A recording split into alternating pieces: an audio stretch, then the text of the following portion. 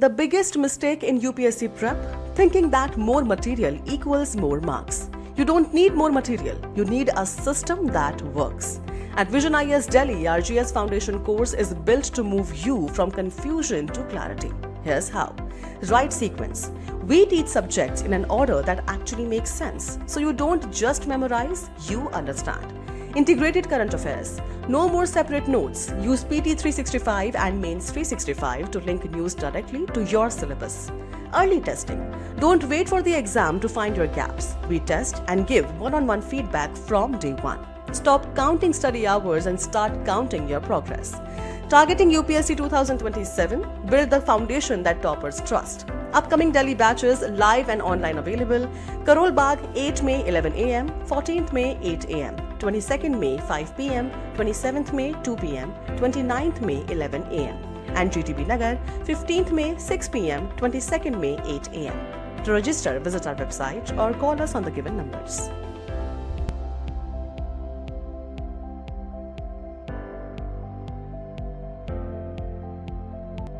Where our mains Edge 45 comes to their rescue. We have very limited time between prelims and mains. Very dedicated guidance, answer writing, continuous mentorship. Good marks, good rank is equivalent to answer writing practice. So it's like a proper lab, as the name itself says, where you can experiment, learn and excel. So it's relevant, it's specific, it's well researched, and it's in a proper framework which you can use in answers. And this is where mentoring plays a very important role. So that will be one aspect of mentoring where faculty will continuously engage with students who are enrolled. The idea here is not to impart knowledge and content to you. If you people are writing mains examination, I'm dead sure that you people have already done that hard part. And we'll be covering them from the perspective of what questions UPSC has asked and what it can possibly ask related to those particular schemes or themes in the coming.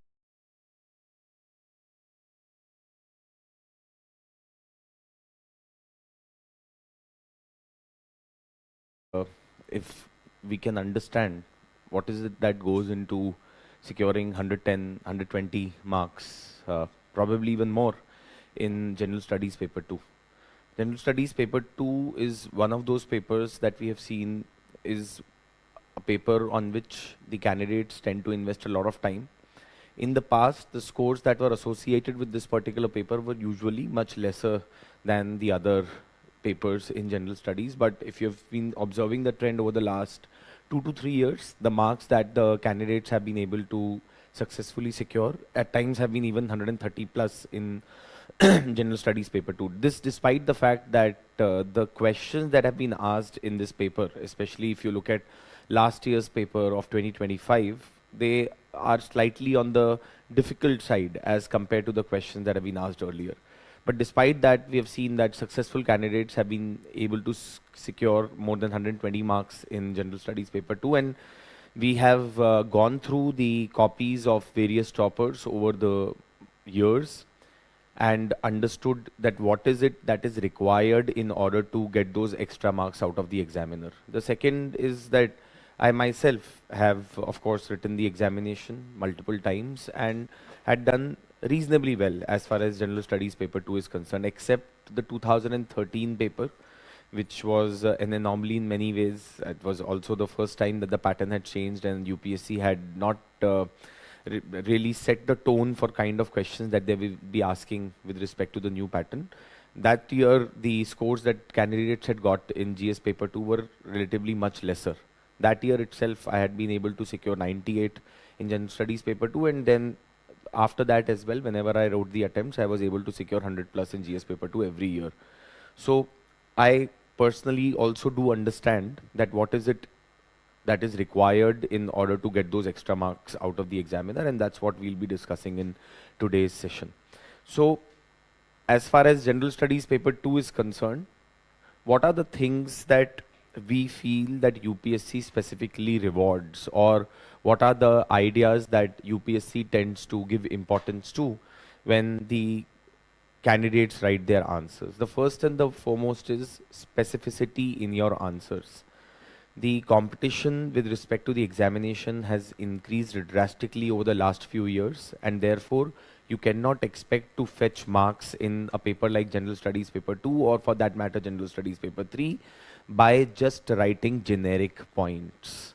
If you just write generic arguments which are not substantiated with either judgments of the courts or some report which has been published by an expert body or a commission or view of any expert or some statistic or data, you cannot expect to secure more than 100 marks in General Studies Paper 2.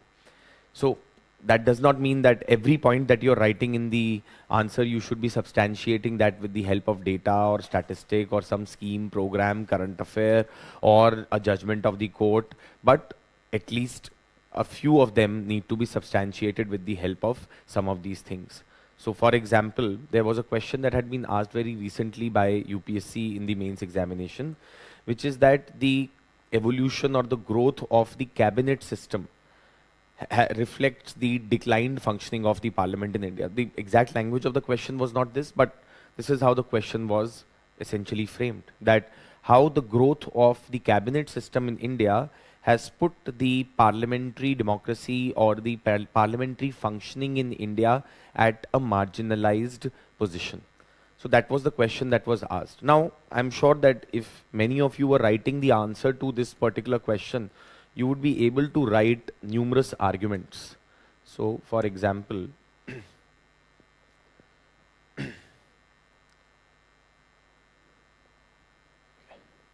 right.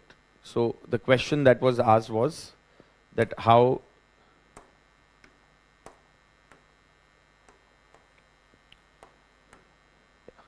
right. So the growth of the cabinet system, how that has had an impact or it reflects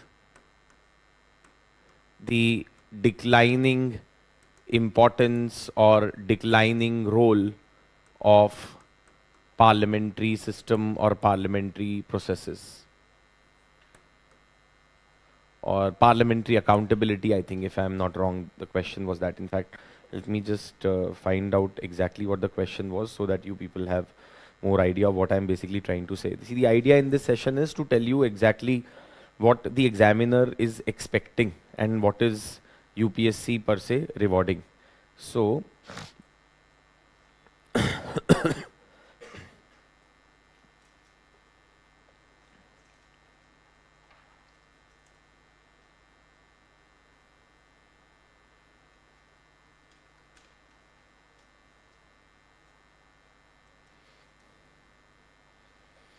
yes.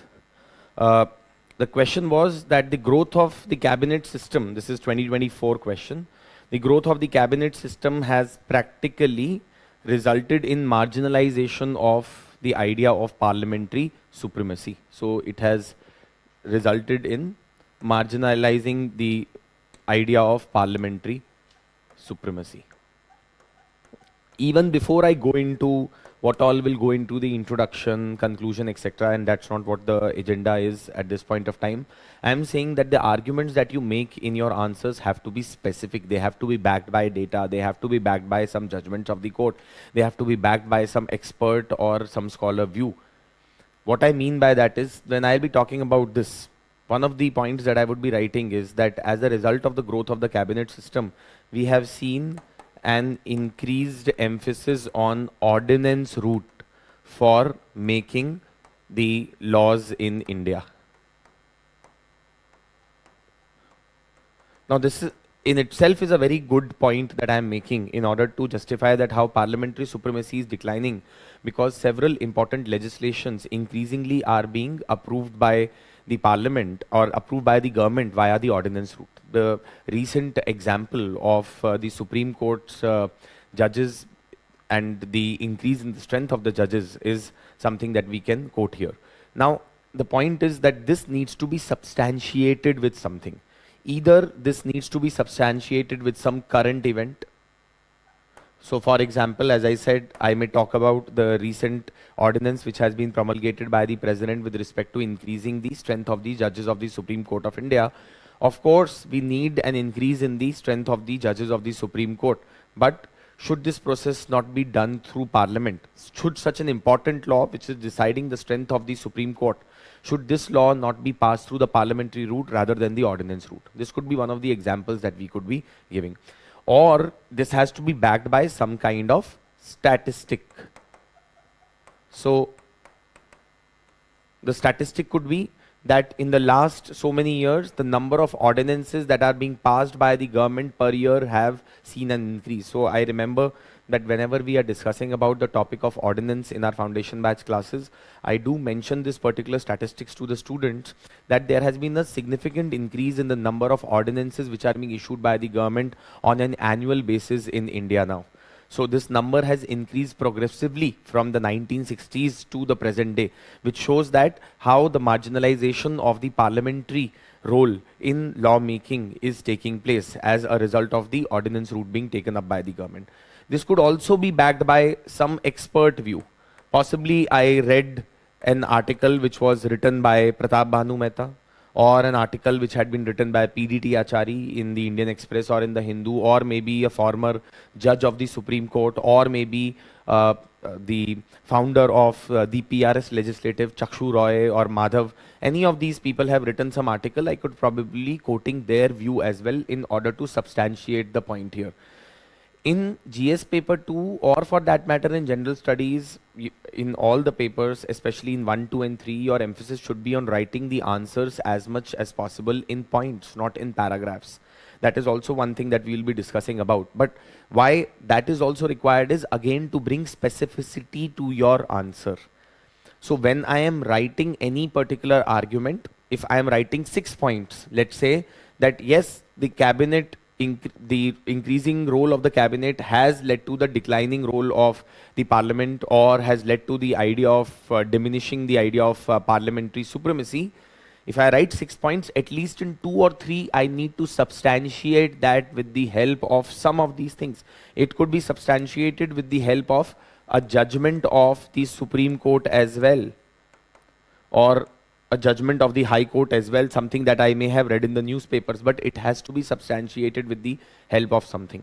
Okay, so this is one of the things that we have to keep in mind. Similarly, let's say when I'm talking about the declining role of the parliament as far as the functioning of the government or the overall functioning of the state is concerned, and the increasing role of the cabinet is concerned, in that case as well, I may mention about other things also.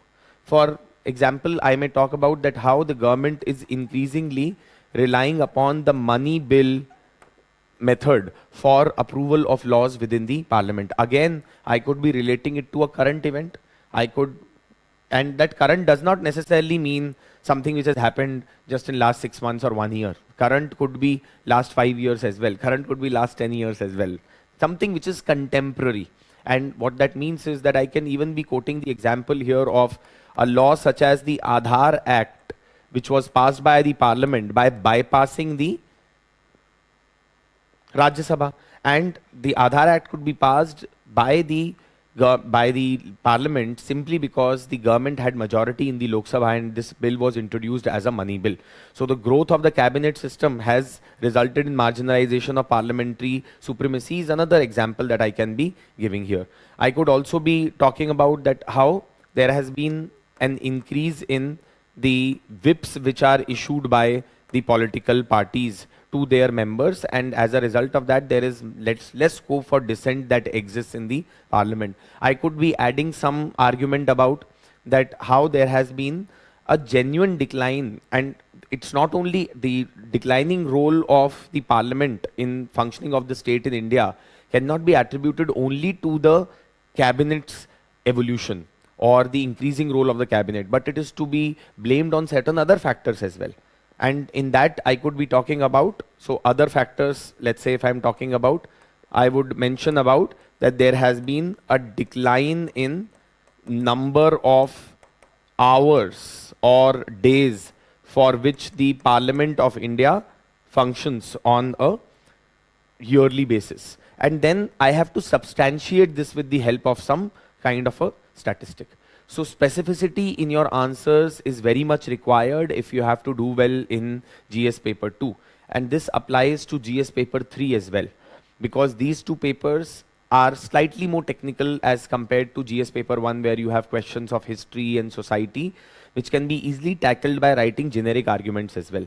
But GS paper 2 and GS 3, you definitely need to have certain data, you need to have some numbers, you need to have some judgments, you need to have some ready-made material which you can be pushing in these particular answers. So that is one thing which UPSC is rewarding specifically. Second thing which we have been noticing that UPSC has been rewarding in the examination.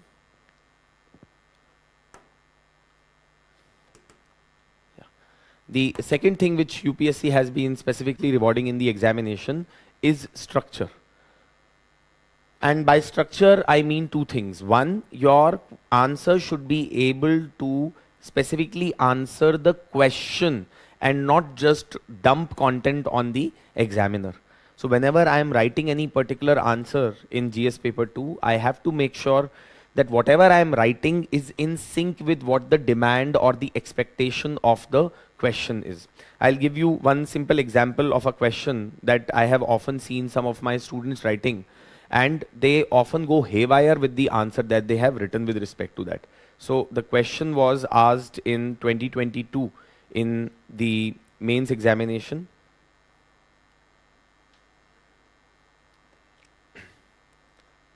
And the question was,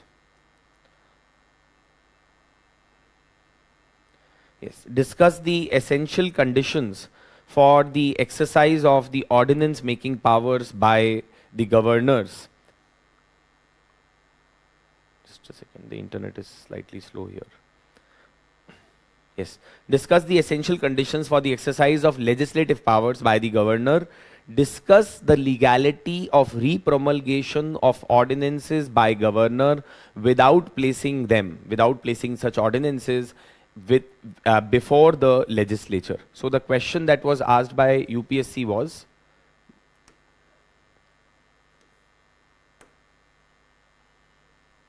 so the question that was asked by UPSC was as follows. So what they are asking is that what are the essential conditions that are supposed to be met while exercising the ordinance making powers by the governors. So this is one part of the question. The second part of the question is that discuss what is the legality of the exercise of repromulgation of ordinances by the governor without placing those ordinances in front of the legislature for their scrutiny. So the second part of the question was discussion on legality of repromulgation of ordinances without placing them in front of the legislature. So there are two specific parts of the question, and both of these specific parts of the question need to be addressed separately in my answer, and that too in a structured manner. If I was to be beginning the introduction to this particular question, the most obvious thing would be to quote Article 213 of the Constitution. Wherever possible in GS paper 2, show to the examiner you have a good grasp over the Constitution of India. You understand the basics of the Indian Constitution. You also remember the principles and the articles of the Constitution. So if you start with Article 213 of the Indian Constitution, provides the powers to the governor to promulgate ordinances in order to meet extraordinary situations, or in order to make a law during extraordinary situations when either or both the houses of the legislature are not in session. That would be a good introduction to begin with in this particular question. I will come to what are the ways in which you can brainstorm what introduction should be written in GS paper 2 mains, but that's something that you can begin with in your answer. Once you have gone on to describe that, then you would say that the ordinance making power, and wherever possible in your answer you have to try and use as much of the technical knowledge that you have about constitution and polity and governance. What that therefore means is that I know about the concept of separation of powers. I know that ordinance making powers dilute the principle of separation of powers. Therefore, there need to be certain checks and balances to prevent the misuse of this power. And therefore, there are certain conditions that have been prescribed in the constitution which need to be met before the governor exercises such powers. So, therefore, the answer to the question, firstly, and again, I am not writing the entire answer, but I will begin with Article 213 and with the ordinance making provisions of the ordinance making powers, ordinance provisions of the governor. Secondly, once I have done that, I will bring a reference to that how ordinance goes against the idea of separation of powers, which is a part of the basic structure of the constitution. So I have now thrown two ideas at the examiner. One, I have talked about the principle of separation of powers, and I have also related it to that this is a part of basic structure of Constitution of India. So because of that importance of the principle of separation of powers, we need to have certain checks and balances. So because of this reason, we need to have certain checks and balances. And those checks and balances have been prescribed in form of the essential conditions that need to be fulfilled when the president has to exercise his, the governor has to exercise his powers to promulgate an ordinance. Then I will list down what are those essential conditions, right? So essential conditions would be that both the either of the houses or both the houses of the state legislature must not be in session. The second condition would be that the ordinance should be made only on those subjects on which the state legislature is competent to make a law, because this is a parallel lawmaking power of the executive. The third is that the ordinance is subject to similar limitations as that of the law made by the legislature, which is Article 13 of the Constitution, so it cannot violate the fundamental rights of the Constitution. The fourth is that when any such ordinance making power is exercised, it is only temporary in nature and it has to be approved by both the houses or either of the houses of the state legislature within 6 weeks of their reassembly. The fifth is that if the ordinance is, and this is very important because most of the candidates miss out on this, the provision in Article 213, which is separate from article, which is different from Article 123, is that the governor not only needs to ensure the above conditions, but also when he is promulgating ordinance on a topic which would have required him to take prior assent of the president, then he must do so in case of the ordinance as well.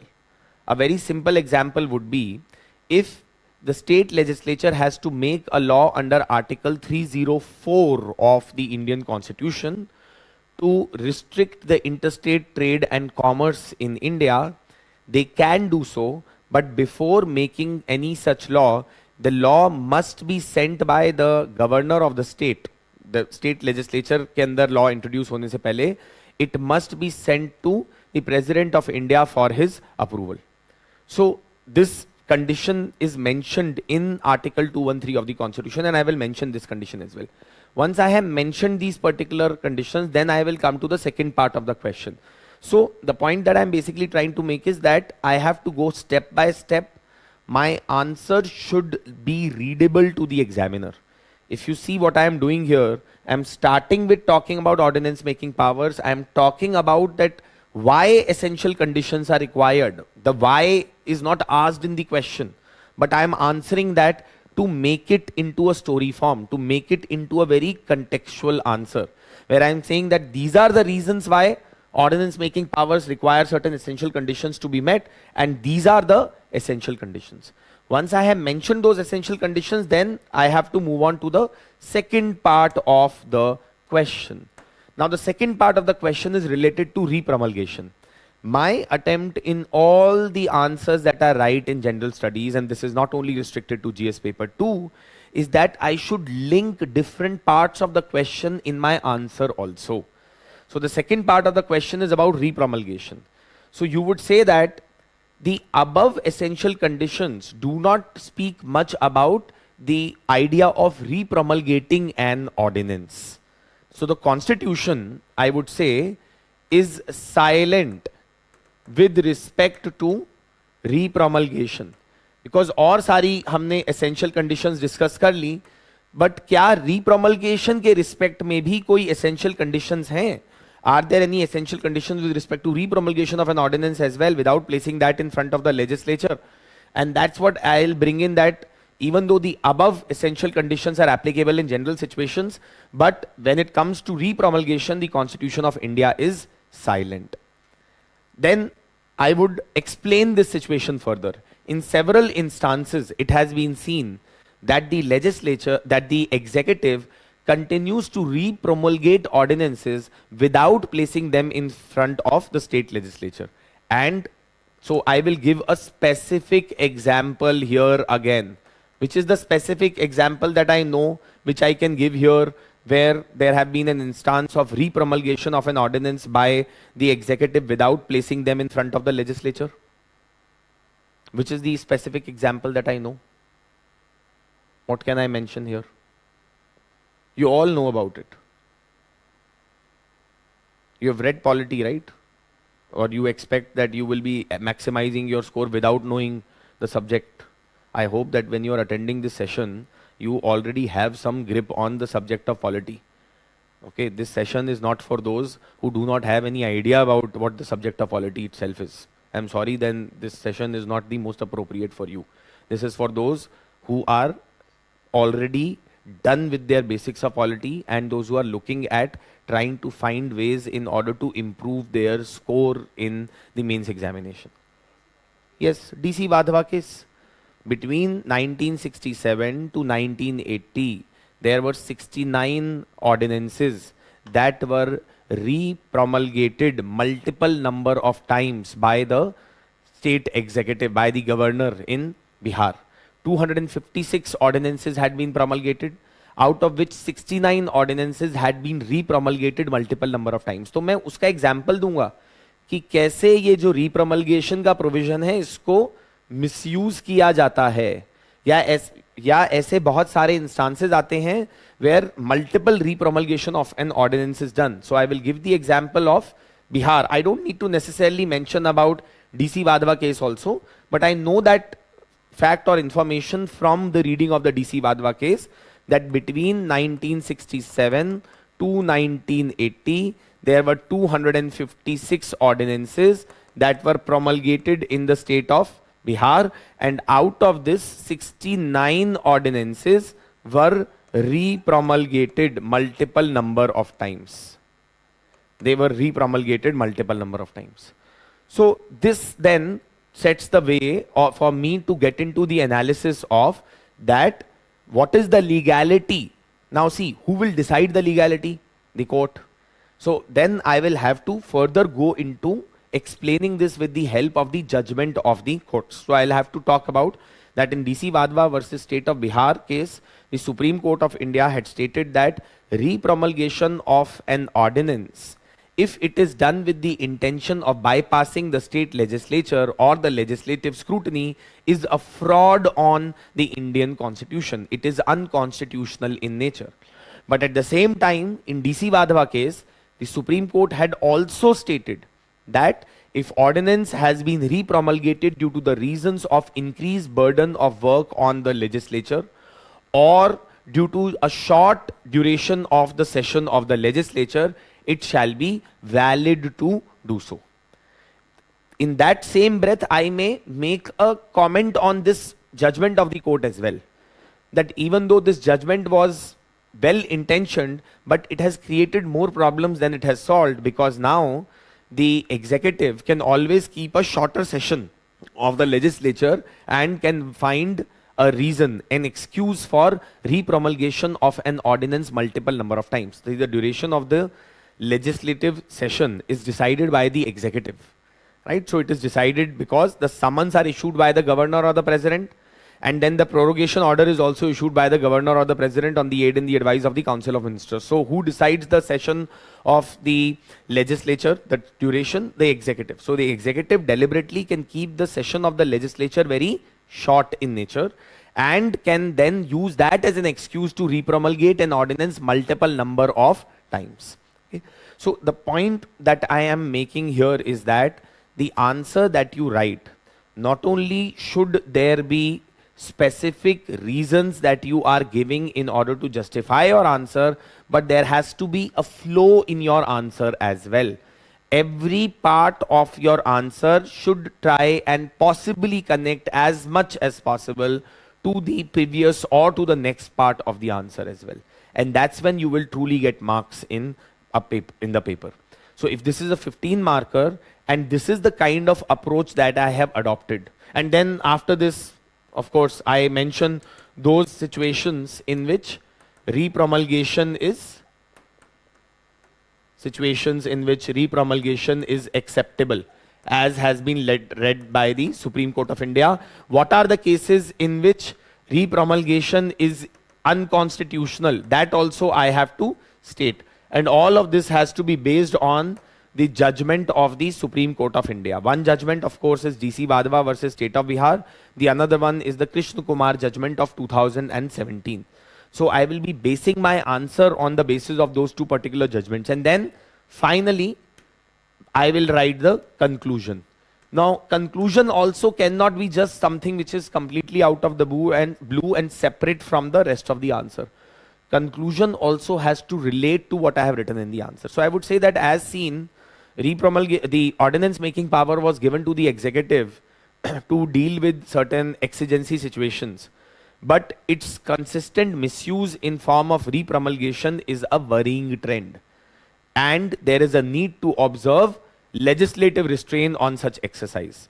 Or you could mention that there is a need to have stricter scrutiny of the committee of the parliament on the various committees of the parliament on ordinances that have been promulgated by the executive. So something like that I can end the answer with. Again, so coming back to what I was talking about, what UPSC is expecting in your GS paper 2 answers is, as mentioned here, 1, specificity, 2nd, structure, and 3rd, and a very important point, is your standpoint or your view on that particular topic or issue. Especially if the question is analyze, if it is discuss, if it is comment, if it is critically examine, if it is critically analyze or justify, or do you agree with this? Those kind of questions, the examiner wants to know what your view on that particular matter is. You may not necessarily have the most well-formed opinion, but all that is required is that you should clearly express your view. You cannot be stating in your answer that even though the repromulgation is a benefit or it has been under suspicion and therefore we need to find a balance. This is a very generic conclusion that you are writing.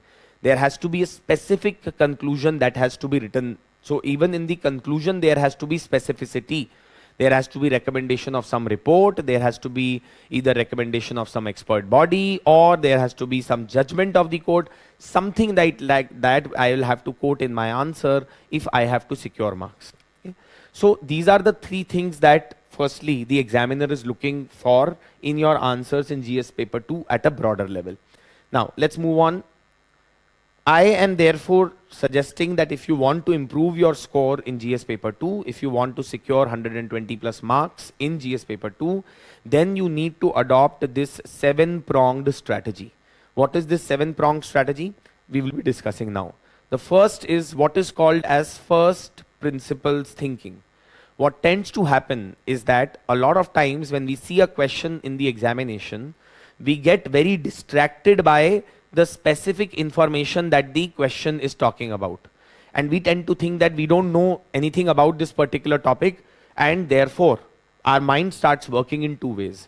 Either we start thinking that the question is very difficult, and therefore we tend to develop a very negative attitude towards that question, and our answer is never really up to the mark in such questions. The second thing that tends to happen is that because we think that the question is very difficult, we don't really brainstorm or use our common sense. We do not use our mind, and you do not use our existing knowledge to answer the questions. This is the same problem that has happened this year in prelims examination. With all due respect to whoever who has written the examination and whatever views that you may have. The fact of the matter is that I know many of my students, those who are securing 90 plus in general studies paper 1 of prelims examination this year, and they will find a seat in the mains examination. You may call the paper absurd 1,000 times. You may call the paper random. You may blame UPSC. You may blame coaching institutes. But the fact of the matter is UPSC will find its 12 or 13,000 candidates, those who he wants to write the mains exam. And the fact also is that out of 100 questions, I definitely agree there that there were at least 15-20 questions, maybe even more, which were one, random in nature. Second, they were extremely difficult. And third, most probably unsolvable as well. For example, the question that had been asked with respect to the Army Corps, where all the different corps of the Indian Army have been placed in different places. Of course, that was not a question that could have been solved by any candidate who would have prepared for this exam as seriously as anyone else. But then the point is that UPSC knows that. UPSC is deliberately putting that question in order to distract you. You have to be intelligent enough to realize that this is not the question on which I should be wasting my time and energy. Let it be. I don't need to attempt 100 questions. If you are an intelligent person who must have attempted multiple mock tests and gone through previous year questions, having a first look at the paper itself, you would have been able to tell that this is not an easy paper. And if it is not an easy paper, the cutoff is not going to be very high. If I don't know about the core of the army, how is it that someone else is going to know about the cores of the army? So I should not be bothered about this. If I do not know, and for example, I have learned a bit of Hindustani music. So now I do not, but I still do not have familiarity with Carnatic music. So I really don't know that which rag in Hindustani music has similarity with the rag that is there in Carnatic music. If I can't answer that question, then I am sure that every other candidate would also find it very difficult. So I will just leave that question and not waste my time and energy and lose my cool in the examination on the same. If you have a problem with that, why is UPSC asking case study type of questions in prelims examination, or why is it asking questions where it is checking whether you know the concept of accountability or not, then I'm really sorry. You are not really preparing for the right exam, because this is what UPSC is known for. That they tend to keep changing the format of the questions and they keep experimenting in order to always keep the candidates on a back foot and to see that whether they can actually deal with that kind of stress or those kind of questions or not. So the point that I'm basically trying to make is, हाँ 20-25 question मुश्किल थे, unsolvable भी थे, इसमें भी कोई doubt नहीं है कि जो उसके अलावा भी कुछ और क्वेश्चंस थे, 15-20 और क्वेश्चंस रहे होंगे जो कि मुश्किल क्वेश्चंस थे. 2 ऑप्शंस पे आ जा रहे थे, पर उसके बाद भी I was not able to come down to the last answer. But still उस पेपर में मैं गारंटी से कह सकता हूं, economy, polity, geography, some questions of current affairs, some questions of history, they were attemptable and you could have arrived at the right answer. अगर आप पहला, अगर आपके बेसिक्स ठीक हैं, दूसरा अगर आपकी कॉम्प्रिहेंशन स्किल्स ठीक है, और तीसरा अगर आप वहां पे एग्जाम में प्रेजेंट हैं और आप ये नहीं सोच रहे हैं कि ये क्या आप पागलों वाला पेपर दे दिया है, ये क्या पूछ लिया है, rather where you are trying to figure out कि मैं कितने मैक्सिमम क्वेश्चन सॉल्व कर सकता हूं. तो आप 40-45 क्वेश्चन कर सकते थे. एंड अगर उसके अंदर कुछ और क्वेश्चंस में थोड़ा रिस्क ले लेते तो you could have even taken your attempt to 55-60 as well. And if you have a reasonable amount of accuracy, you would be able to secure anywhere between 85-90, probably a bit more than 90 as well, which given this year's scenario should put you in a safe zone. Exactly what is the safe zone, no one can comment, because we don't really know what the cutoff is going to be, because it's a competitive examination at the end of the day. But still, in a paper like this, if you've been able to get 85-90 plus, most probably you will sail through and you will write the mains examination. अब आप इसको luck based बोलिए या आप इसको random बोलिए, या आपकी चॉइस है, या आपको पहले से पता होना चाहिए था कि ये एग्जाम ही ऐसा है, that this exam itself is randomized in many ways. This exam is unscientific in many ways.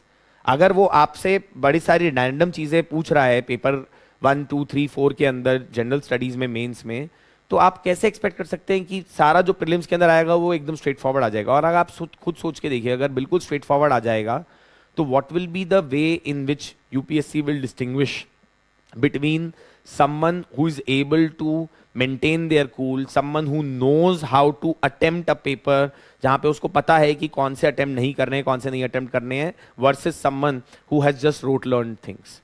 तो फिर तो ये केवल rote learning का एग्जाम बन जाएगा जिसमें वो बहुत सिंपल क्वेश्चन देगा, जैसे वो पहले देता भी था कि राइट टू प्राइवेसी कौन से आर्टिकल से डिराइव होता है। अब आप सोचिएगा, क्या उस तरीके के क्वेश्चन चाहिए आपको?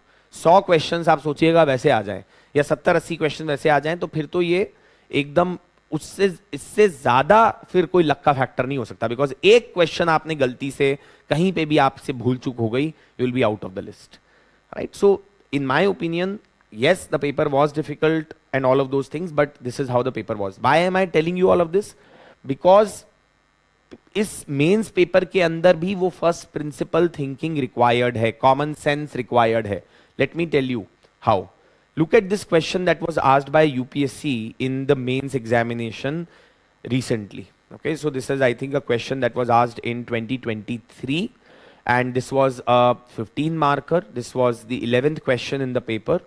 Now read this question and tell me what this question is asking you and what this question is about and what you need to know in order to answer this question.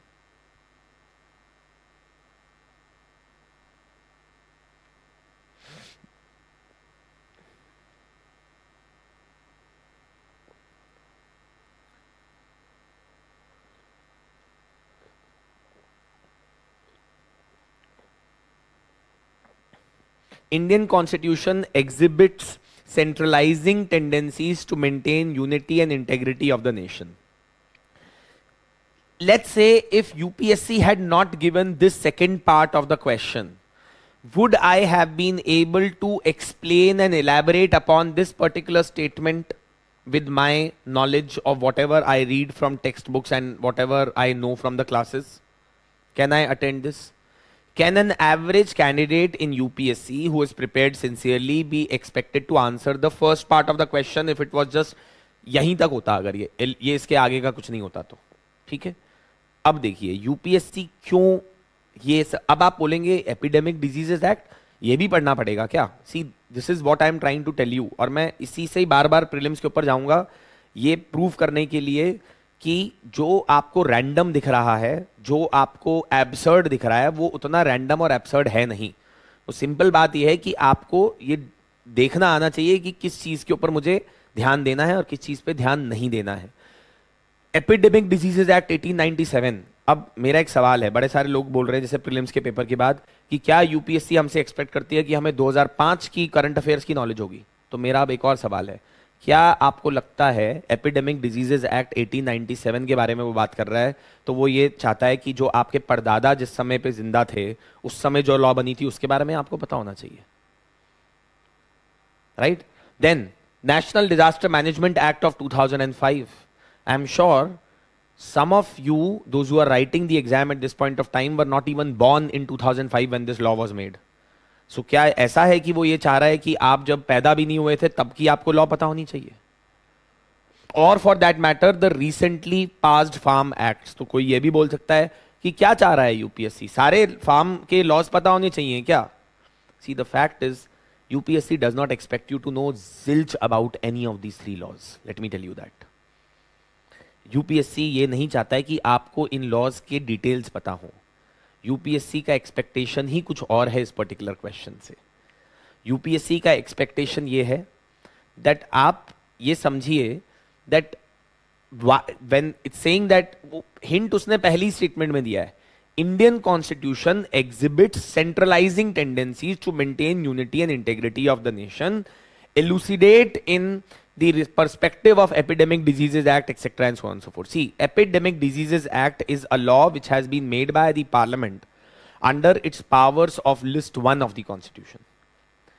Whereas National Disaster Management Act of 2005, interestingly, is a law which has been made by the Parliament by invoking Article 253 of the Constitution, India became a signatory to the Yokohama Convention, Yokohama Strategy, with respect to that disaster management. You all know what Article 253 of the Constitution is. And it gives powers to the Parliament to make laws on subjects mentioned even in the state list in order to give force to a convention, an agreement, a treaty that India would have become a part of. The third one is recently passed Farm Acts. Recently passed Farm Acts were made on the subject mentioned in list 3 of the Indian Constitution, which is a concurrent list. अब इससे हमें क्या पता चल रहा है कि examiner actually मुझसे ये पूछना चाह रहा है कि how has Indian constitution given more powers to the union with respect to what, with respect to legislative issues as compare to the states in India. एक तो वो स्पेसिफिकली इसके रिस्पेक्ट में पूछना चाह रहा है that how the Constitution of India has given centralizing powers to the union to maintain integrity and unity of the nation vis-a-vis the states in India. तो आपको जितने आर्टिकल्स पता हैं वो सारे लिख दीजिएगा यहां पर. You know about 249 of the Constitution. You know about Article 250. You know about Article 252. You know about 253. You know the fact that the subjects that have been mentioned in list 1 are way more than the subjects that are mentioned in list 2. You know the fact that if there is a conflict, that whether a particular issue comes under list 1 or list 2, it would always be given priority to list 1 of the Constitution in interpretation of that particular issue. For example, let's say if, and this is a practical example, this is something that we discuss when we are discussing about distribution of legislative powers between the union and the states in India. The Constitution of India has divided the powers between the states and the union to make laws according to Article 246 and Schedule 7 of the Constitution, List 1, List 2 and List 3. Let's say if there is a law that has to be made on regulation of loudspeakers in the country. अब loudspeakers की regulation के लिए law बनाना है. Union claims that I can make law on this particular subject because this comes under communication, telecommunication and so on and so forth. Broadcast. State says no, I will make law on this particular matter because it comes under the topic of public order or public health. Loudspeakers can have an effect on public health. They can have an effect on public order as well. अगर मैं यहाँ पे कोई communal slogan चलाना शुरू कर दूं loudspeaker के ऊपर तेज, it will have an effect on public order. Now state is claiming it comes under list 2, union is claiming it comes under list 1. Constitution Article 246 categorically tells us that whenever there is a conflict with respect to interpretation of a particular topic, whether it falls under list 1 or list 2, it would always be assuming that it falls under which list? List 1. List 1 will always be given priority over list 2. Similarly, if there is a conflict where the state says that I can make the law on list 3 and the union says that I can make the law on list 1, which list would I be giving priority to? List 1 again. So this is also a centralizing tendency of the Constitution of India in legislative matters. I can also mention that in case there is a conflict between a law made by union and state on the same subject which is mentioned in concurrent list, then which law will prevail in such a situation? Union law. We all know that union law is supposed to prevail over state law if both the union and the state have made a law on a concurrent list subject. Where is this mentioned? Which article of the Constitution? Which article mentions about this? Have you read about what is called as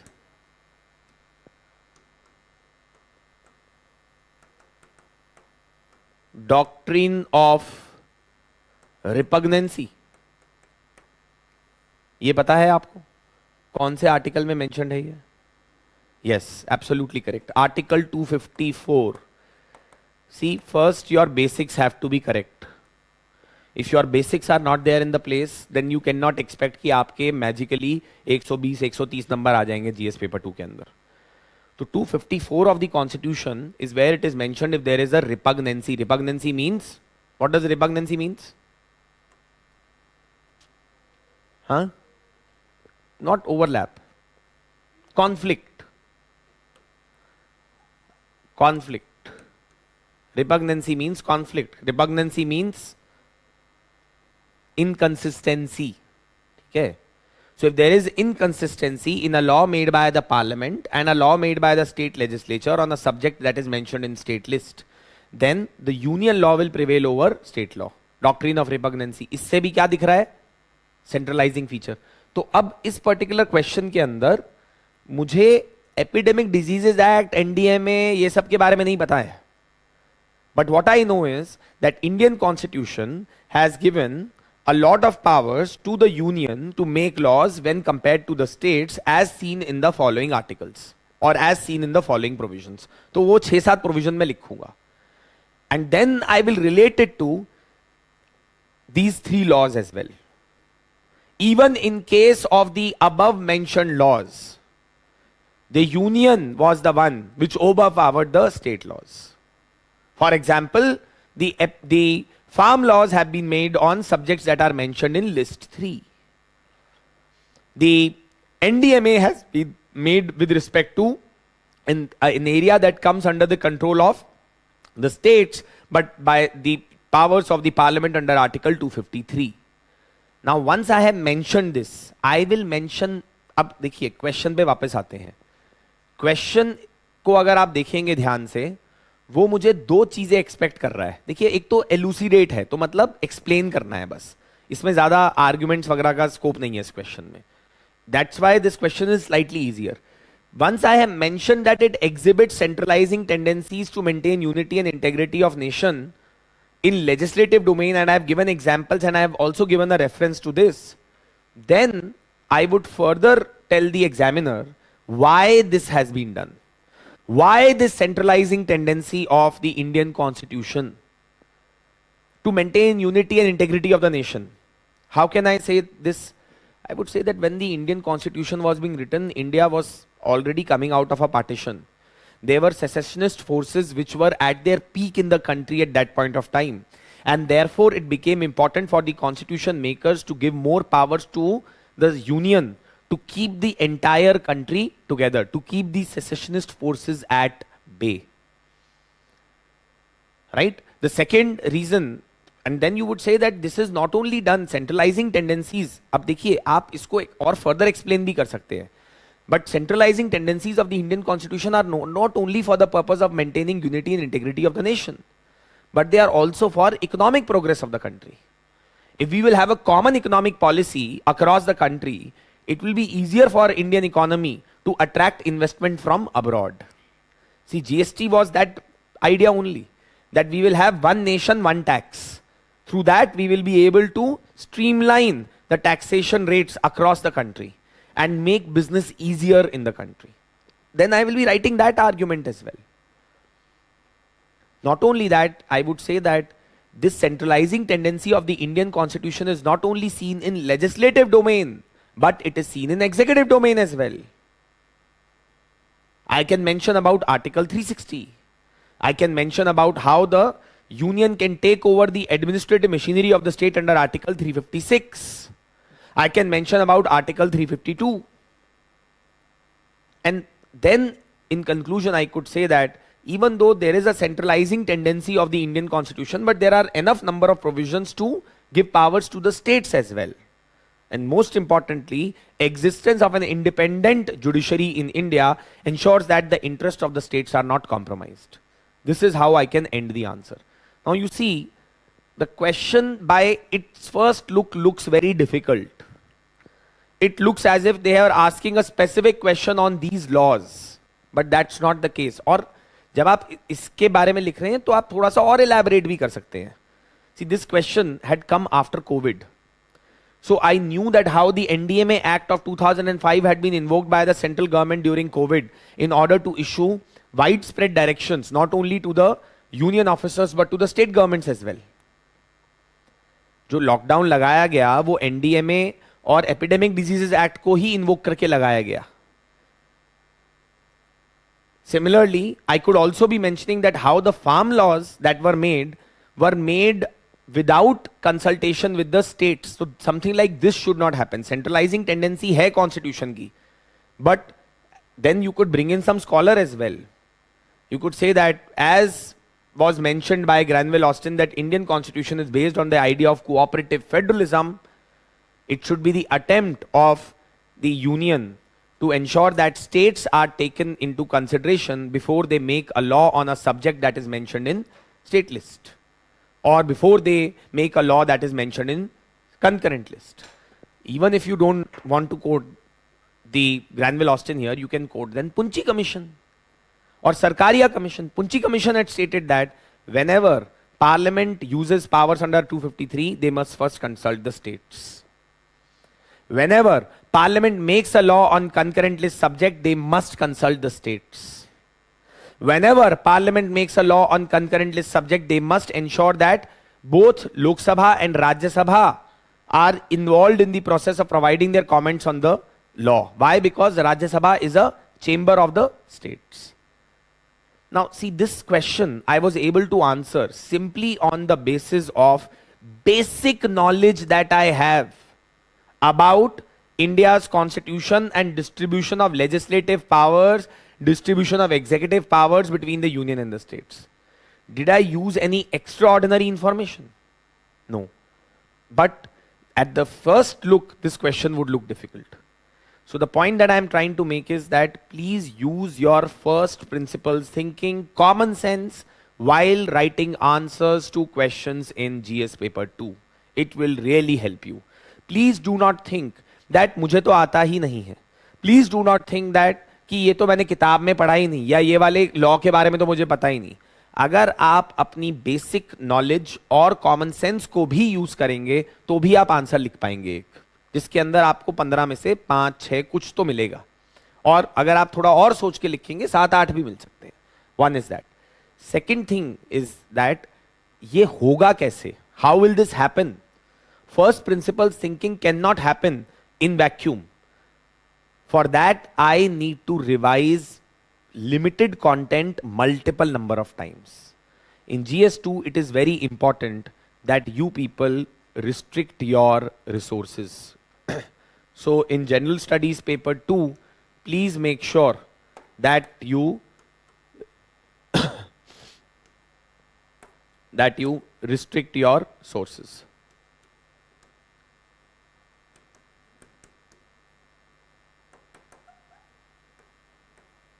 come sources रखिए और उन्हीं sources को multiple times पढ़िए.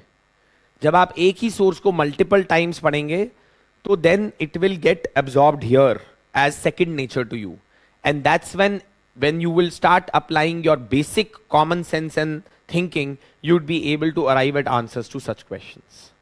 Is this understood what I'm saying? So even a seemingly difficult looking question can actually be answered simply on the basis of my basic knowledge, is what I'm basically trying to convey here to all of you. Similarly, आप ये भी देखिएगा, constitutional morality is the fulcrum which acts as an essential check upon the high functionaries and citizens alike. आधे लोग इस statement को देख के घबरा जाएंगे बस. But again, you have to understand कि question इतना मुश्किल नहीं है. See, it is just simply saying that constitutional morality is a very important principle. What is constitutional morality? Constitutional morality is the principle which says that we should be steadfastly adhered to the principles of the Constitution. Constitution of India should be interpreted in the light of its basic philosophy and morals. Not only that, but if there is a law that is contradictory, or if the public morality is contradictory to constitutional morals and values, constitutional morals and values should be given importance over law, or over what is written text of constitution, or over what is written text of law, or over the views of the common people. What does that mean? What I mean to say is that Constitution of India talks about the principle of equality. Constitution of India talks about the principle of fraternity and dignity of an individual. These are two basic values that we find in the preamble of the Indian Constitution, and we can say that this is a constitutional moral. Now, what the principle of constitutional morality says is that equality and dignity of an individual should be given importance over one, literal text of the law. जो law में literally लिखा है, अब वो law constitution हो सकता है या statutory law, this should always be given importance over this. And second, it should also be given importance over public morality. लोगों को क्या ठीक लगता है, इससे ज्यादा इंपॉर्टेंट है कॉन्स्टिट्यूशन के अकॉर्डिंग क्या ठीक है, बेसिक वैल्यूज के अकॉर्डिंग. अब इन दोनों को मैं समझाता हूं with the help of literal examples. Equality, dignity of an individual to be given importance over public morality. So we are saying constitutional morals or values to be given importance over literal text of the constitution, to be given importance over public morality. I can talk about something like Navtej Singh Johar case. Public morality is saying that there should be nothing like homosexuality. But constitution says that dignity of an individual and equality is important. Why should a person who has a different sexual orientation than the usual binaries that exist in the society be made to feel any inferior to any other person in the society, or should be violating the principle of, or should be made to feel unequal or inferior to anyone else? So, Navtej Singh Johar case, or for that matter Shabrimala case, the court is invoking the principle of constitutional morality to declare the exercise of criminalization of homosexuality, or to declare the exercise of not allowing the women between the age of 10 to 50 years in Shabrimala temples, Garbhagriha, as unconstitutional. Similarly, constitutional moral and value should be given importance over literal text of the law. A simple example here will be Keshwananda Bharti case. Does Constitution of India explicitly in its literal text put any limitations on the powers of the parliament to amend the constitution? Bataiye. Does the Constitution of India put any limitations on the powers of the parliament to amend the constitution? Literal text does not put. But was that the idea of the constitution makers? Did they want the parliament to become all supreme and to completely change the basic text on the basis of which parliament itself has been created? No. Constitution makers believed in the idea of constitutionalism, limited government. So the idea which is enshrined in our constitution is constitutionalism. So constitutionalism should be given more importance over the literal text of Article 368 of the Constitution, and therefore in Keshwananda Bharti case the court is coming out with doctrine of basic structure. This is what constitutional morality is. अब ये principle समझ में आ गया मुझे. Now simply on the basis of that, अगर मेरे को constitutional morality पता है क्या concept है, अब इस statement को पढ़िए. In view of the above observation of the Supreme Court, जहां पे वो कह रहा है constitutional morality important है, यही है व्यू सुप्रीम कोर्ट का. Constitutional morality is important, it is fulcrum, right? So in the view of the above observation of the Supreme Court, explain the concept of constitutional morality. So you can explain it and its application to ensure balance between judicial independence and judicial accountability in India. Now I have to explain to the examiner what is judicial independence. I have to explain to the examiner judicial accountability, and then I have to invoke the principle of constitutional morality to explain how judicial independence and judicial accountability need to be balanced with each other. Constitutional morality requires us to not give importance to any one particular organ or to make it extremely powerful beyond the questionability of the citizens. Yes or no? So the element of accountability and responsibility is a part of constitutional morality. That means there has to be judicial accountability. The present provisions in Indian law are not adequate in order to ensure judicial accountability. And therefore, the principle of constitutional morality needs to be invoked in order to ensure judicial accountability. What example can I give here? Supreme Court in 1997 issuing the restatement of values in judicial life is an example of how they are applying the principle of constitutional morality with respect to judicial accountability. Similarly, when I talk about judicial independence, why is judicial independence important? Or where from the constitutional morals am I deriving the idea of judicial independence? In the concept of equality, which is enshrined in our constitution, is a principle of constitutional morality, is an idea of constitutional morality. How can equality of status, equality of opportunity be ensured in the country until unless there is judicial independence?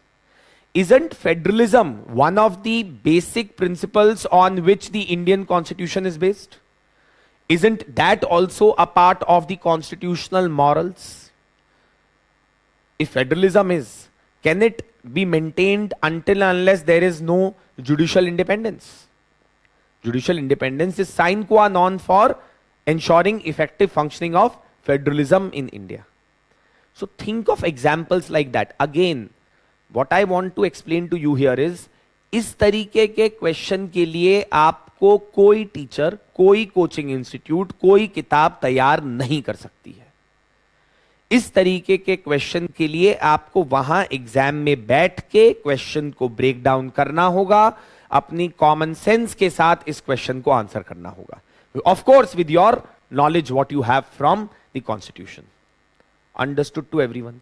So therefore, I am going back to what I said, that the first thing that you need to know is first principles thinking. Until and unless you apply first principles thinking in a paper like GS2, you would not do well. Because every year there will be unexpected questions. I must admit that at times when we look at the question paper of mains, तो हमें भी कई बार questions को सोचने समझने के लिए थोड़ा समय लगता है. With all our experience of teaching for so many years and appearing in the exam multiple number of times, it is taking time for us. It will definitely take time for you as well in the examination hall. And that brings me to another very important point. If you have to maximize your score in general studies paper 2, or for that matter in any general studies paper, you need to be calm and composed in the mains examination hall. You need to read the questions very carefully, not misinterpret them. Read the question multiple number of times. Understand exactly what the question is trying to say. Even if this exercise of reading the question multiple times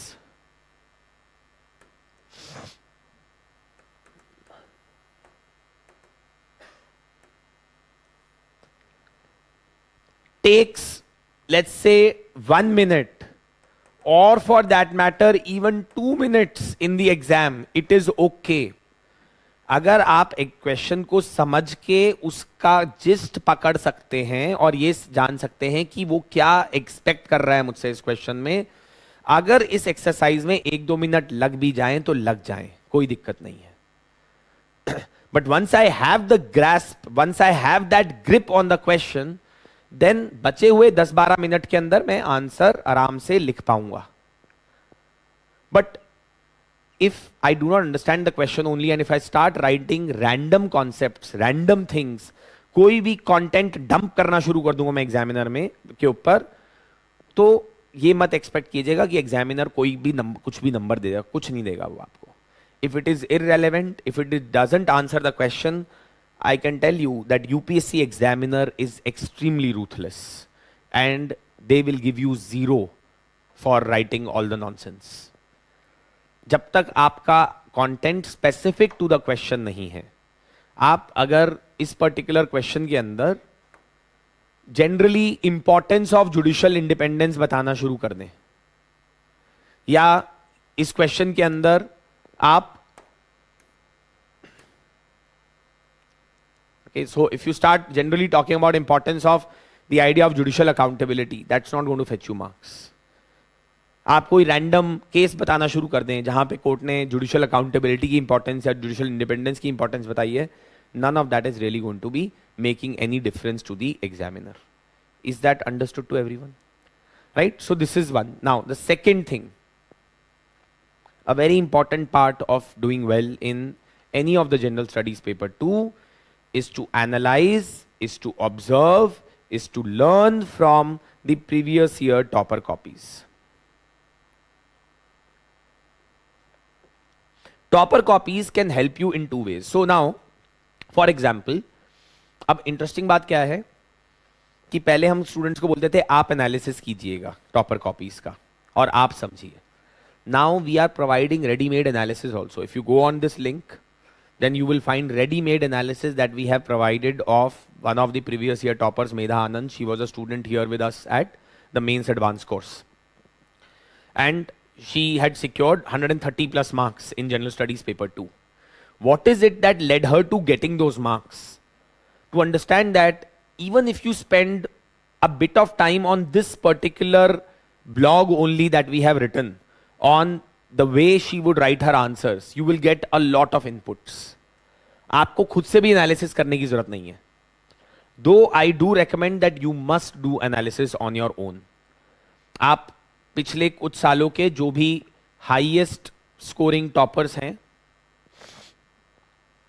I can't open this up somehow, but anyway, if you look at some of the previous year toppers in GS paper 2, आप कोई भी 2-4 नाम निकालिए and try to observe how they are writing the answers. What are the things that they are doing and so on and so forth. So what are the things that I need to learn from the topper copies? Let's discuss that.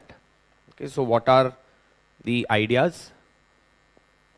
What are the things that I can learn from topper copies?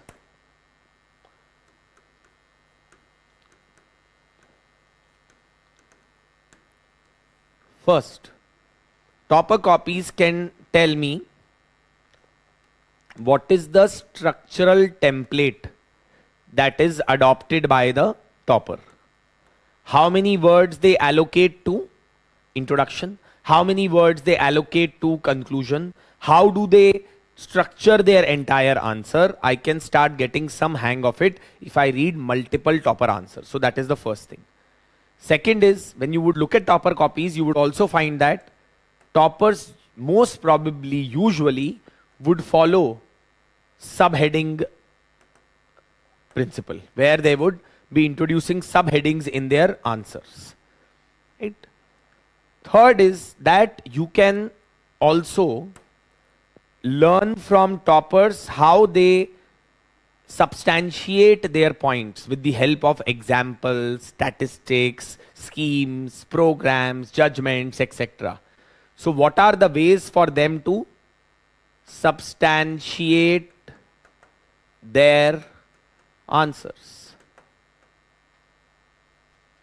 ये अपने answer substantiate कैसे करते हैं, किस content को लिखते हैं जिससे उनको ज्यादा नंबर मिलते हैं. This can actually help me in one more thing. Topper answer copies not only tell me about these things, but they also give me content. So apart from understanding how to write answers, which is all of this, they also give me content. उन्हीं के examples को मैं अपना content भी use कर लेता हूँ. Why do I need to go and fetch new examples? Ethics के आपने अगर 4 टॉपर्स की आंसर कॉपीज को एनालाइज करके एग्जाम्पल्स निकाल लिए, तो आपको अपने खुद के एग्जाम्पल थोड़ा ना बनाने की जरूरत है. You can just use those examples only. Do you understand what I am saying? If you look at the topper copies of previous years and you see that these are the examples that they are giving in their ethics answers, I can use the same as well. If they are using these statistics in their answers, I can use the same as well. Plus you also get to know कि वो substantiate कैसे कर रहे हैं, कितने examples दे रहे हैं, कितने examples नहीं दे रहे हैं, and all of those things. And then you can also see that how do they write conclusion, how do they write their introduction, how do they use quotations, how do they use schemes, programs, recommendations of expert committees of the courts, expert committees and court judgments, etc., and so on and so forth. What you should not do is that imitate the language of toppers or the tone of toppers. Why? Because you have your own expression, your own language, your own tone. Find that. अपनी खुद की आवाज ढूंढिए. Try to find how you express, how you like writing. What is the way in which you want to write down answers. Therefore, do not be over influenced by the tone, by the language, by the kind of vocabulary that has been used by the topper. But yes, do learn how they are structuring their answers, what are the ways in which they are using quotations, what are the ways in which they are using statistics, etc., and so on and so forth. What therefore I would suggest to you is that over the next few days, if you are writing the mains examination this year, over next, let's say 10 days, you should make a target of analyzing, say, 30 answer copies of toppers across different subjects. See how they are writing. What you could also do is that when you are analyzing their answers, you could also think that what my answer to this question would have looked like. So you could either brainstorm your points or you could write down the entire answer itself and then try to compare your answers with the topper's answer. That would also give you a very good perspective of how you think at present, how possibly the topper thinks, and then what is the gap. That way you can learn and improve. केवल पढ़ेंगे topper copies को तो ज्यादा नहीं सीखेंगे, पर अगर खुद वही क्वेश्चन अटेम्प्ट करेंगे जो उन्होंने अटेम्प्ट किया है और फिर उनके आंसर से कंपेयर करेंगे, सीखेंगे, तो ज्यादा ऑब्जर्व कर पाएंगे, ज्यादा उसको एसिमिलेट कर पाएंगे. So that's another thing that we have to do if we have to do well in this paper. Then let's move on. The third is, and I'll show you one of the topper copies as well. Ekansh, who was rank what, 3, rank 3. So Ekansh Dhul. So he had written several tests with us here at Vision, and we have a few copies of him, and I'll show that what are the things that you can learn from his copy. Anyway, now the third is reading newspapers. Now reading newspapers has two advantages and why it is very important for doing well in GS paper 2. One is, as you can see, I have actually taken screenshots of articles written in the Indian Express Explained, which were asked literally as it is in the mains examination by UPSC. This is not a publicity for Indian Express. But even if you look at the Hindu paper, Hindu also has an explained section. They also come with their text, context, analysis, etc. I'm not talking of editorials, but they're analytical pages that come, which are specifically targeting UPSC candidates. If you refer these articles, you will find that they are a treasure trove in themselves. I have been observing this over a long period of time, over at least 5-6 years now, that you will increasingly find a lot of questions that UPSC asks in main examination are some or the other way related to what they publish in Indian Express Explained or Hindu Explained. That does not mean that the examiner is asking question out of there. See, Indian Express Explained and Hindu Explained are simply what? Whatever important happenings or whatever important current affairs are, they pick them up and they write detailed, very lucid, yet very powerful articles on the same. Indian Express Explained especially is one of my favorite when it comes to this. the Indian Express explained articles are tremendous. Not only do they have depth, but the clarity with which those articles are written, the kind of language which they use is so simple and lucid that every candidate for UPSC examination should read those articles. You can get so much out of them. And not only that, but now a lot of questions are actually easily solvable if you just read Indian Express explained properly. So whether you have the physical copy or whether you have a PDF or whether you have digital subscription of Indian Express, whatever be the case, please do refer Indian Express explained, and if you have time, maybe the Hindu explained and text context as well, apart from your usual regular newspaper reading, which would include reading editorials and newspaper articles, etc., for your preparation of the exam. In I think 2023, UPSC asked this question, or 24, UPSC asked this question in mains exam, 23 or 24 mein aaya, which was that what are the reasons because of which we have seen a decline in the use of Article 356? And also the entire question was about 356. There was an article which had been written in the Indian Express explained, which had clearly mentioned about these things of why there has been a decline, SR Bommai judgment of the Supreme Court, and presidential activism that has been shown by President K.R. Narayanan to send back the advice by the cabinet on invoking 356 in the state of Bihar and UP in 1990s. Then there was a question that was asked by UPSC that define corrupt electoral practice, and that can possessing disproportionate assets by a candidate contesting the elections be called as undue influence and therefore corrupt electoral practice.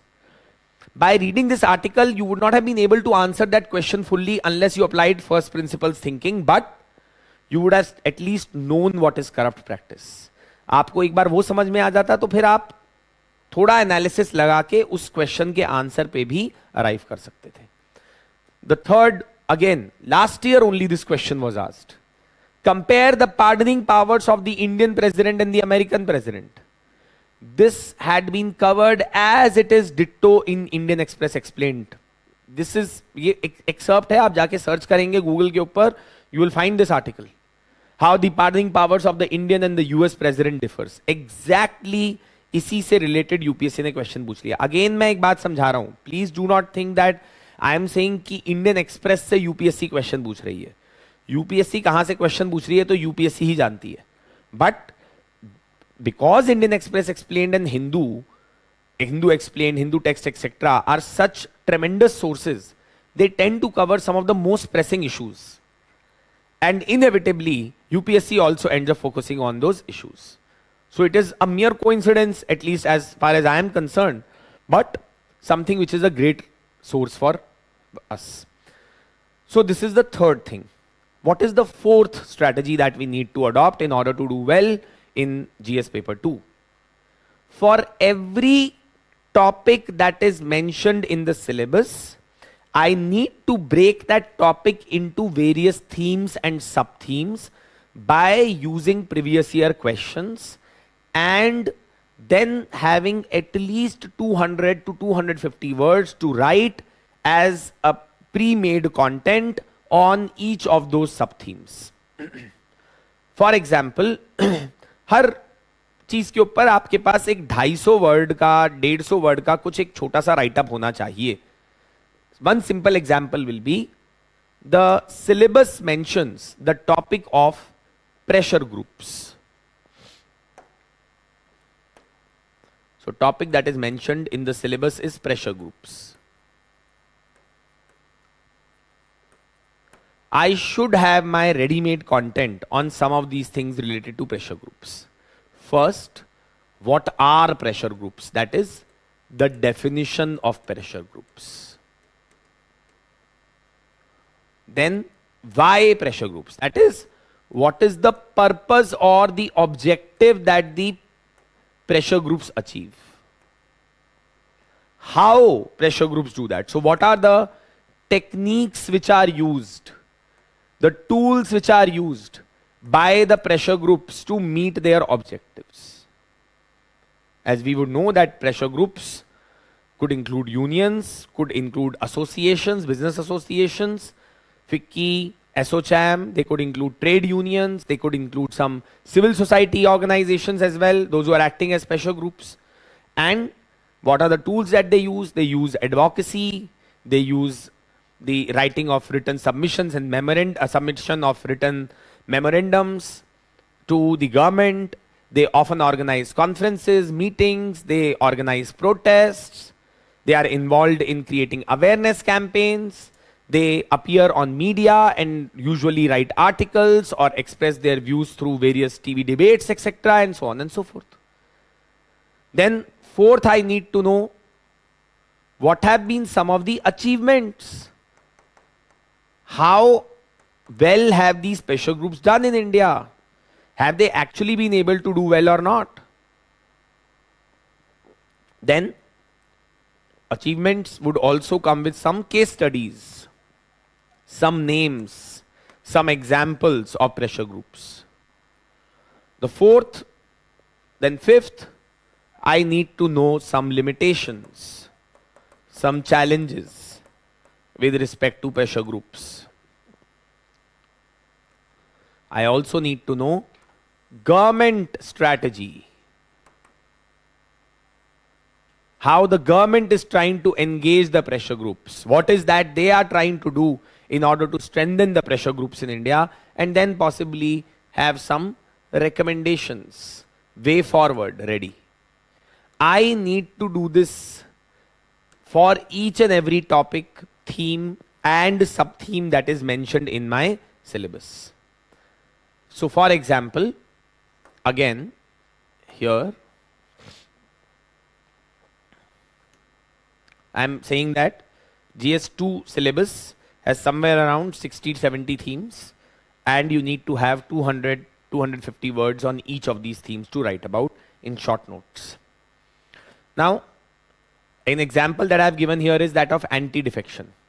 That अब anti-defection के ऊपर मेरे notes में constitutional provisions क्या हैं anti-defection के respect में, what have been the changes that have happened in the anti-defection law, ये एक जगह पे पता होना चाहिए, लिखा होना चाहिए short में.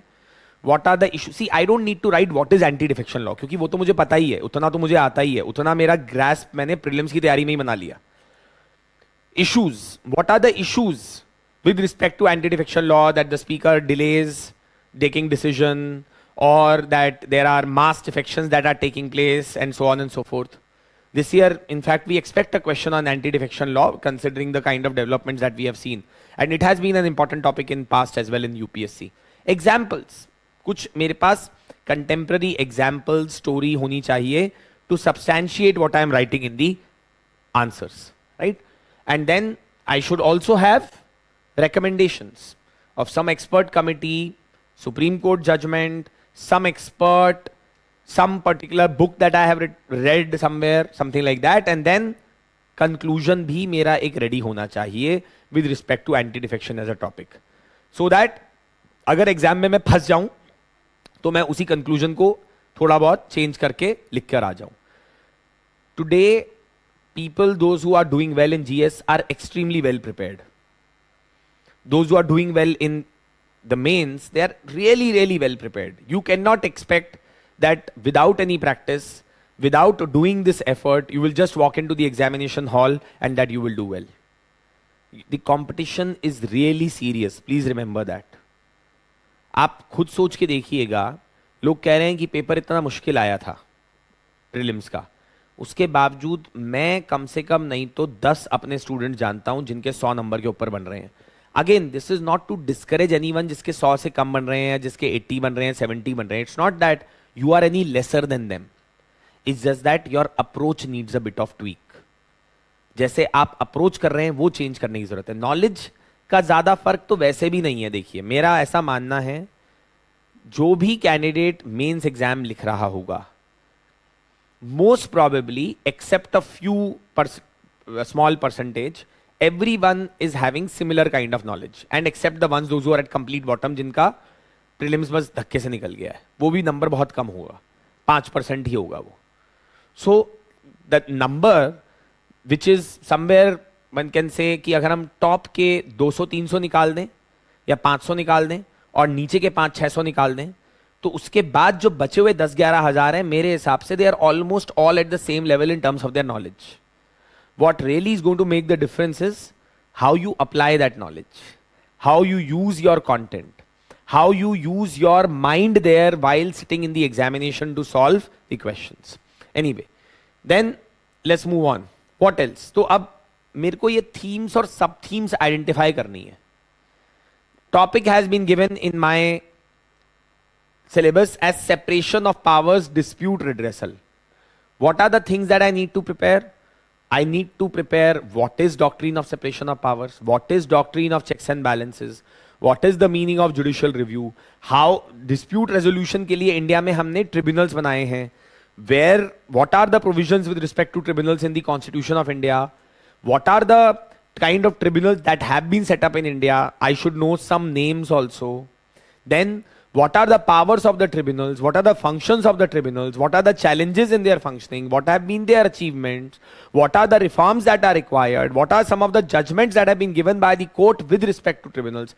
I need to have all of this on my tips, and that will only happen when, one, I have some short notes that I have made with my own hands. This is also another thing.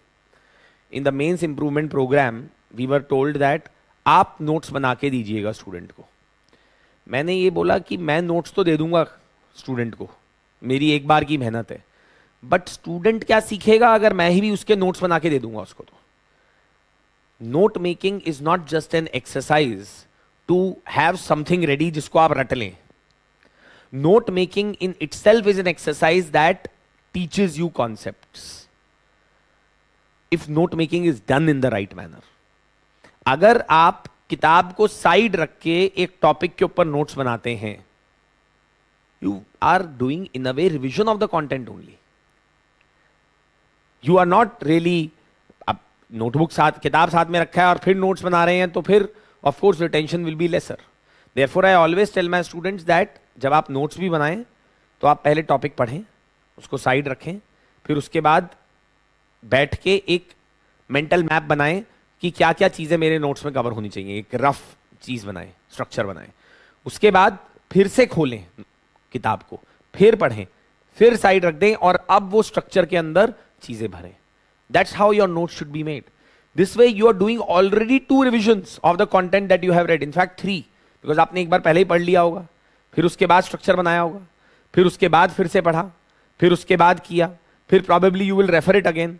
इसी में ही आपके 3 revision हो जाएंगे. This process में seem time taking, so someone will say कि यार notes बनाने में तो बहुत टाइम लगता है, बिकॉज नोट्स बनाना ऑब्जेक्टिव नहीं है.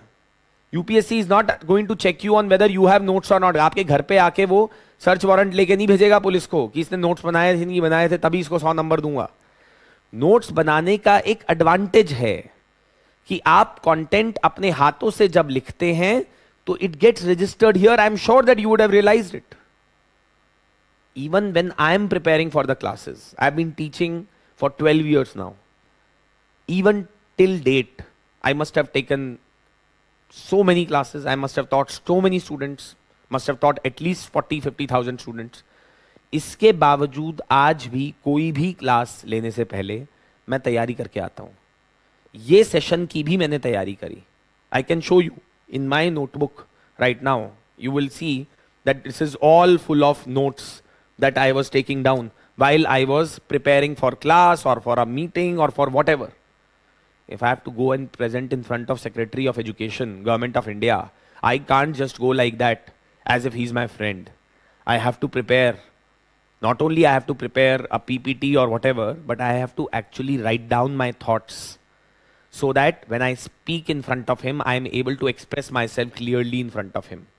When you are able to write, you can think clearly.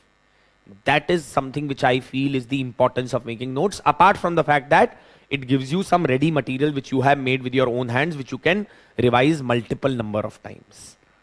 Okay, so note making is not an end in itself. Do you understand? Note making is a means to reach an end, and that is to attain better conceptual clarity, that is to attain better hold over the concepts and also retention of those concepts. Anyway, so break your syllabus into various themes and sub-themes. This is something which can be done with the help of AI also. आप AI को syllabus दीजिए, उसको previous year questions दीजिए, उसको कुछ examples दीजिए कि इस previous year question के basis पे मैंने इस theme की ये सब themes निकाली हैं, अब तू भी यही करके बता. एक उसको बोल कि run one example by me, वो आपको एक example देगा. You then course correct the AI. आप बोलो कि नहीं ये ठीक है, ये गलत है. Then you say okay, this is okay. Then ask him one more example. Then course correct. 2-3 examples, and then after that you say okay, go ahead. Now please give me a comprehensive list of themes and sub-themes with respect to previous year questions derived from previous year questions and the UPSC syllabus. That's how you have to use the AI. AI भी ऐसा नहीं कि AI को बोल दिया give me themes or sub-themes for UPSC exam. नहीं दे पाएगा वो कुछ. Context ही नहीं दिया आपने AI को. AI ही है ना at the end of the day, वो उसी के ऊपर ऑपरेट करेगा जो आप उससे मांगेंगे. तो अगर आप उसको इनपुट देंगे कि for example comparison of Indian constitution with other countries, I will look at question that have been asked in past and I will tell AI, I see that one of the sub themes of this topic is comparison of Indian federalism versus American federalism, comparison of fundamental rights in India versus fundamental rights in USA, comparison of the system of government in India versus USA versus UK, comparison of the principle of secularism in India versus USA. अब मैंने उसको ऐसे 6 themes दे दी, previous year questions भी दे दिए और syllabus का topic of the syllabus भी दे दिया. And now I will ask him that in similar manner give me some other sub themes as well which UPSC can possibly ask questions on. It will give you 10 themes. Then you say that these are not okay, give me more themes. तो 10 की list देगा, उसमें से 6 आपको ठीक लगेंगी, आप बोलेंगे कि ये 6 जैसी दे और, तो वो और देगा. Then you refine it further. You then ask him to refer current affairs as well.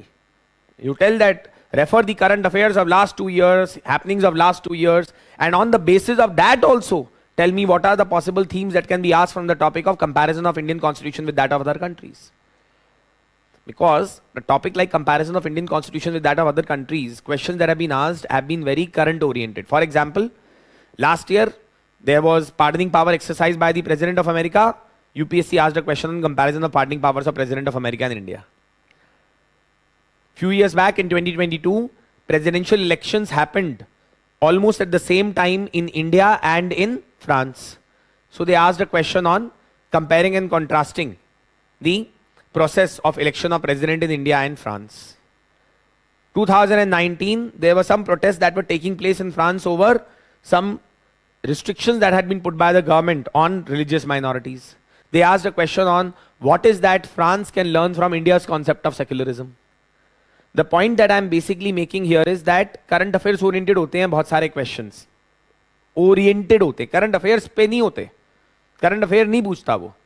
Static को current affairs से relate करके पूछता है. Another example. Black Lives Matter movement happened in America. That brought up significant amount of discussion on the equality principle in America, the rights of the blacks, what has been the history of the right movements of the black people, African American people in America in the past. तो इसके ऊपर newspaper articles आए. UPSC ने उस साल question पूछ लिया, distinguish the notion of equality in Indian constitution with that of notion of equality in American constitution. The point is that ये चीजें predictable हैं और अब with the help of AI तो आपके लिए और आसान हो गया है. अगर आप AI यूज नहीं कर रहे हैं एग्जाम की तैयारी में तो then it is your loss. But how to use AI is also important. What am I extracting out of AI will depend upon the command and the prompts that I give to the AI. So I have to be intelligent to use the AI in the best possible manner. Anyway, so do this analysis basically and break down themes into sub-themes, etc. And for each and every theme, as I said, you should be having some number of words, etc. Then, what else? In my mains preparation, I need to have some ready data, information, some ready content as well that I can push and use not just in GS paper 2, but I can use it even in GS paper 1, 3, 4 and the essay as well. So this is the next strategy that we need to follow, which is basically, for example, I should have for GS paper 2 a list of some of the most important constitutional articles and I should revise them multiple number of times. Civil services से related कोई question आएगा और मैं फंस जाऊंगा तो मैं article 312 जरूर लिखूंगा. गवर्नर से रिलेटेड कोई क्वेश्चन आएगा तो I will definitely use article 153. A question comes related to federalism, I will use Article 1 to state that India is a union of states.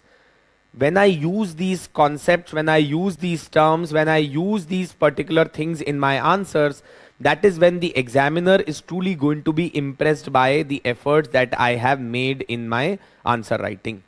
Okay, so the point that I have to again remember is I need to have some of these things at one place. एक जगह पे ये सारी चीजें ready करके रखना जरूरी है.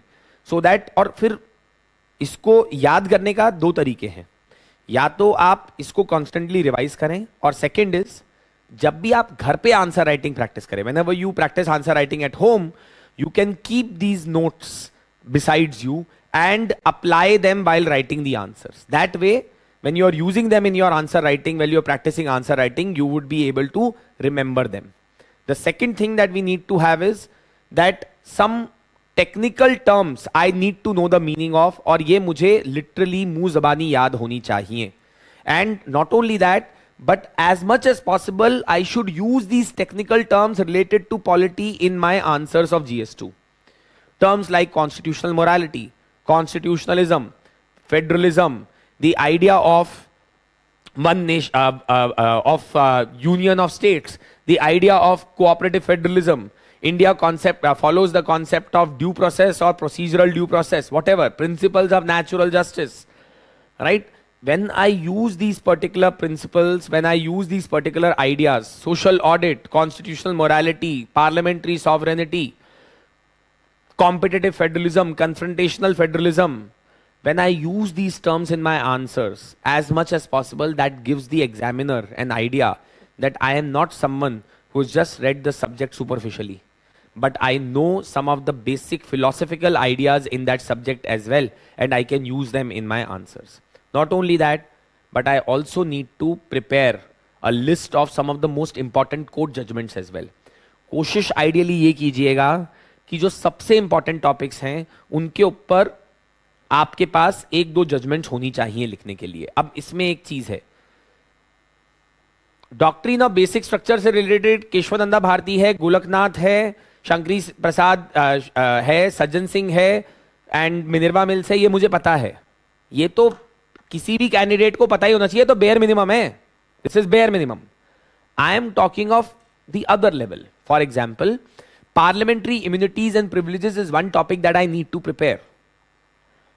There are multiple questions that UPSC has asked related to this topic in the past.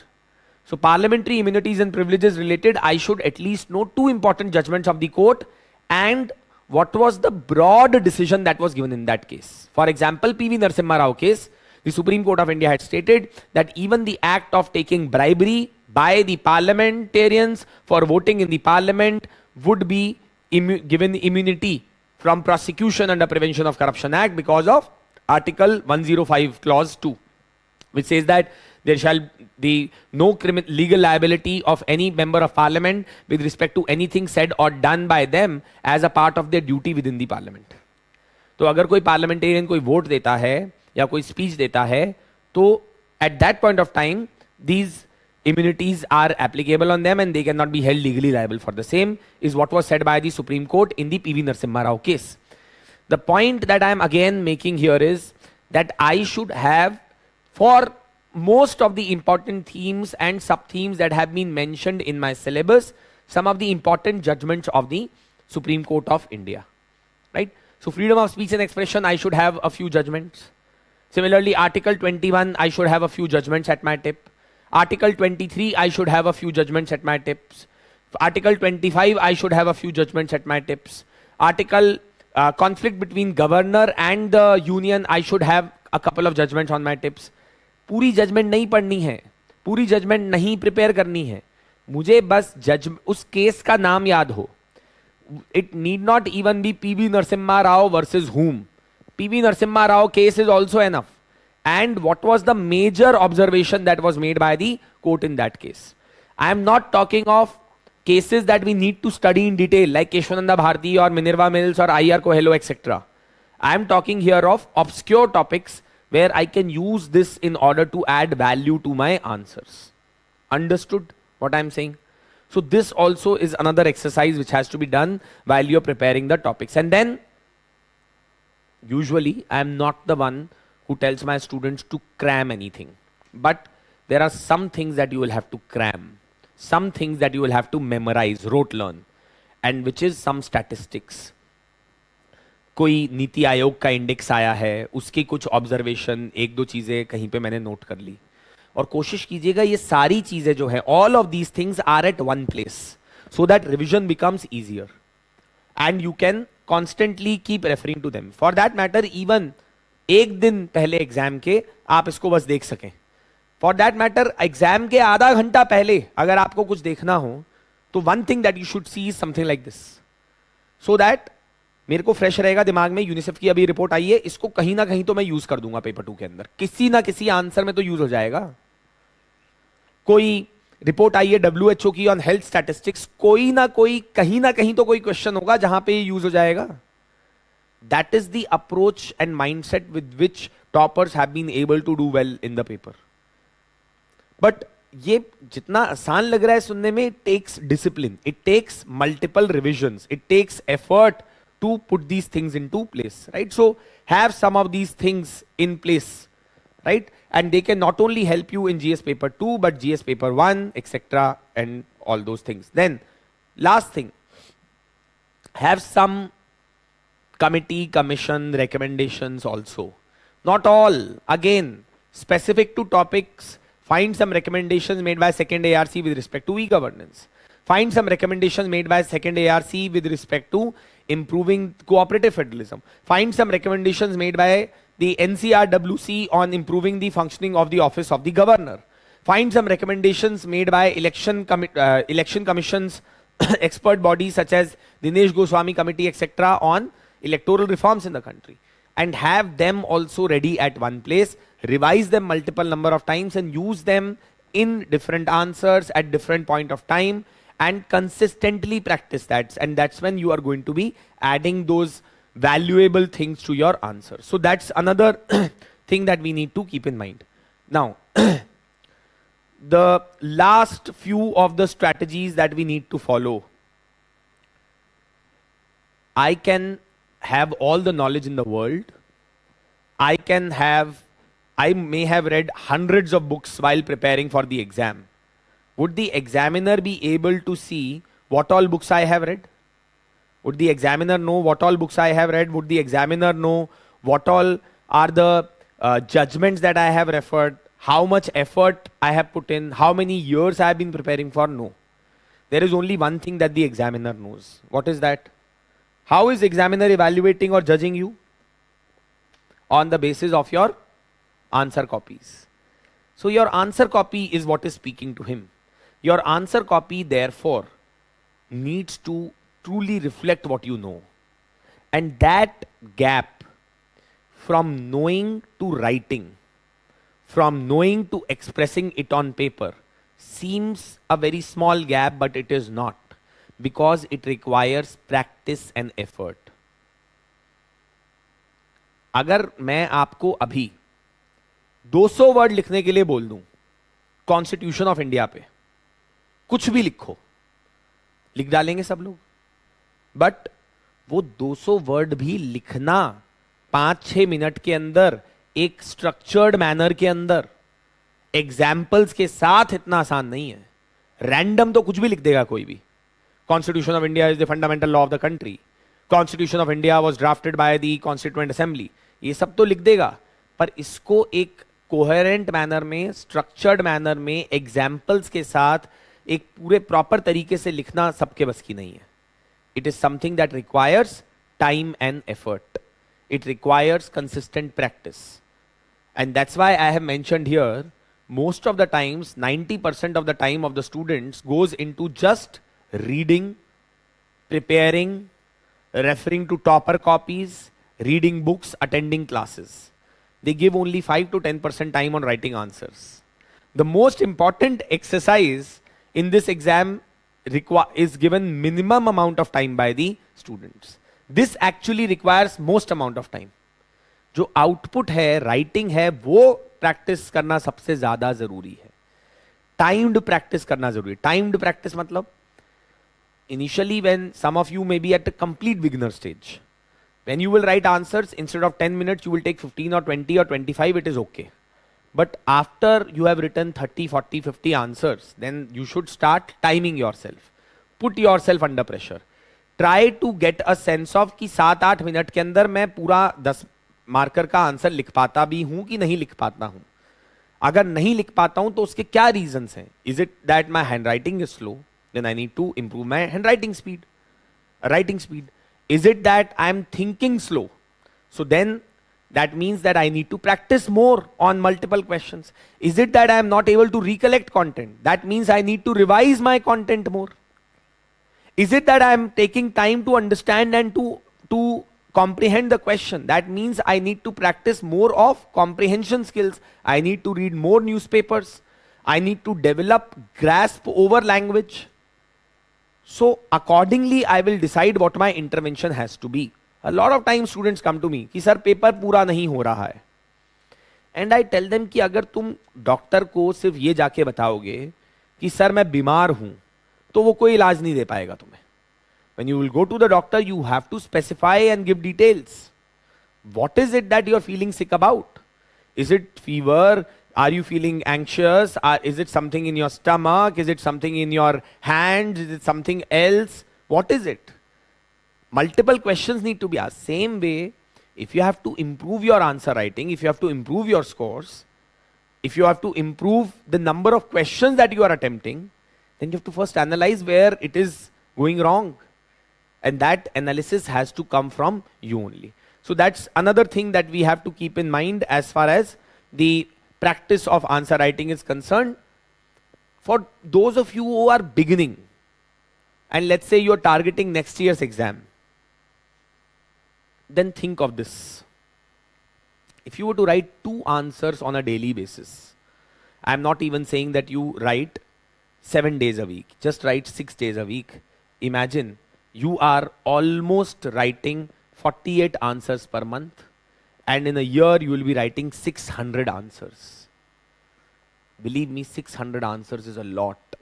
Plus, if later on you write test series, mock tests, if you write 10, 12 tests, you will find that by the end of this exercise, you would be already in such a solid position to do well in this examination.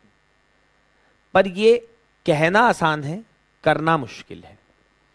2 answer लिखना दिन के कितना समय लग लेता है? मेरे को कई बार स्टूडेंट से भी आगे पूछते हैं, सर प्रीलिम्स आ रहा है, आंसर लिखना छोड़ दें क्या? I ask them one very simple thing. कितना समय लग जाता है इतना आंसर? 10 minute, 15 minute? 2 आंसर लिखोगे आधा घंटा? Why don't you look at it as an exercise to improve your writing skills? Plus on top of that, it is also an exercise where you are making notes as well. जब आप answer लिख रहे हैं तो एक तरीके के note making practice भी तो हो रही है, रिविजन भी तो हो रहा है उस कॉन्सेप्ट का. आप ये क्यों नहीं देखते हो? That you are revising the concept, you are making notes, plus on top of that, you are able to write the answers as well and improve your writing skills. So look at it that way is another thing that I would mention to you. And then a few other things that I wanted to tell. See, what the commission does not reward. So we started with what commission rewards. Encyclopedic answer.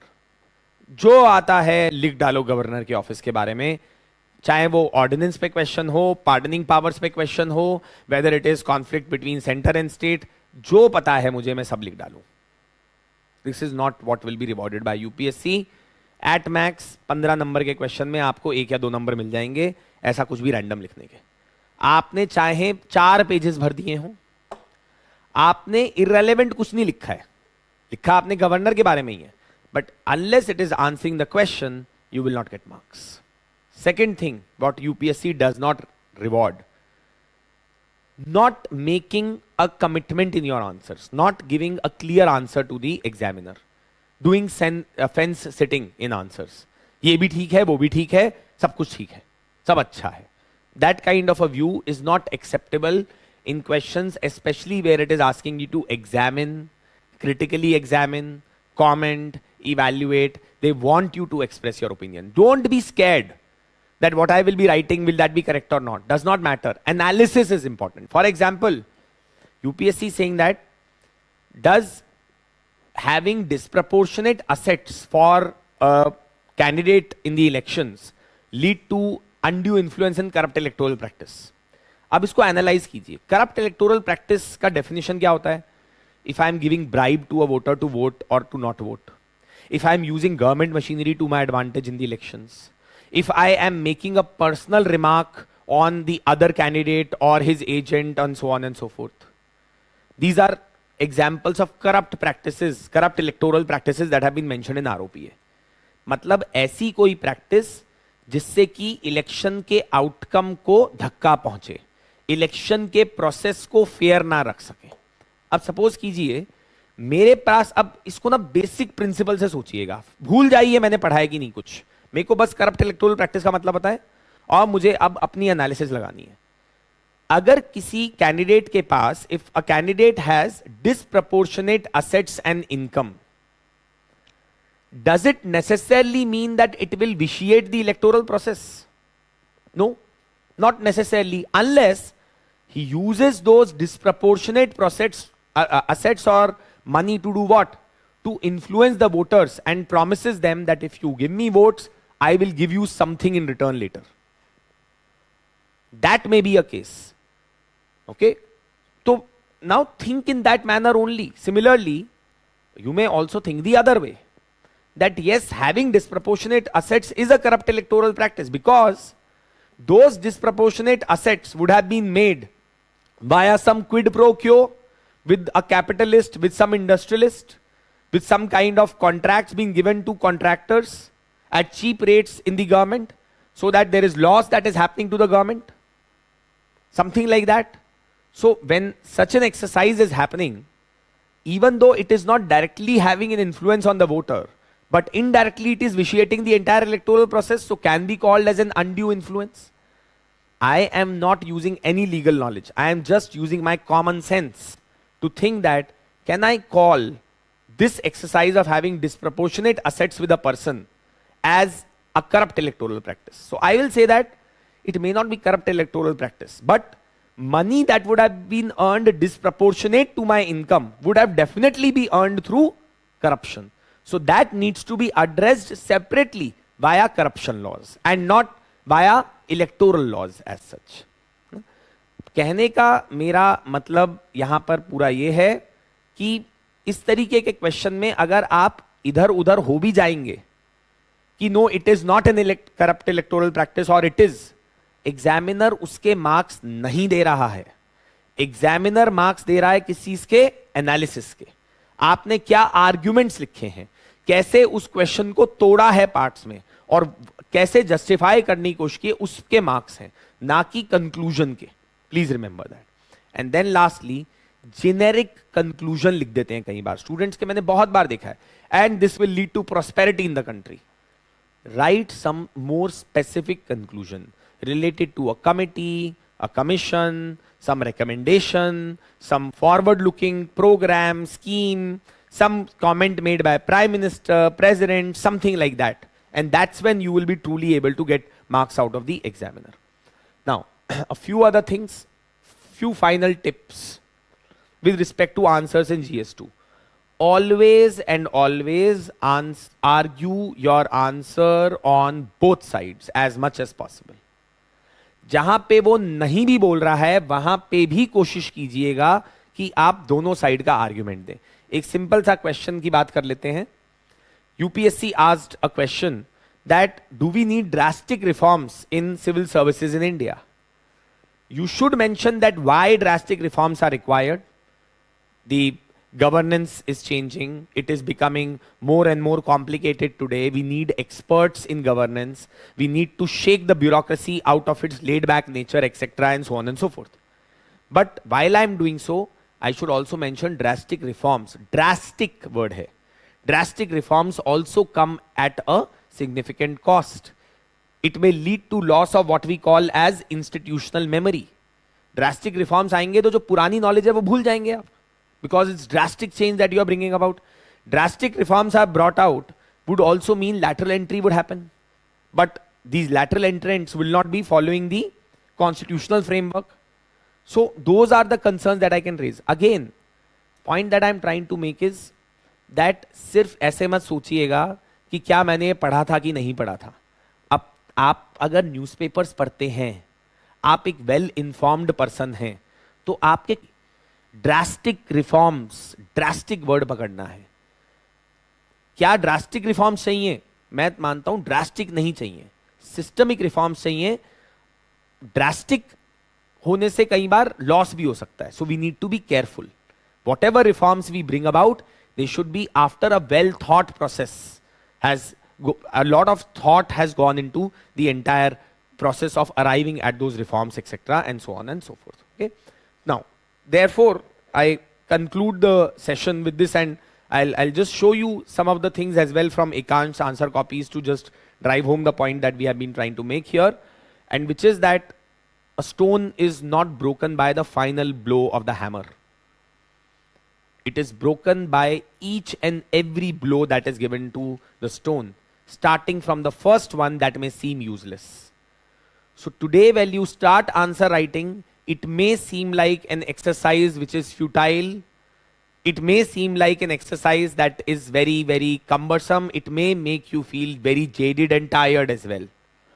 But remember that those consistent efforts, continuous efforts that you keep making over time is what is going to lead to result. Now, before I'll come to you, I'll take doubts. Before I come to the other things, let me quickly run you through some of the answers that have been written by one of the toppers, Ekansh. Okay, so again, observe. And I don't say that necessarily you should follow his answers or his style. You could be going by some other toppers as well. That is completely a choice that you have to make. Expression of dissent is central to the functioning of the parliament. In the light of this, discuss the role of the leader of the opposition. He starts his answers a lot of times either with a quotation, or he starts them with some constitutional article, or with some observation made by a prime minister or an important constitutional functionary or a committee or a report.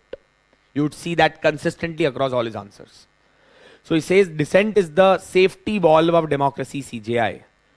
Now the question is that expression of dissent is central to the functioning of parliament. In light of this, what is the role that, so dissent in parliament is very essential, and in this context, examine how leader of opposition plays an important role in bringing up dissent in the parliament and how he does not. That's what the question is all about, because it's saying in light of this, discuss the role of opposition, leader of opposition.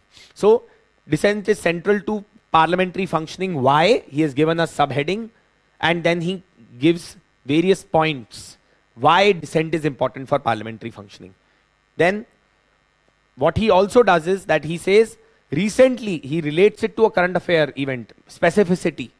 Recently, India saw appointment of a leader of opposition after 10 years. So this is a positive development, that we are finally giving place to dissent in the parliamentary functioning after some time.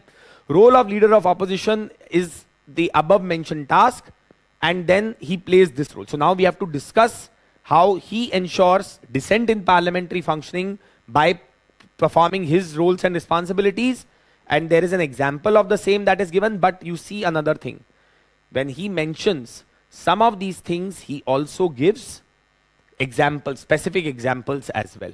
And then he gives like almost 6 points, and then he mentions the way forward as to how this can be further strengthened in order to strengthen the functioning of the parliamentary system in India. Let's look at one more answer. And see, another thing, please remember, his answers may not be the best or the most perfect ones, but the answers that are well-rounded ones, that do the job are enough. हमें perfectionism की तरफ नहीं भागना है, ना तो notes बनाते वक्त, ना answers लिखते वक्त, ना overall preparation of the examination में. We have to do what is sufficient for doing well in the exam. So now, how can the integration of technology into judicial processes enhance accessibility, capability, efficiency in justice delivery? तीन चीजें कैसे हो सकती हैं? Accessibility, capability and efficiency. ये तीनों चीजें मेरे आंसर में होनी चाहिए. टेक्नोलॉजी कैसे इन तीनों चीजों में हेल्प करेगी? So again, he starts with a recent event, sets the context, background in his introduction. You can start with article of the Constitution. You can start with some observation made by CJI, some observation made by a report or a commission, some observation made by the Prime Minister that you may read in the newspapers. Enhancement of accessibility, how that would happen, he gives specific examples. Enhancement of capability, subheadings are there. See, his handwriting is not the best, his presentation is not the best, but content is very solid. He is going as per what the question exactly is. How it would lead to enhancement of efficiency, gives examples as well. For example, faster for bail. बहुत सारे examples दे दिए. अगर देखिए 3 point लिखे हैं तो 3 में एक में example दिया है. And then he also mentions that there are certain challenges as well. You should not just talk about introduction of technology, but integration of technology itself will come with challenges, and how we can do this is written as way forward. A lot of times I tell my students that you should not be just writing way forward unless it is asked in the exam, in the question specifically. Rather, आप इसको बस conclusion में लिख दीजिएगा. Way forward लिख के क्यों लिखना है? So if I was suggesting to him how he could improve his answers, I would tell him that he doesn't need to do this. If I was suggesting to him if he had to improve his answers, I would tell that थोड़ा presentation और neat and clean बना लो. Just make it slightly more easier for the examiner to read. But content is super, you know, it's top-notch content. So the point that I'm trying to make is that observe these things about topper copies, learn from them, spend time with them, see how they are writing answers, examples, structures that they are using, what kind of discussion that they are bringing into various questions, etc., and so on and so forth. Yes.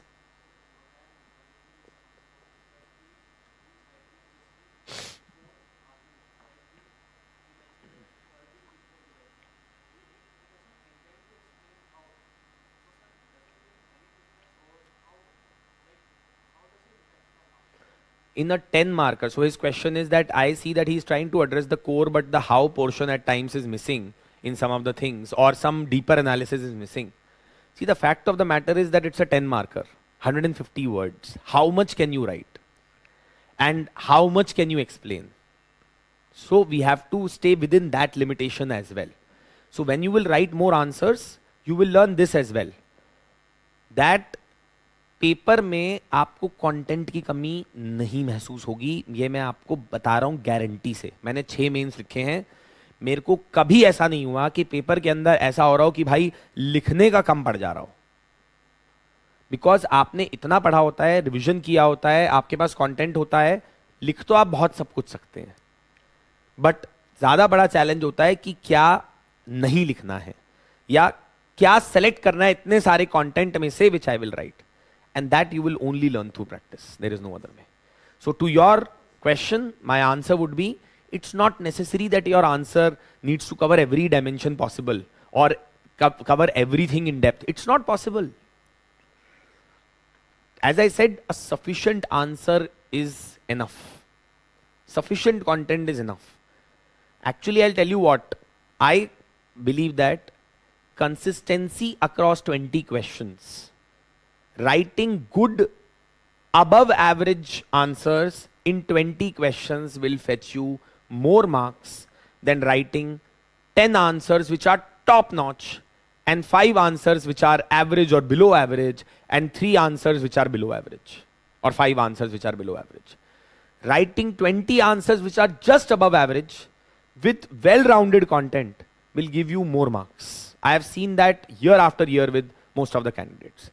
दूसरी strategy भी होती है. देखिए, कुछ candidates ये भी करते हैं कि 20 क्वेश्चन हैं, मुझे 2-3 नहीं आते हैं, आई am not very sure of them, तो मैं उसमें सबसे कम टाइम दूंगा, कुछ थोड़ा बहुत लिख दूंगा, 2-4 मार्क निकालूंगा, और जो बचे हुए 15-16 क्वेश्चन है उस पर फोकस करूंगा. But it depends entirely on how the paper is. कुछ साल ऐसा होता है कि वो 2-3 क्वेश्चंस एकदम बाउंसर फेंकता है, बिल्कुल बाउंसर. अब जो लोग प्रीलिम्स के बाद आके कंप्लेन कर रहे हैं कि ये सब क्या पूछ लिया रैंडम, आपने कभी मेंस के पेपर उठा के देखे हैं? कोई आइडिया है इन लोगों को कि मेंस में क्या क्या पूछ चुका है यूपीएससी? कहां कहां से क्या क्या रैंडम चीजें पूछी हैं उसने? रैंडमनेस की बात कर रहे हो तो मेंस में तो फिर तुम्हारी मतलब तुम कंपीट ही नहीं कर पाओगे इस एटीट्यूड के साथ. तुम तो, क्योंकि तुम तो पेपर में बैठे बैठे एग्जामिनर को गाली निकाल रहे होगे. तुम बोल रहे होगे कि यार ये क्या पूछ लिया, ये कौन सा ऑर्गेनाइजेशन है, यूपीएससी ऐसा है वैसा है, बंद करो. ये यूट्यूब के ऊपर क्लिकबेट बनाने के लिए बहुत अच्छा है. जो लोग सो कॉल्ड फॉर्मर टीचर्स है आजकल वो क्या बन गए हैं, यूट्यूब इन्फ्लुएंसर. अब वहां पे बैठ के उनको बस यही करने के लिए मौका मिला है, तो वो मुंह मिला है, इंटरनेट मिला है, तो बोलो कुछ भी, जो भी बोलना है, जिसको भी कुछ भी बोलो. It does not work like that. And the fact of the matter is that you want to become a civil servant और you want to become a revolutionary. Revolutionary बन जाओ या सिविल सर्वेंट बन जाओ, चॉइस इज योर्स. यूपीएससी, एक example देता हूं, 2017 का पेपर उठा के देखिएगा, या 17 का था, 17 का. उसने उस साल पूछ लिया पेपर 2 के अंदर मैकब्राइड कमीशन. मैकब्राइड कमीशन किसी को हवा नहीं थी क्या है ये, किसी को. I wrote that attempt 2017. I made it to the interview. That year I had got 108 marks in GS paper 2. McBride commission मेरे को कोई आइडिया नहीं था क्या है ये. I just left the question. क्योंकि मैं क्या लिख के आऊं जो मुझे पता ही नहीं है क्या है. बाद में पता चला कि यूनेस्को की कोई कमीशन थी 1980s में जिसने कुछ रिकमेंडेशंस दी थी. अब मुझे कैसे पता होगा? Very obscure question, I will just leave it. अब मेरा सवाल यह है, जो और 10-12 हजार कैंडिडेट्स ने मेंस लिखा होगा, आपको लगता है कि उनको आता होगा? मुझे एक चीज कॉन्फिडेंस था कि अगर मुझे नहीं पता है ना ये, तो इस पूरे जहान में किसी को नहीं पता है. इस जो जितने भी 12,000 कैंडिडेट लिख रहे हैं उसमें से कुछ 1-2 हो, किसी को पता हो तो पता होगा, नहीं तो किसी को नहीं पता है. और मुझे उसे 1-2 से मतलब नहीं है. My competition is with those remaining 12,000 minus 2. And those people would not be knowing this if I don't know this. So I don't care. Now, a foolish candidate, what he will do is, one, he will get perplexed. अरे यार ये question छूट गया. अबे सबको नहीं आता वो. तो इवैल्यूएशन ही जो है वो एक्चुअली 240 पे हो रहा है, 250 पे हो ही नहीं रहा. उसने उस साल 1-2 और ऐसी रैंडम क्वेश्चन पूछे थे, बिल्कुल रैंडम क्वेश्चन, एकदम obscure question. 2015 I remember in GS paper 3. He asked a question, what is allelopathy? What is allelopathy? मेरे को ढूंढ के ला दो एक आदमी जो बहुत साइंस एंड टेक के अंदर महारत भी हासिल किया हो, जो मेरे को एक्सप्लेन कर दे एलिलोपैथी ऐसे बैठे बैठे. नहीं हो सकता वो क्वेश्चन, छोड़ दिया जाएगा. और क्या है? अ फूलिश कैंडिडेट विल वन, और a candidate who is not well prepared will be under confident. वो उसको लगेगा यार शायद मैंने ही नहीं पढ़ा है. वो क्योंकि खुद में कॉन्फिडेंस नहीं है ना उसको तैयारी पे, तो वो सोचेगा कि यार मेरे को नहीं आता. तो वो क्या सोचेगा कि यार मेरा तो खराब हो गया पेपर, एक तो ये, या और वो घबरा जाएगा. जो बचे हुए 18-19 क्वेश्चन है उसके अंदर भी गड़बड़ कर देगा. या दूसरी चीज क्या होगी कि वो सोचेगा यार कुछ लिख देता हूं. मैकब्राइड कमीशन, मैकडोनल्ड जैसा साउंड कर रहा है कुछ. आई am not kidding. People do this kind of nonsense. Then they just write some stupid stuff there. 5 minute भी बर्बाद किए और मार्क्स मिलेंगे 0. और सोचिए एग्जामिनर क्या सोचेगा. एग्जामिनर बोलेगा यार ये क्या है. जो बचे हुए क्वेश्चंस होंगे ना, जो उसके बाद के क्वेश्चंस वो इवैल्यूएट कर रहा होगा, वो उसमें भी कम नंबर देगा, ये सोच के कि यार ये तो कैंडिडेट का reputation, I am not able to understand this candidate, he is bluffing. तो झूठ बोल रहा है, इसको पता नहीं है, फिर भी उल्टा सीधा कुछ भी लिख रहा है, बकवास लिख रहा है कुछ भी. और आपने अपना जो टाइम बर्बाद कर दिया, वो जो 5-6 मिनट 10 मिनट उस क्वेश्चन पे जिसमें आपको 0 मिले, you could have used those 10 minutes to think better answers in other questions, to write more in other questions, to write better examples in other questions. Do you understand what I am saying? So the point is that सारे 20 question भी attempt करने के नहीं होते हैं. कई बार होता है मेंस के अंदर कि 2-3 क्वेश्चन बिल्कुल बाउंसर फेंकेगा वो. You can not do anything about it, you have to just leave them, that's it. और कोई तरीका नहीं है. अब फिर बाहर आके ये नहीं बोल सकते अरे ये क्या पेपर दे दिया. अरे भाई कॉम्पिटिटिव पेपर है, तुम्हें नहीं आता, किसी को नहीं आता, किसी को भी मार्क्स नहीं मिलेंगे उसके, क्या फर्क पड़ता है, right? So this is something which you need to learn about this exam, and that's why I have been saying this repeatedly since Sunday that in this country, I'm sorry to say, people don't understand what is a competitive examination. ये जो YouTube के ऊपर बैठ के influencer बेकार की बातें बना रहे हैं, उन्होंने कॉम्पिटिटिव एग्जाम लिखा ही नहीं है, उनको पता ही नहीं है कॉम्पिटिटिव एग्जाम होता क्या है. मैं बताता हूं कॉम्पिटिटिव एग्जाम क्या होता है. मैंने IIT JEE का एग्जाम दिया 2005 के अंदर. I got 1828 rank, 1828. उस साल IIT JEE के अंदर जो पेपर आया मैथमेटिक्स का, रिटन पेपर होता था तब तक, उसके बाद ऑब्जेक्टिव हो गया नेक्स्ट ईयर से, 60 मार्क्स का पेपर होता था. मैथमेटिक्स के अंदर कट ऑफ आपको पता है कितनी गई थी IIT JEE की? गेस करो, out of 60, just take a guess. Advance mains कुछ नहीं होता था उस समय प्रीलिम्स होता था और एक मेंस पेपर होता था. Prelims paper used to be like UPSC prelims. If you qualify prelims तो मेंस लिखते थे. प्रीलिम्स क्या क्वालिफाई कर जाओगे तो कुछ मिलेगा नहीं, मेंस लिखने को मिलेगा, बस ये होता था. तो प्रीलिम्स होता था एक ऑब्जेक्टिव पेपर, उसको क्वालिफाई कर जाओ तो मेंस का पेपर होता था. मेंस के पेपर के अंदर 3 पेपर होते थे, फिजिक्स, केमिस्ट्री, मैथमेटिक्स. 60 नंबर का कितना गया होगा कट ऑफ, सोचो मैथमेटिक्स का, गेस करो. 11 नंबर गया था कट ऑफ, 11 नंबर गया था. पेपर ही ऐसा सेट किया था एग्जामिनर ने. मेरे 13 नंबर आए थे, आई गॉट 13. फिजिक्स का पेपर रिलेटिवली डुएबल था. In that paper I had got 42. अब कोई जाके बोले IIT JEE को, IITs को कि ये क्या पेपर सेट किया है, ये क्या बवासीर बना दिया, यही सब बोल रहे हैं ना लोग यूट्यूब के ऊपर. भाई 60 नंबर के अंदर ऐसा ही कट ऑफ था, कॉम्पिटिटिव एग्जाम है. One of my friends he got a top 100 rank, studied computer science at IIT Delhi. उसके 15 नंबर आए थे मैथमेटिक्स के अंदर. फिजिक्स में उसके ज्यादा थे, केमिस्ट्री में उसके और ज्यादा थे. फिजिक्स की cut off, if I am not wrong, was 25 और something. Math chemistry cut off was something around 30 और something out of 60. Her paper की इंडिविजुअल कट ऑफ होती थी और एक टोटल कट ऑफ होती थी और फिर मेरिट लिस्ट बनती थी. ये होता था प्रोसेस. आज भी आप देख लीजिएगा IIT JEE, मैंने तो देखा नहीं बहुत सालों से IIT JEE, अब तो पूरा पैटर्न चेंज हो गया. IIT JEE एडवांस के क्वेश्चन जो हैं, किताब के साथ बैठ जाइए, हिला के दिखा दीजिएगा सवाल मेरे को. यस, होते हैं ना मुश्किल. कोई आके ये ब्लेम करता है कि ये कैसा पेपर बना दिया है, मुश्किल पेपर बना दिया, एब्सर्ड पेपर बना दिया, इतने मुश्किल सवाल क्यों दे दिए जो सॉल्व नहीं हो पा रहे. नहीं होंगे बेटा, इसलिए ही दिया है वो. So you have to understand competitive है, फर्क नहीं पड़ता है. यही मेंस में भी है. मेरे को अपने कंपटीशन से आगे रहना है, हुक और बाय क्रुक. और दूसरा तरीका क्या है, मैं बैठ के कमीशन को ब्लेम करूं. कर लो ब्लेम, तुम्हारे रोने पीटने से कुछ नहीं होगा. खूब करो, जिसको सिलेक्शन मिलना है वो सिलेक्शन लेके निकल लेगा. अब तुम ये पूछो अपने आप से, तुम्हें सिलेक्शन चाहिए या तुम्हें जो है ये रोना पीटना करना है. अंडरस्टूड? सो एग्जाम की तैयारी एक सलीके से होती है. आई अग्री, पेपर था ऐसा, अब क्या करोगे, क्या करें? हथियार डाल दो या उससे फाइट करो. Choice is yours. ठीक है? सो this is about GS paper 2 and how you can work on improving your marks. Yes, any questions that you have? Yes.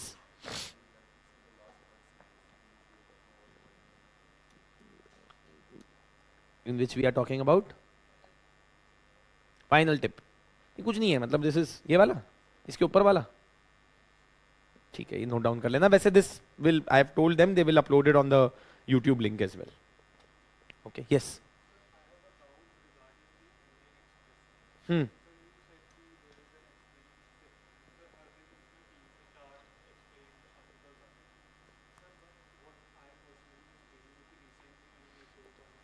My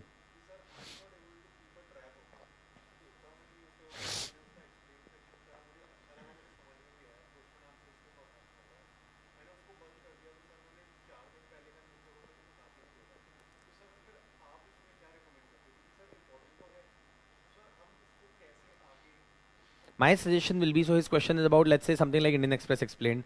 I read it, I understood, I really liked it, it gave me conceptual clarity, but what do I do with it? How do I retain it? How do I use it? That's where it is important to know what the syllabus of the exam is, what previous year questions are, and then accordingly I will see that this Indian Express explained article, for example, वो कोई news से आया होगा ना, तो वो news item, वो issue कहाँ पे फिट होता है सिलेबस में.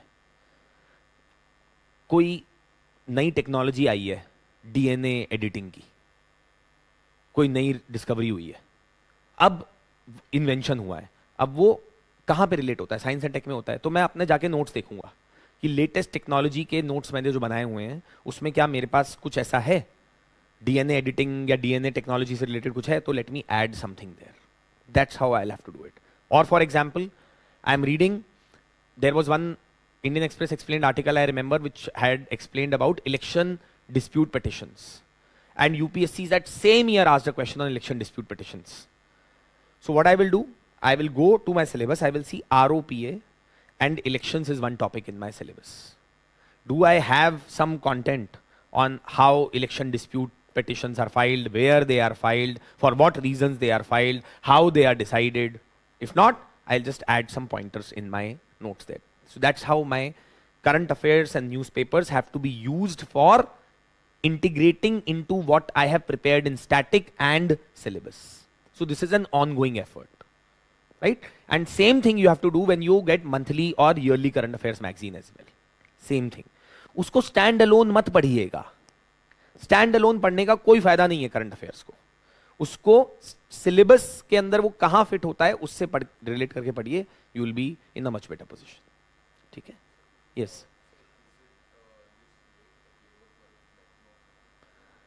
I would say most of the subjects. Is this way applicable for maximum subjects? Yes, most of the subjects. In fact, I would say that this largely follows, ये GS2 के मैं बोल रहा हूँ, but this template can be applied across papers. But हाँ, there'll be variation.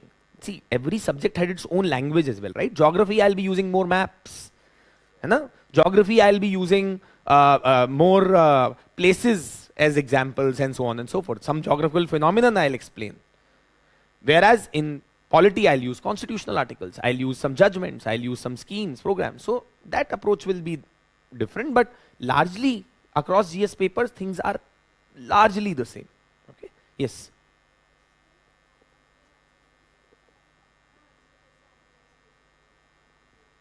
How do I analyze my answer once I have written the answer? Good question.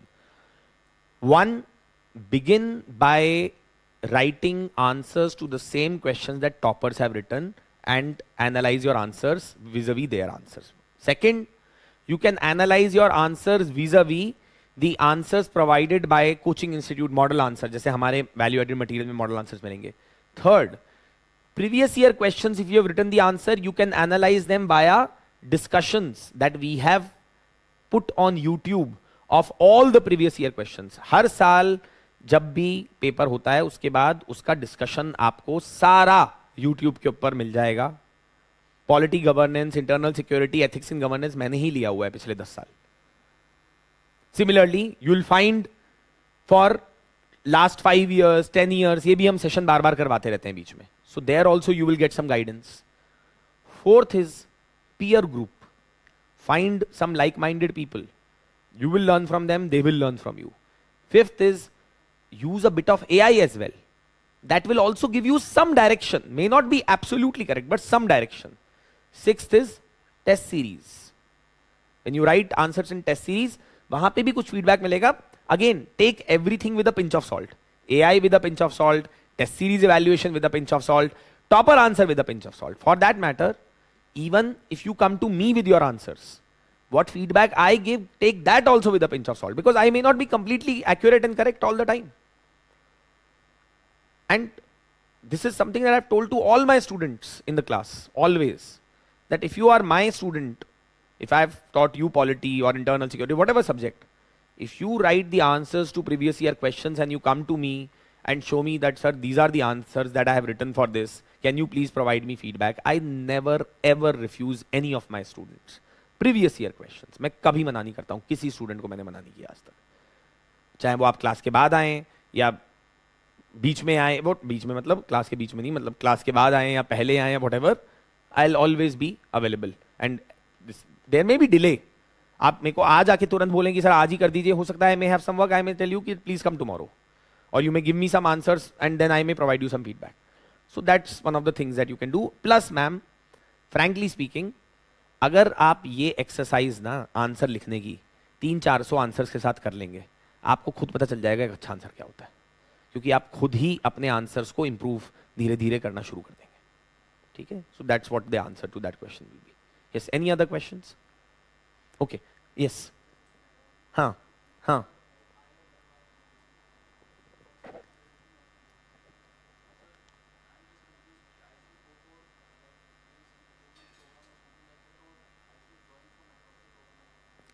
यार अब देखो, सी, whether or not you should join this program or that program, I never ever give suggestion to any of my students on this. Why? Because there is a clear conflict of interest. See, I mean, let's say if I was to suggest you, even with all my honesty, that you should join mains improvement program, there is still a conflict of interest. So I refrain from doing that. It's a call that you only can take, sir. ना, तो आप देखिएगा कि आप के लिए क्या suitable है, आपके पास कितना टाइम है, आप कितना टाइम दे सकते हैं, आपका स्टडिंग स्टाइल क्या है, आपका प्रिपरेशन लेवल क्या है, उस सब पे. कोई भी प्रोग्राम किसी भी इंस्टीट्यूट का फोमो की वजह से मत ज्वाइन कीजिएगा, बस मैं इतना आपको रेकमेंड कर सकता हूं. That do not join something simply because someone is saying कि मेरे पास आओगे तो मैं ऐसा कुछ कर दूंगा कि मतलब कमाल हो जाएगा. ऐसा कुछ नहीं होता है ना. तो हम या चाहे वो मेंस इंप्रूवमेंट प्रोग्राम हो या फाउंडेशन हो या कोई भी प्रोग्राम हो, there is only so much that we can do, rest has to be done by you only, right? So ultimately that's a call that you will have to take. It'll be wrong on my part to suggest anything because it will never ever be an completely impartial advice, however hard I may try. Yes, okay, any other questions? Fine, thank you so much. Kanishk sir will be taking the session on IR portion of paper 2 in a few minutes. Thank you.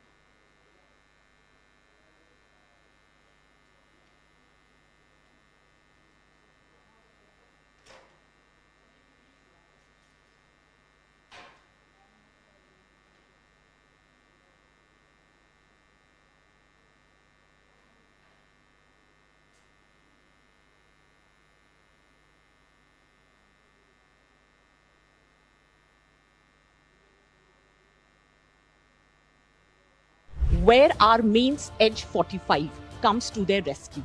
We have very limited time between prelims and mains. Very dedicated guidance, answer writing, continuous mentorship. Good marks, good rank is equivalent to answer writing practice. So it's like a proper lab, as the name itself says, where you can experiment, learn, and excel. So it's relevant, it's specific, it's well researched, and it's in a proper framework which you can use in answers. And this is where mentoring plays a very important role. Like, so that will be one aspect of mentoring where faculty will continuously engage with students who are enrolled. The idea here is not to impart knowledge and content to you. If you people are writing mains examination, I'm dead sure that you people have already done that hard part. And we'll be covering them from the perspective of what questions UPSC has asked and what it can possibly ask related to those particular schemes or themes in the coming years. The biggest mistake in UPSC prep, thinking that more material equals more marks. You don't need more material, you need a system that works. At Vision IAS Delhi, our GS Foundation course is built to move you from confusion to clarity. Here's how. Right sequence. We teach subjects in an order that actually makes sense. So you don't just memorize, you understand. Integrated current affairs. No more separate notes. Use PT 365 and Mains 365 to link news directly to your syllabus. Early testing. Don't wait for the exam to find your gaps. We test and give one-on-one feedback from day one. Stop counting study hours and start counting your progress. Targeting UPSC 2027, build the foundation that toppers trust. Upcoming Delhi batches live and online available. Karol Bagh 8 May 11 am, 14th May 8 am, 22nd May 5 pm, 27th May 2 pm, 29th May 11 am. And GTB Nagar 15th May 6 pm, 22nd May 8 am. To register, visit our website or call us on the given numbers.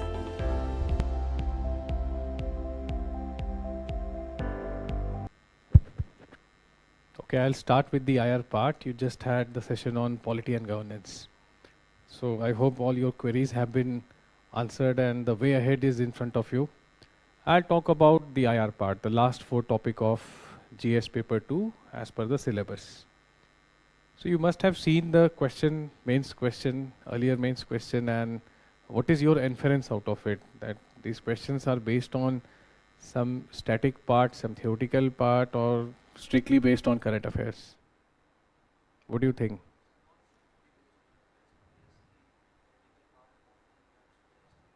Yes, that's how it is. That's how it is, that it is not strictly based on current affairs part. The theoretical aspect helps you in answering the question correctly. Now this session is about what we have to do in the mains. Okay, how the value addition has to happen, because you have to maximize the score. So for the past 5 years, we have seen 5 questions, 2 plus 2, 4 questions. 2 questions of 5 marks. I'll briefly talk about these things, then we'll come to the content. That when it comes to the IR part in paper 2, so you have 2 questions of 10 marks each and 2 questions of 15 marks each. This is since 5 years.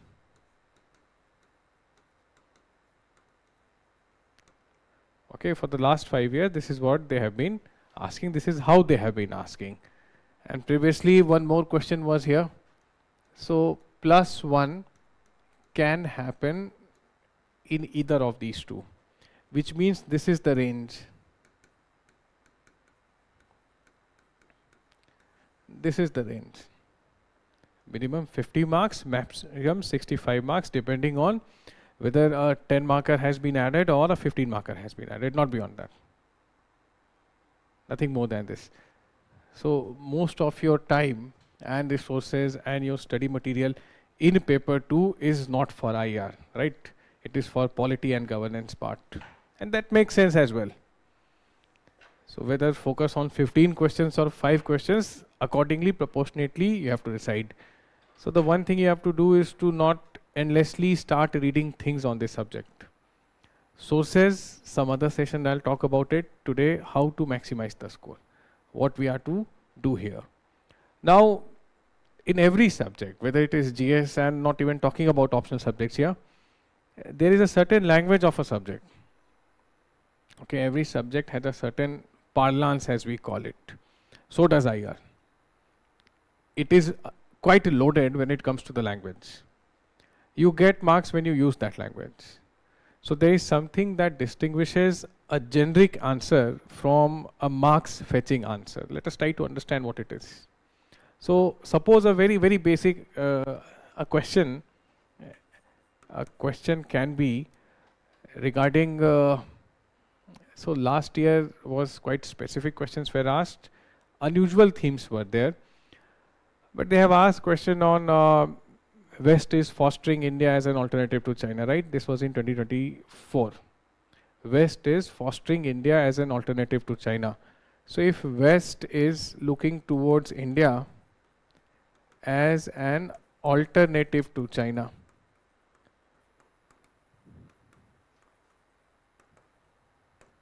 this was in 2024. How will you write the answer here? Introduction, the body, the conclusion, what will you write here?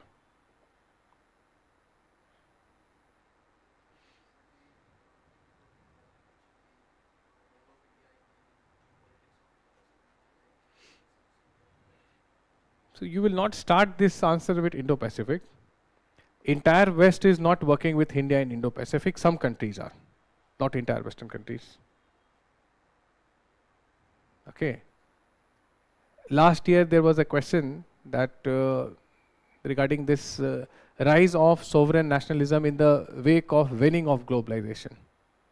Let us try to understand it. Through this we will try to address certain concerns.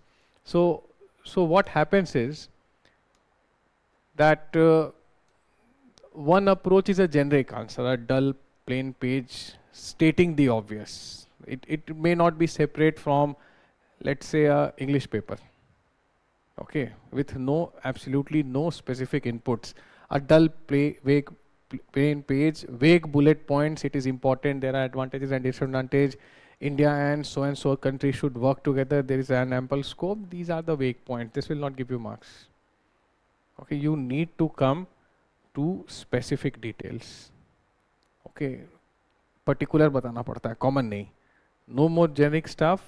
Come to the satik likhna padta hai, to the point. No beating around the bushes to be done.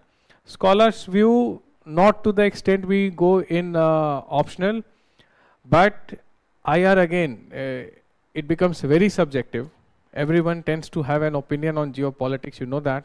This is favorite time pass also, discussing global issues, more so when your problems are local. Right? I often say this in my class that your problems are local, your concerns are global. Right? So that's what happens. So it's one of the favorite pastime. It's like a national hobby discussing these things. But those points will not give you marks. You need to quote some credible names. Now, instead of all the subject experts, you can quote public intellectuals here, or people who are holding high constitutional posts. The Prime Minister, the current one, even the previous ones, right from Nehru ji to I.K. Gujral, so on and so forth, Vajpayee, Manmohan Singh, okay. External Affairs Minister, you can quote them. President of China saying something which is there to be put in your answer, you can say that, you can write it. So that is what will matter. Then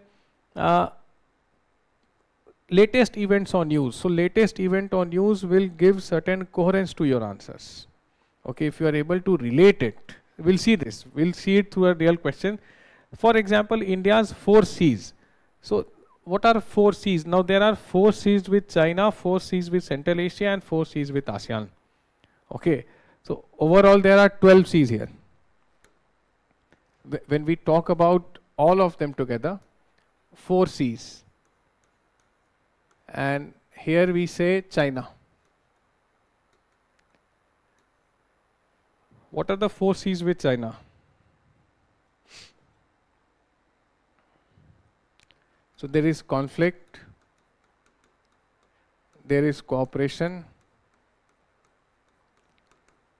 there is competition, and there is containment. It is said to be, the last one is said to be a hidden theme. Okay. Now we can decipher these things. We can decipher these things when you use such things. Then for Act East, then for Central Asia,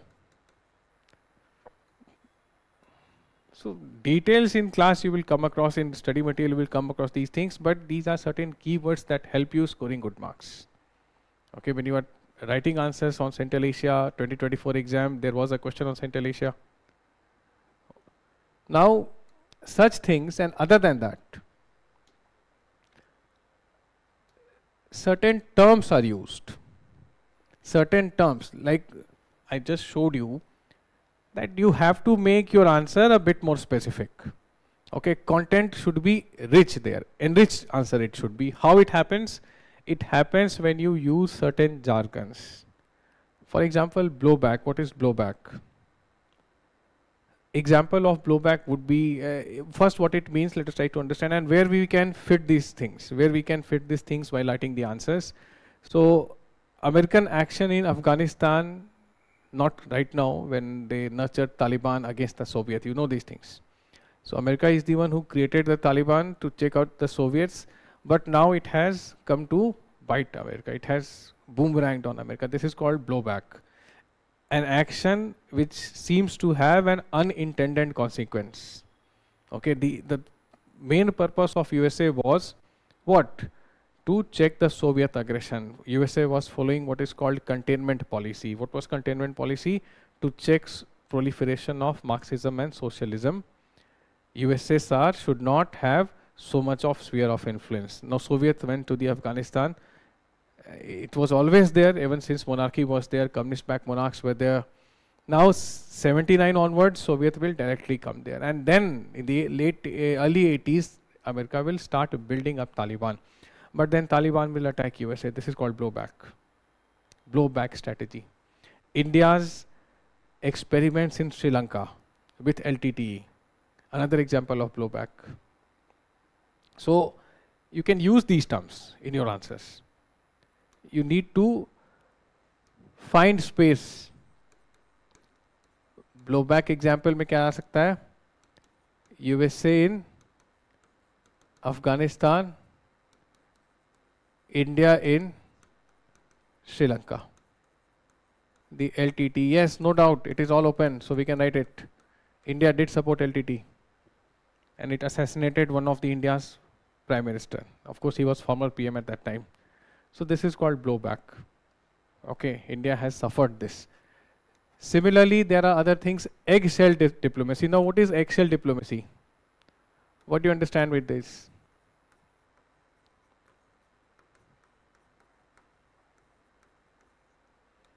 Yes, what is eggshell diplomacy?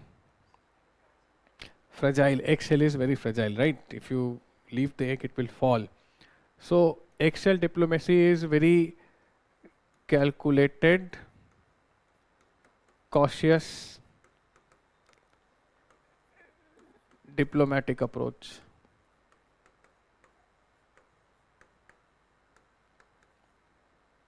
Where do we witness this? Currently, we are witnessing it in US over Taiwan issue.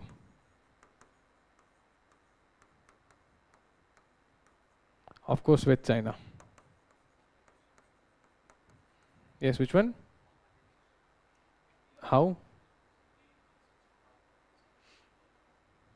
That would be again one stuff there, okay. But overall, with the pushback that is happening, too early to conclude these things. The history says so, but let us not go with the baggage. So let us go with some concrete example. That's what I'm saying. USA was always flashing the Taiwan card. Now it is not. Donald Trump is talking about G2. Okay, G2, you know, coming up of US and China. So eggshell diplomacy, this example, India's approach in West Asia. India's approach in West Asia is a good example of eggshell diplomacy. India is trying to appeal to all the stakeholders in West Asia, be it Israel, be it Arabs or Iran. But the problem here is it is very cautious. It can, how long will you keep doing it? The egg might break. Okay, so there is no guarantee of the returns.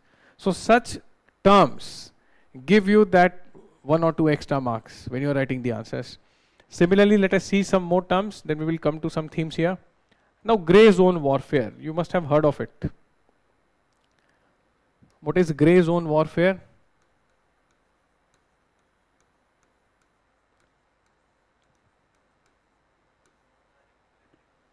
So it is actually a space between potential conflict and peace.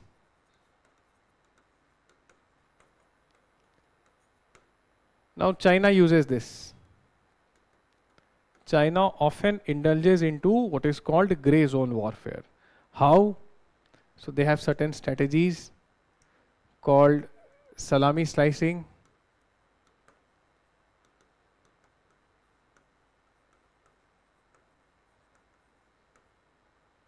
it's provocative maneuvering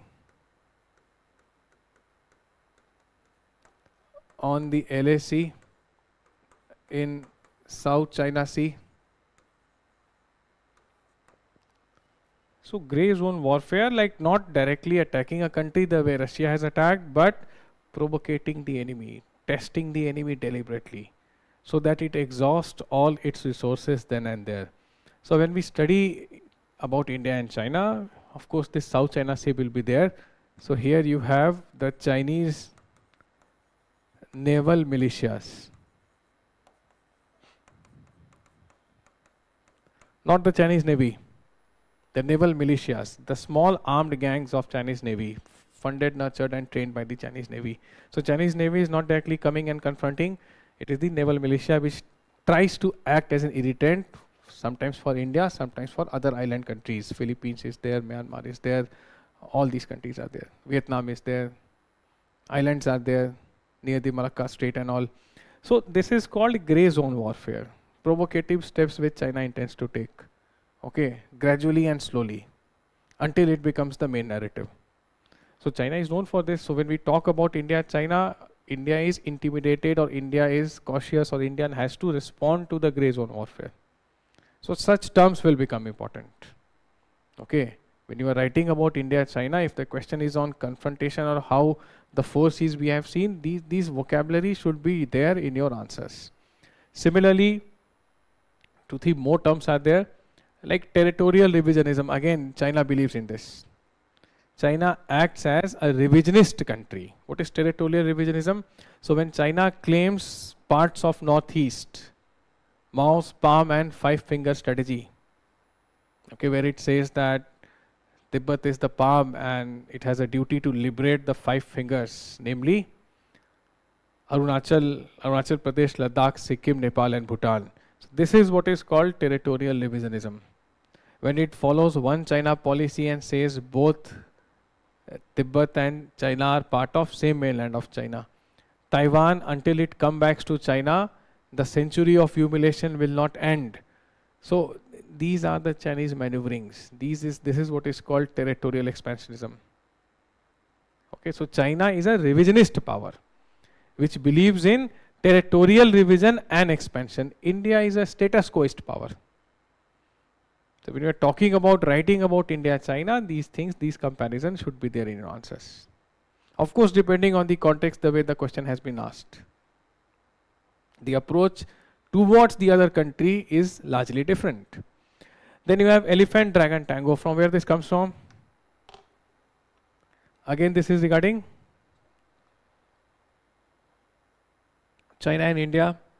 Last year, 75th year of diplomatic ties were celebrated. President Xi Jinping wrote a letter to the Indian president and mentioned this term, elephant, dragon, tango, from where it has been captured by the academics, from newspapers, media and everyone started talking about it. So this is the latest addition. Okay, this is the latest addition to India-China module. What is that? It talks about elephant signifies India, dragon signifies China, tango is a dance which both will do, not dance but scope for cooperation. Okay, but the problem is this tango often meets with accident. There have been attempts in the past, the tango has met with accident. So again, India has to be very cautious here. Okay, so answers on, while answering question on India-China, these things should be there in your answer.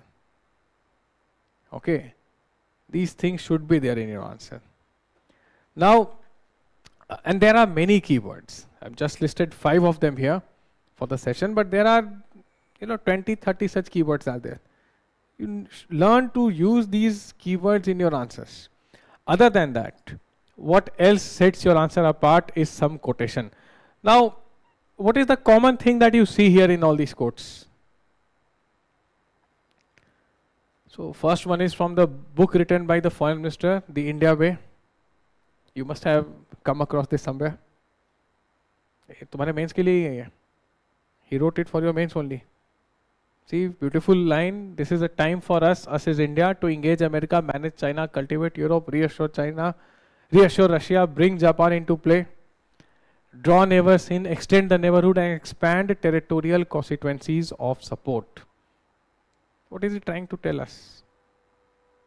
Of course, it's a summary after a long drawn article. Engage America. So India's engagement with America is yes. No other country has such engagement with India. 7 military ties are there with US, not even with France, not with Russia, not with Israel. With no other country, India has 7 military ties other than USA. Trade, highest, $132 billion last fiscal. More than 50 bilateral agreements between 2 countries, and I'm speaking right now. Lot of regulatory and state organizations are working together from both sides, despite all the issues that 2 countries have. So, what is Foreign Minister saying? Engage America, manage China, because competition, conflict, cooperation and containment is there. So China, with all its ifs and buts, is there for real. It's a neighbor, you cannot deny that. Then he says, cultivate Europe. What do you mean by cultivating Europe? Geopolitics is in a state of churn. Europe is turning what we call inwards. What do you mean by Europe turning inwards? The rise of nationalism is happening in Europe. Post-Brexit, it has accelerated. So when such things are happening, India need to recalibrate its ties with different European countries. So you see that happening. An FTA with UK is done, then an FTA with EU is done. Now if Brexit did not happen, there was no need for a separate FTA with UK.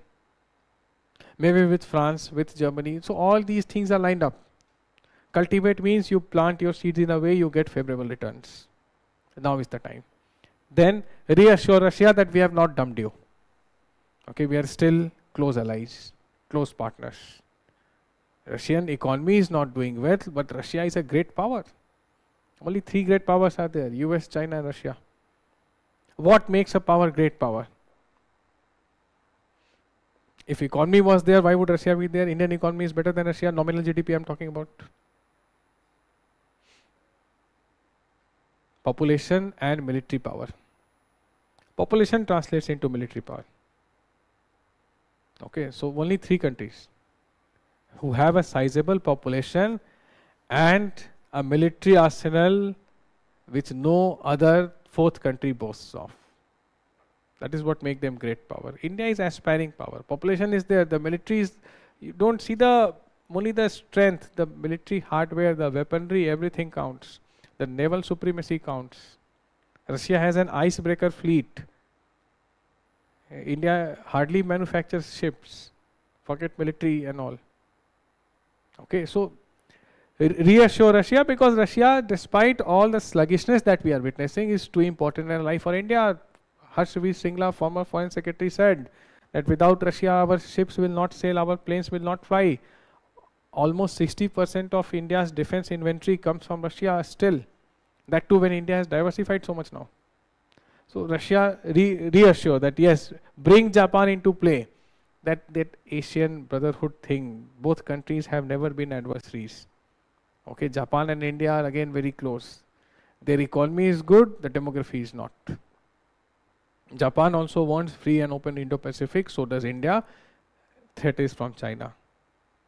So a lot of scope for cooperation. Draw neighbors in, the neighborhood first policy. And there you see several initiatives from Look East to Act East, from Sagar to Mahasagar, Indian Ocean initiatives, IOR given preference. Extend the neighborhood. West Asia, Central Asia, India's extended neighborhood. Immediate neighborhood, 8 countries are there, including Afghanistan and Maldives.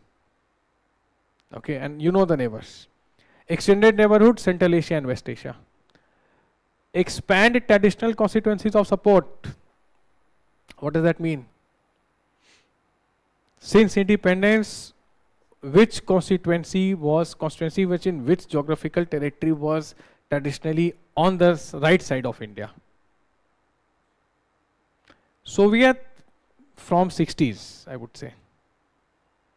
And now Soviet was there, India was more aligned with Soviet. Who was standing with India, or at least India believed it was what is today known as Global South? The NAM, the third world countries. Right? Africa और Asia के बाहर कहाँ थे हम? Now you see the outreach happening, going to Latin America. Since 2022, highest level meetings, MEA has gone there, their MEAs have come. Maybe PM will visit soon. Central Asia, Connect Central Asia policy launched in 2012. Arctic, we are reaching out to Arctic and Pacific countries. Okay. So this is called traditional, expanding the traditional constituency of support. So this one line gives you so much. You can use these things in your answers, and it comes from the highest authority. No one will cut it. When foreign minister is speaking on foreign policy, there cannot be a second opinion on it. At least when it is not having any ideological angle. इसमें क्या ideology है? कुछ नहीं है. See the next one. Paired minority conflict, India and Pakistan. Now this is from a scholar.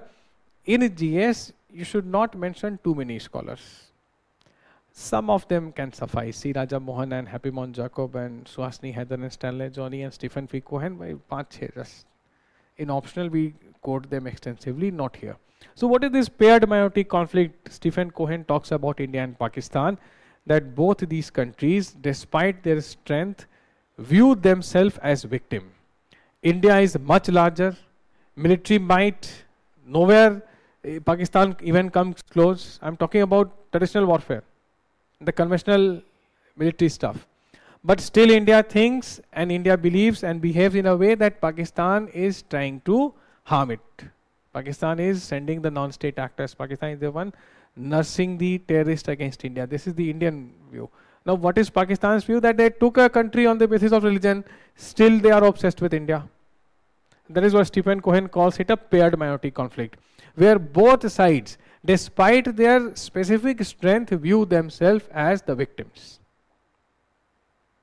Okay, so when you write on India, Pakistan, you can use this line, explain this line in another line.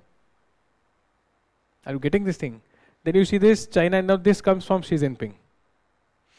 Post Galwan, 2024 BRICS meeting and SCO meeting, where both the head of the governments met and they started talking about cooperation. So what he says, China and India have a combined population of 2.5 billion. If we speak with one voice, the whole world will listen. So you see some reapproachment happening from Chinese side. Again, India, China, these lines can be. We have overcome the hesitation of history with US. Again, Dr. Jaishankar says this. Because India was not aligned with USA for almost 40 years. It started in mid-60s after the death of Nehruji. 64, we had a security deal with USA. Okay, initial one. But from 65 till, and then there also President Nixon will come, who was not in favor of India. His NSA was Kissinger and all. So entire 70s, 80s, from 1991 onwards, some cooperation will start. So that is what he says. We have overcome the hesitations of history with USA. India used to not reach out to ASEAN countries because ASEAN countries were seen as American allies. Look East policy started in 1992. India readjusted its position on Israel and on USA after 1991, when there was no Soviet Union. And now in 2026, we can safely say that we have overcome the hesitations of history with USA. Okay. Then you see there, India-Africa ties go beyond the recess of the past with unbound future. Last mains a question came on your India-Africa digital partnership. Again, it's a very specific thing that they have asked because it was in news all over the place just 2 months before your mains exam. So how do we start? You understanding quotations, and here scholars are less, the representation from government is more. You see foreign minister, you see president, and you see one scholar. So that's what you have to do here.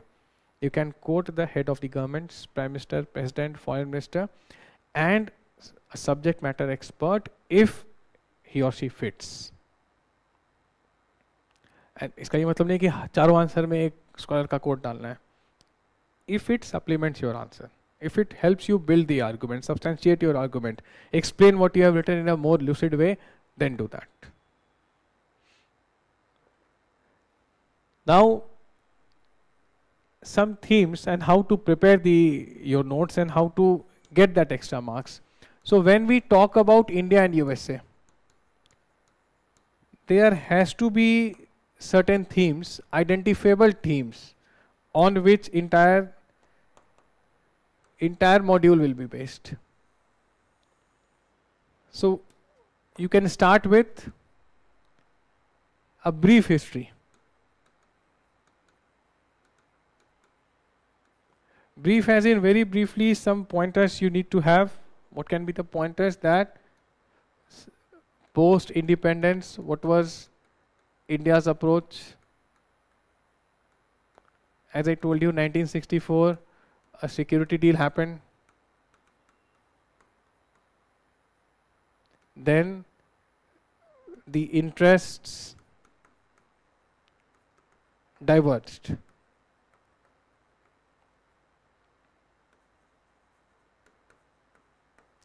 How? From when? Late 60s onwards. The interests diverged. Why?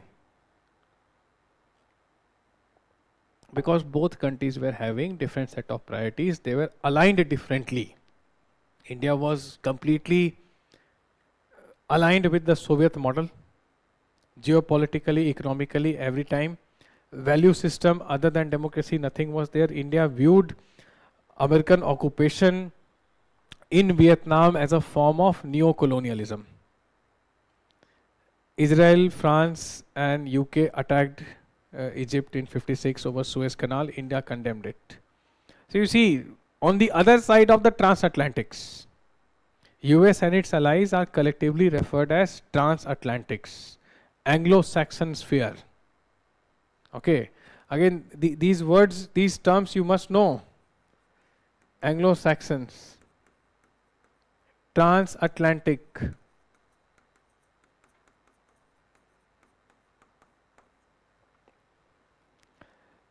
This is the introduction. Then what will you talk about? Readjustment.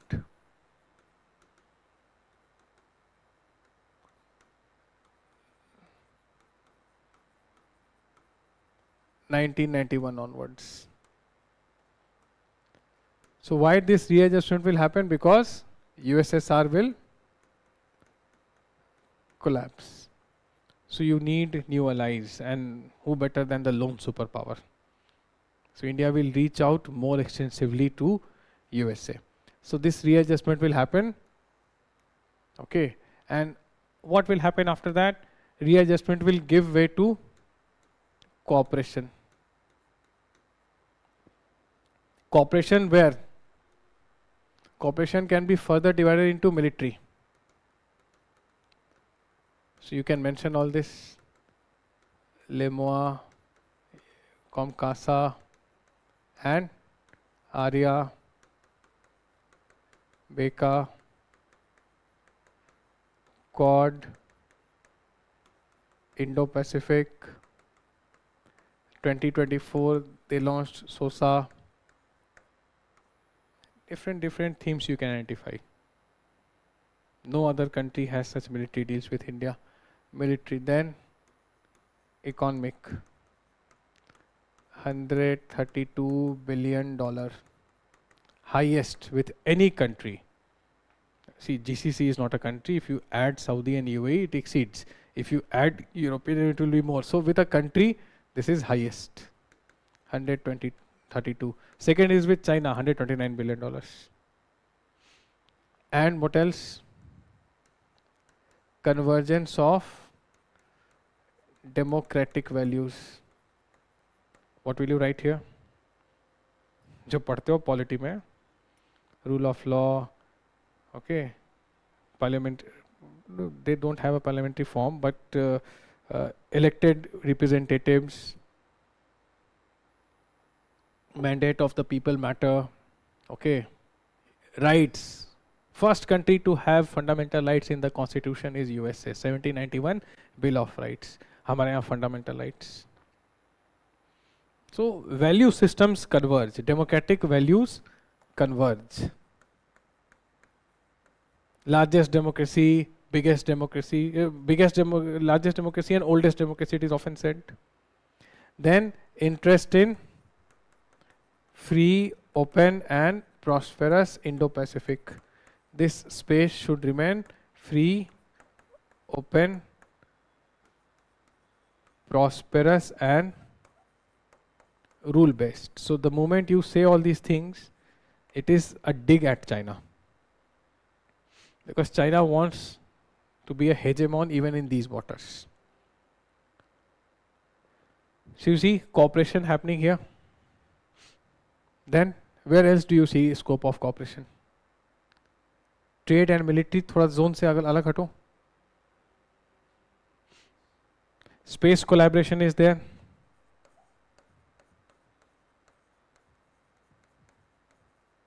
Then on AI and information communication technology. Then you can add these things.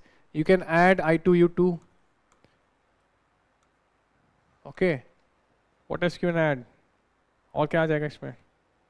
India-US cooperation when we talk about. So such themes you need to identify while you are studying. You need to revise जब करते हैं India-US, your notes may be spread into maybe 50 pages on India-US. You need to sum them up in 2 to 3 pages like this. See, IR class, IR module ends, but geopolitics does not end. Something new will happen. So you just, like you are writing it here, give me that sheet of paper. I have seen many students in class writing like this. Okay, one page they write, the other space they leave it blank deliberately. This is for updates. So something new happens, they will write it here. This is a good approach. You can do this, or if you are writing on loose sheets, maintain it. Stick some new sheets there when the updates happen. So these are the identifiable themes in India-US. Till cooperation. Beyond cooperation, there are issues related to issues, or cannot say conflict, but issues which are unsolved. What are the unsolved issues with USA? Or what are the irritants with USA?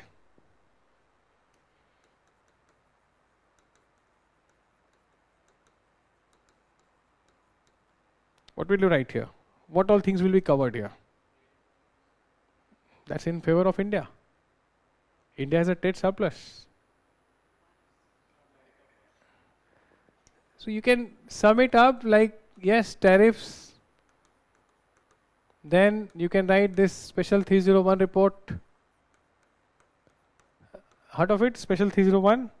So there is something called USTR, United States Trade Representatives. Again, it can be called a part of deep state. So deep state again is an issue. What is deep state? I'll try to explain. So USTR, United States Trade Representative, what they do, they study the IPR regime of those countries who have good trade, good amount of chunk of trade with USA. With 132 billion US dollars, will India be there? Will USTR focus on India? What I said, USTR, United States Trade Representative, is a part of not American government, but government सारा कुछ directly नहीं करती है ना. Some things are done in incognito mode. You know what is incognito, right? Why would you not? So this is incognito mode of US government. Okay, they advise the US the Ministry of Commerce, their Secretary of State and all. So what they do, they study the IPR, intellectual property right of those countries who have sizable amount of trade with USA. India, of course, is there. Now in India, they say that India has weak IPR. Intellectual property rights are very weak, because of which US has a trade deficit with India. American products and American services find duplicate things here. First copy. Starbucks, उसके सामने shop खोल दी थी सरदार बख्श. They went to the court and won the case. बिल्कुल copy कर दिया, just across the road. So USA does not like these things. USA said that our products are copied. That's why our goods and services suffer. They don't find that market in India. So USTR, जो इनके Department of State है इनका, या इनकी जो Foreign Ministry है, to MEA, they often recommend that put India into what they call priority watch list. Put India into priority watch list. So if American government puts India in priority watch list based on the recommendation of Special 301 report prepared by USTR, then trade sanctions will come against India. So USA threatens India with this. समझ में आ रहा है कि आपके IPR खराब हैं, your IPR laws, intellectual property rights are horrible, my products and services suffer, should I put you into that priority watch list, which means sanctions are coming. So you see they have a leverage with this thing, they try to play hardball with India, as Professor John Masheimer says. Okay, then what else? What? Immigration, yes, immigration is an issue. Immigrant, can say that it has become strict. Both legal and of course illegal to hai, and that's how it should be. But when they talk about free market and everything, they themselves are following what is called more protectionist policy. With MAGA. Make America great again, America first policy. They are believing in what is called onshoring.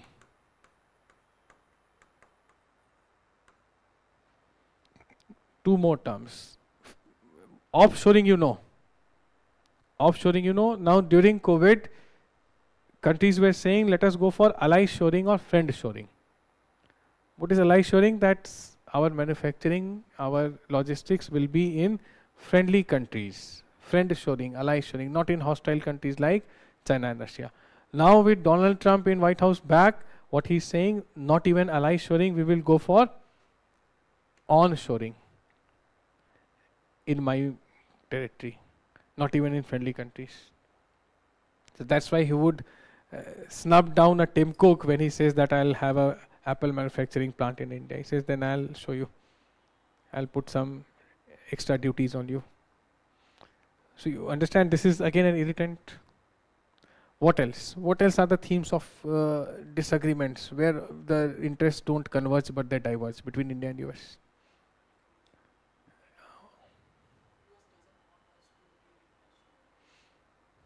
So that is, you can say that India's exercise of what India calls strategic autonomy.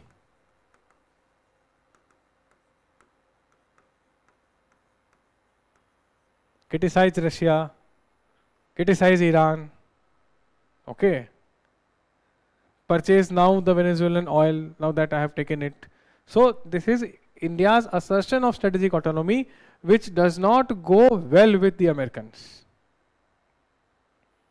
Okay, see, Professor Seema Sirohi wrote a book, Friends with Benefits, on India-US ties, that USA wants India with terms and conditions.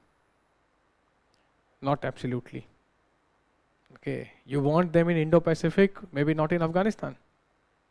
In Indo-Pacific, you have to check China, you need India on your side, not elsewhere. Okay, not when you practice strategic autonomy. Then USA often tends to intervene in India's domestic matter. This interventionist approach. Give me some examples. Now this does not go down with India well. Why would India like this? Give me some examples. Yes, Donald's assertion that I stopped the war. Now, India has always said that we will never accept third-party intervention between me and India, between me and Pakistan. Pakistan always wants it to make it a panchayat type thing. So when Donald Trump repeatedly says that I am the one who stopped it, you are endorsing the Pakistani narrative. You are re-hyphenating India with Pakistan, which stopped happening since Bill Clinton became president. 1999, Bill Clinton came to India, and it was a standard practice, whoever comes to India returns to their country via Islamabad. The world used to balance India and Pakistan till 1999. 1999, Bill Clinton came here, American President Bill Clinton. He went to Pakistan, he never came out of the airport. India was like, no, ab wapas jao, fir wahan jao. You go to some other country, then you go to Islamabad, not from New Delhi. You want to have, yes, 2025, who was the chief guest of India, Republic Day? Indonesian president. He was to return to Indonesia via Islamabad. India objected to it, he changed his itinerary. क्या word use किए? Rehyphenation, dehyphenation. What is dehyphenation? All of you know. Dehyphenation is that you treat two countries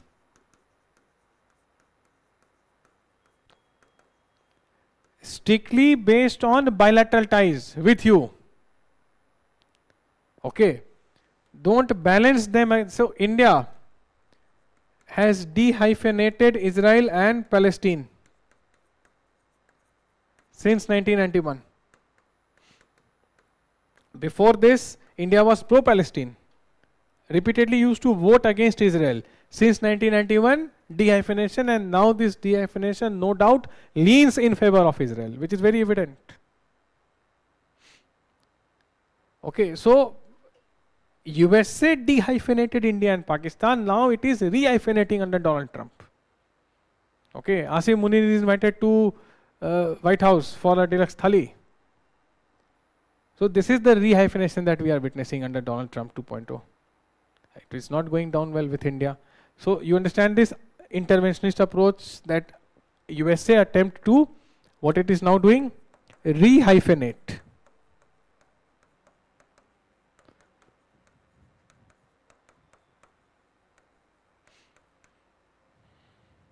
Other than that, USA provoking India by raising its internal issues. Give me some examples. If you are reading newspapers, you must be aware of it. Senators writing letters. Umar Khalid को bell नहीं मिल रही है. करो argument दिला दो. How is that American writ? How is that American jurisdiction? Why are senators writing letter on this matter? This is internal matter of India. We have independent constitutional courts. We will decide. Article 32 invoke करेगा, 226 invoke करेगा, उसके वकील जानते हैं. Why are American senators so interested in it that they are writing letters? It will not go down well with India. Coup happened in Myanmar. Myanmar had army rule for 54 years. You see, democracy did not percolate in post-colonial states. When I say post-colonial states, I am talking about countries which became free after Second World War. कहाँ democracy है बताओ ना? India के neighborhood में बताओ. Believe, मतलब practicing democracy I am talking about. Pakistan, never ever a government has completed 5 years. Afghanistan, if you call it democracy, then God bless you. Sri Lanka, 35 years of civil war and now an economic free fall. Nepal, monarchy ended, anarchy came. Bangladesh, mini Pakistan it is now. A party has been boycotted and they have elected a puppet regime. Myanmar, 54 years of military rule. Unless Aung San Suu Kyi, National League of Democracy, started asserting itself in 2009-10. She was house arrested. Today, world claims to be more pro-democratic than ever. So, Barack Obama was the prime president. He advised India that reduce your ties with Myanmar. Why? Because Suu Kyi is house arrested. Tatmadaw, the mighty military, has come to the power. Army coup has happened. Tatmadaw is the name of Myanmar military. Okay, they are the one calling the shot mostly. Dr. Manmohan Singh was Prime Minister. He said, no, Myanmar touches 4 of my northeastern states. These northeastern states are suffering from varying degrees of insurgency. So whether Tatmadaw or Aung San Suu Kyi, I'll engage with Myanmar. आपके बोलने से नहीं होगा. And this is my domestic issue. Which country India will reach out to? So when America regularly tries to, come up with such issues, surfaces such issues, rakes up these issues, why this person is not getting bail, why trial is not happening. Indian judiciary proceeds at its own pace. Yes, judicial reforms are required, but it cannot be a person-centric. कितने लोगों को bail नहीं मिली है? It's a fact. NCRB data tells us, NCRB पता है national crime. So NCRB data tells us that 70% people in jail are under trials. उनके लिए तो letter नहीं लिख रहे हो. So when you are trying to weaponize a judicial delay, India will not like it. When you are trying to decide for India whether India should have ties with Myanmar, with Russia, with Sri Lanka, why would a sovereign country like it? It's a disrespect when you say America wanted Amnesty International to come and probe violation of human rights in Jammu, Kashmir and Northeast. Flatly denied by India. Who is Amnesty? Kaun hai Amnesty? Thanks to FCRA law, the shop has closed in India. And why Amnesty does not provide amnesty to China? वहाँ नहीं हो रहा human right violation. You know it far better. So this selective application of, this is what is called weaponizing the value system. I hope you are understanding what I am trying to tell you. So these are issues with the USA.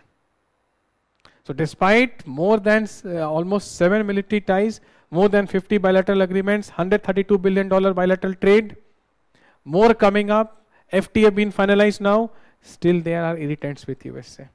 Okay, what it does, it rakes up domestic issues.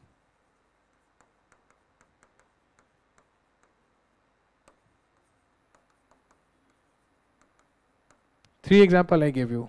Omar Khalid, ties with Myanmar and Amnesty International. Then they have again a part of deep state, some commission on international religion.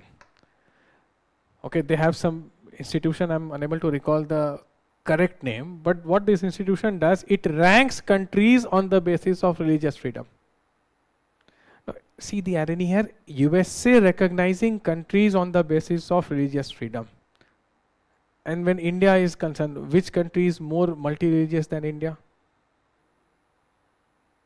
Okay, and now they are saying, they are recommending their State Department matlab American Foreign Ministry, that place India under a country of particular concern. So whether religious freedom is there in India or not, this is a matter between Indian government, Indian people and Indian courts. USA has no jurisdiction here. It's a disrespect to independent court of a sovereign country. You understand this? So irritants are there. Kitne irritants are there? What else? Pakistan.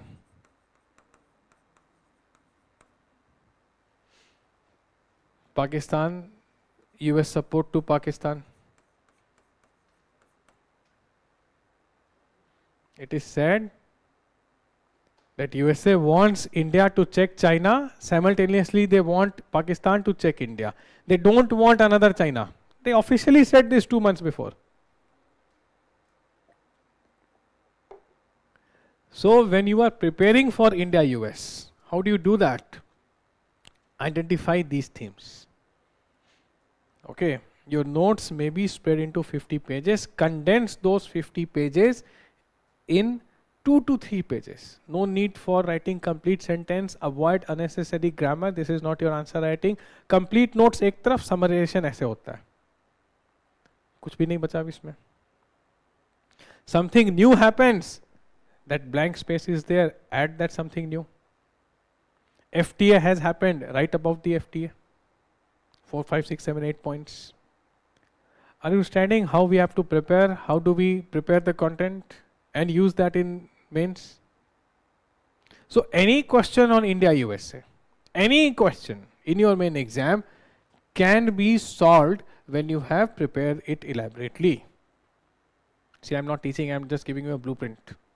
In the process, I'm explaining certain stuffs. ये पढ़ाने में it takes 2 classes. India, USA takes 2 classes. West Asia takes 2 classes. China takes 2 classes. Australia, Japan, in 1 class we can complete. There are no issues. UK, France, in 1 class we can complete. France is called India's new best friend. So, क्योंकि उनके साथ issues नहीं है कोई. Bhutan, 20 minutes it will take. क्या issue है भूटान के साथ? BBI and MVA यही तो एक issue है. Okay. So, it will take 2 class to discuss all these things, but to revise it, you need to have your content ready for the mains. Any question on India, US should be answered through those 4 pages when you summarize it. After the revision and everything, something new happens, add it there. Are you understanding it? Now, next point when we see,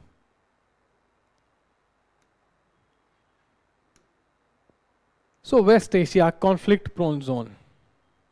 Now how do we discuss West Asia? What all things we discuss? So conflicts, what all conflicts are going on? So Israel versus Palestine is happening, Israel versus Iran is happening, then a kind of civil war is going on in Syria, and Israel is attacking Lebanon. So it is of course part of Iran's what is called axis of resistance. So many conflicts are going on. Why these wars are happening? What is the history behind it? What is the is it a religious region or geopolitical region or a mix of all? Intra-religious, inter-religious, geopolitical, sectarian conflicts are going on in this region. So first thing, you know about these conflicts. Second, what you do?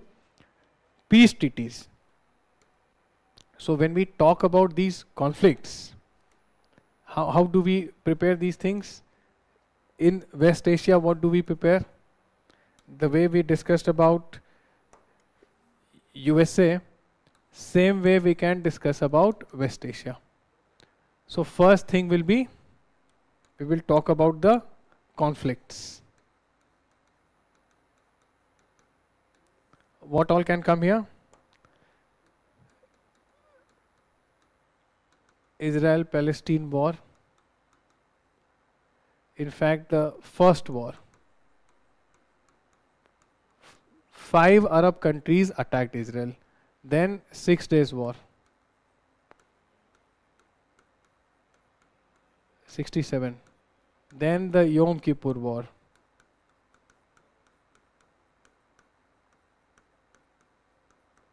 Then Lebanon.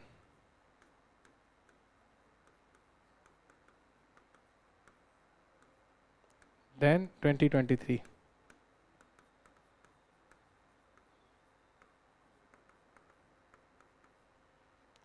Conflicts.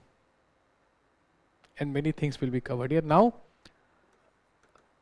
Arab-Israel peace treaties.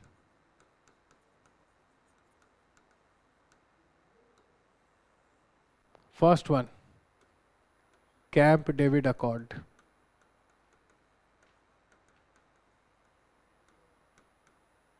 Egypt becomes the first Arab country to recognize Israel. Oslo Accord. 2 of them are there, 93, 94. Then Israel-Jordan Treaty.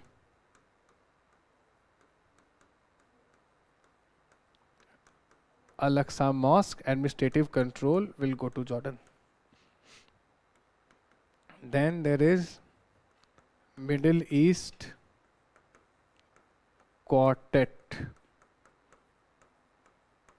So US, Russia, EU, they will help Palestine mainly with institutional buildings, their own regulatory bodies, their own something central bank, something like that. Then Abraham Accords.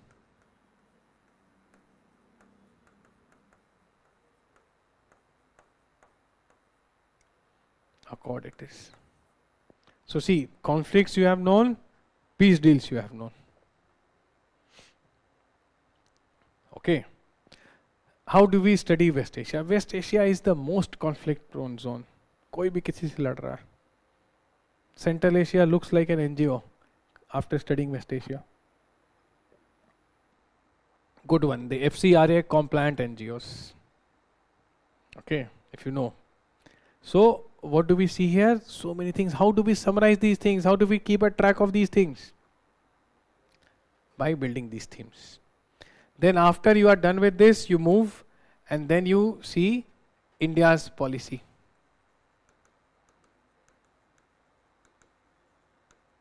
In West Asia. So first it was pro-Palestine.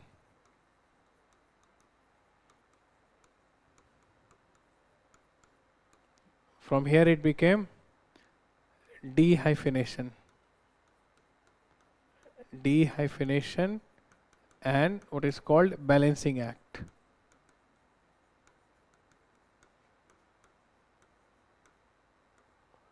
You can say 2014.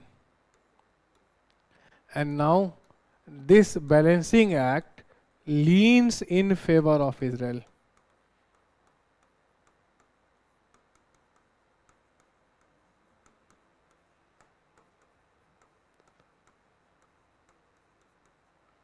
Yet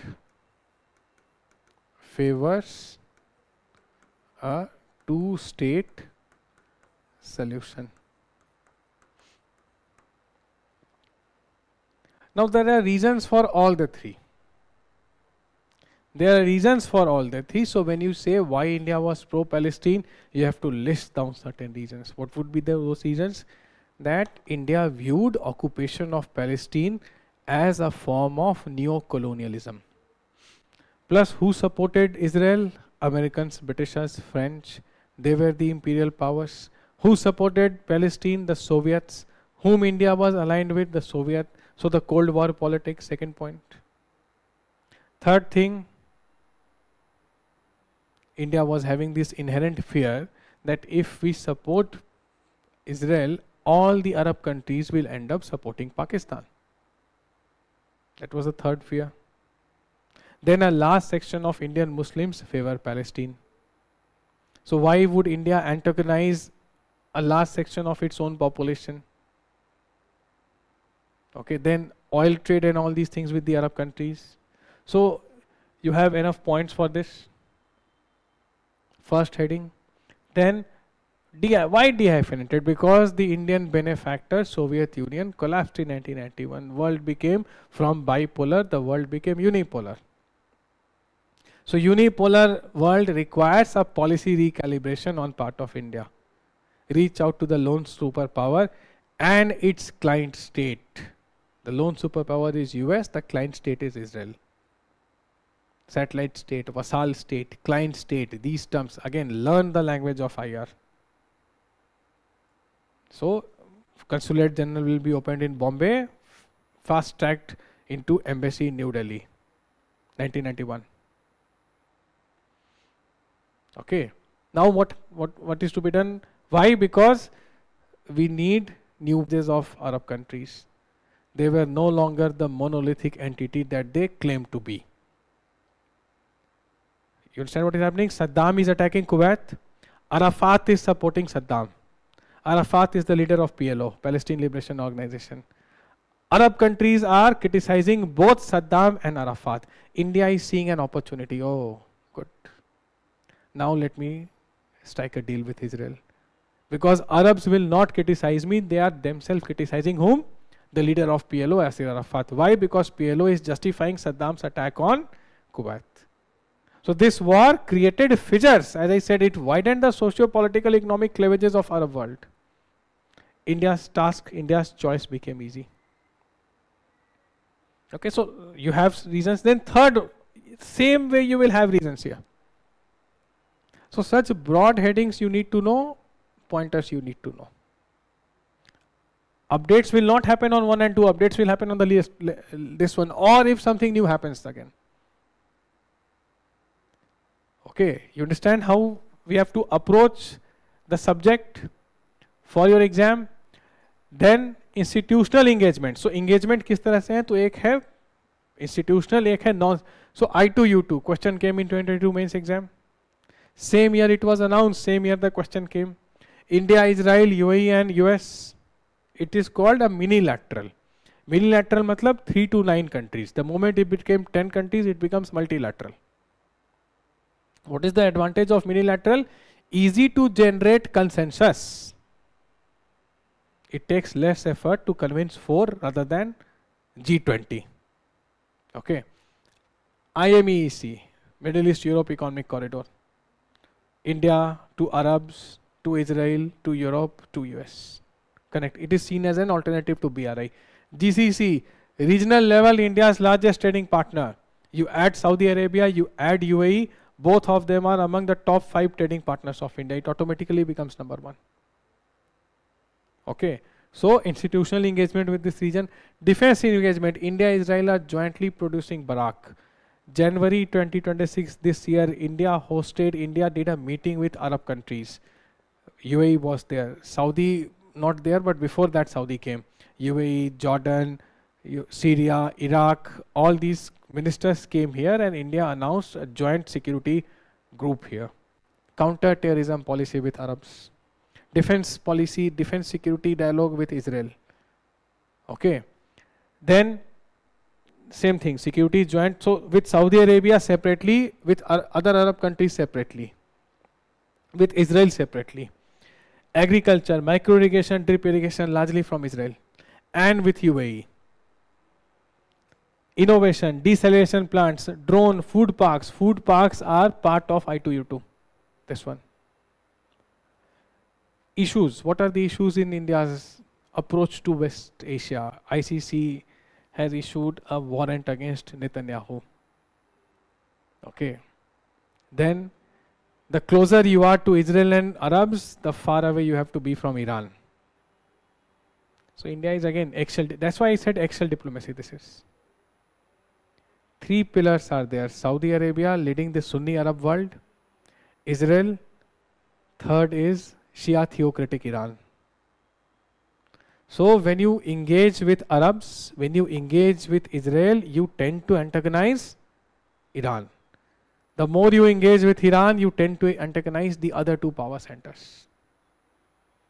Eggshell diplomacy. India's approach in West Asia can be called as eggshell. So you need to use these terms in your answers. With these examples. Keywords, relevant examples. That's what I have written. Okay. Then what happens? And Global South, because Global South views the Israeli aggression on Iran and its axis as an act of terror. Global South does not like it. So when India claims to be the representative of Global South, then how does it align with Israel on this issue? Again a test of diplomacy. China criticizes Israel. BRICS last year passed a resolution. India was a party to it, criticizing Israel's and US aggression on Iran. Now, will India endorse it individually? If you do that, you lose not lose, but your ties with Israel might rupture. With US it might rupture, and then with Arabs also.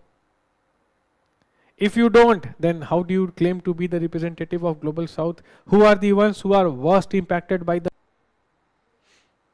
Okay. So India, if it is not specifically criticizing Israel's action, risks losing the leadership position of Global South. That's why which diplomacy it is there? Eggshell diplomacy. Are we understanding the themes here? See, how we will do it, some other session. Sources, क्योंकि एक कोई source तो है ही नहीं. But just understand how you need to prepare your notes and answers. Okay, what all you have to mention there. Now see this, India, China, 4 C's. So we can quantify it, 4 C's. जैसे बताया competition. What will you write under competition? When we say 4 C's with China, what do we write here?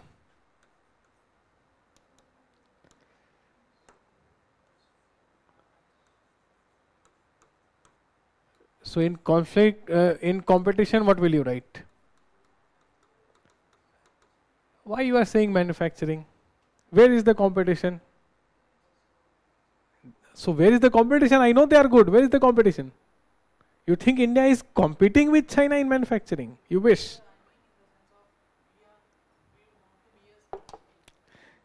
See, you all want to become officers. So there is a difference between wishing and doing, right?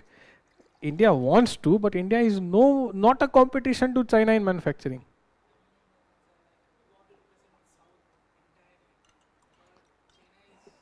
Competition kahan hai? Let us see. Competition is when countries talk about when this friend shoring happens.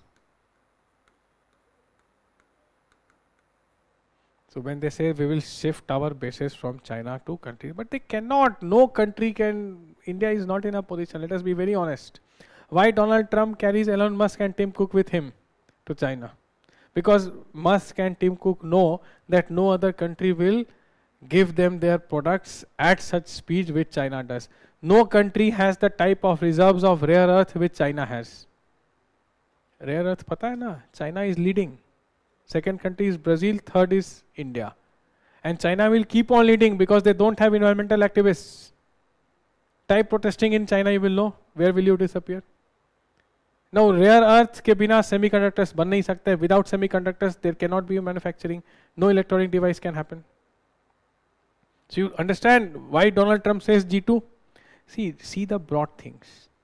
Don't go by what leaders say. Go by what they do. There is a purpose with which the top business bosses of USA were accompanying Donald Trump on China visit. As I say, go by what leaders do, not by what they say. बोलते तो बहुत कुछ हैं लोग, उस पर जाओ. Don't go by ball commentary. The deals which are inked are to be kept in mind by all of you. Okay, so competition कहाँ है? Competition and in countries which are neighbors of both India and China. तो यहाँ पर influence, इसके लिए competition है. China does not think of India as a competitor when it comes to economy or manufacturing. No. Actually, there is no competition. Let me be brutally honest with you. There is actually no competition. They are miles ahead of India. Towns like Xinjiang, I'm not even talking about Peking, Beijing and all. They have made things which are next level. No Indian city matches that. Your cities will be flooded. Let the monsoon come. Water logging hogi. Okay. So there is the competition. Then conflict. Conflict में क्या आ जाएगा? LAC dispute. Then जो माओ ने कहा है palm and five finger, where it lays claim on Northeast. I told you, Arunachal Pradesh, Sikkim, Ladakh, Nepal and Bhutan. So 3 out of 5 fingers are in India. China कहता है ये हमारा है. Then Galwan has happened. Now why Galwan has happened? The last meeting which happened, it's still we have improved from there, but India says why it happens. We need a clear-cut answer. Was it some local commanding officer who did that, or the action came from the top? We need answers so that we want to avoid it in future. China is not giving us clear answers to it. The conflict to hai. Then cooperation. Where are both countries cooperating? BRICS, SCO. Then trade, $129 billion. Second highest after USA, and it happened after Galwan. Second highest trading partner. With a trade surplus in China's favor, trade deficit for India. More than $60 billion. Trade surplus in China's favor. Then climate change. Both countries are unanimous here. Both have endorsed, you know what? ये तो पढ़ते हो ना paper 3 में, common but differentiated. World says be carbon neutral by 2050. China says 2060. India says 2070. Support each other. Then what they call genuine multilateralism. That's why BRICS and SCO come. Reaction to Bretton Woods. You know what is Bretton Woods? IMF and World Bank. 40 countries want to join BRICS. 5 have already joined. Okay. But 2 of them are fighting. UAE and Iran are fighting each other. So is BRICS relevant? Again, that is a question we need to answer. Okay, you can, how relevant is BRICS, what it is doing? So BRICS will be another issue here. You see how you pick the themes? Cooperation, containment. इसको कहते हैं it's a hidden theme. Hidden theme in bilateral ties. Now China believes that India wants to contain its rise collaborating with US and Japan. Japan and China are bitter rivals. What China believes that India wants to contain its rise by collaborating with US and Japan, and India believes that China wants to deny it the leadership position in its immediate neighborhood, especially the littoral states of Indian Ocean and the immediate neighborhood of India. That's why all this HADR, emergence of India as net security provider in Indian Ocean region. So India is trying to negate. So this is what containment. You will be contained. You will not be allowed to move further. So you see how we define the 4 C's, right? अब इसमें detail में नहीं जाएं, अभी नहीं जा रहे, but that's how you have to prepare. Current multilateralism is not genuine. Why? Because it's heavily leaned in favor of transatlantics. WTO, World Bank, IMF, UNO. So both India and China say let there be genuine multilateral, let other institutions come up. Okay. Similarly, you see this. अब Nirupama Rao, she has been India's foreign secretary. देखो इन लोगों को quote करो आप. Quote Nirupma Rao, quote Syed Akbaruddin. He was also foreign secretary, then he became spokesperson of MEA, then he retired and now he was India's permanent representative to UN. He retired from there, now he's teaching in some Kautilya University. So Syed Akbaruddin, Nirupma Roy Menon, Kamal Sibbal, he has also been India's foreign secretary. Harsh V. Singla, ये diplomats से इनको quote करो. I'm not saying only subject matter, they are the practitioners of diplomacy. So what she says, 4 foundational pillars to navigate an era of, see the term she has coined, competitive coexistence. Now when you talk about India, China, you mention her name, you write this thing, the person who is checking your answer will be very happy that you are reading, you are following the likes of former foreign secretaries. Number खींचना पड़ता है. No one is willing to give you marks. Your answer sheet is representing you. And you have to lace it with certain things. इनके कुछ opinion नहीं भी लिखने हैं, तो वो तो मैंने बताया ही नहीं है. Some of her opinions do not sync with the current government, but here she is perfectly fine when she says this. इन्होंने बताया कि ये follow करें India. Military readiness. Again, coming from Nirupma Roy. What is be prepared? Be prepared for if some other misadventure China engages into. You have such a long border, Western Front, Ladakh, Uttarakhand, Himachal Pradesh, Arunachal Pradesh, Sikkim, proximity to Chicken Neck and Northeast. Or if they try to maneuver in Indian Ocean, they will not try it because it will take them another 10 years to gain prominence in Indian Ocean, and the way they are going, I am sure they will gain prominence. Next level पे China operate करता है. Operational capacity plus unity of command plus no dissent. वो नहीं आगे जाएंगे तो क्या हम जाएंगे? Democracy derails decisions.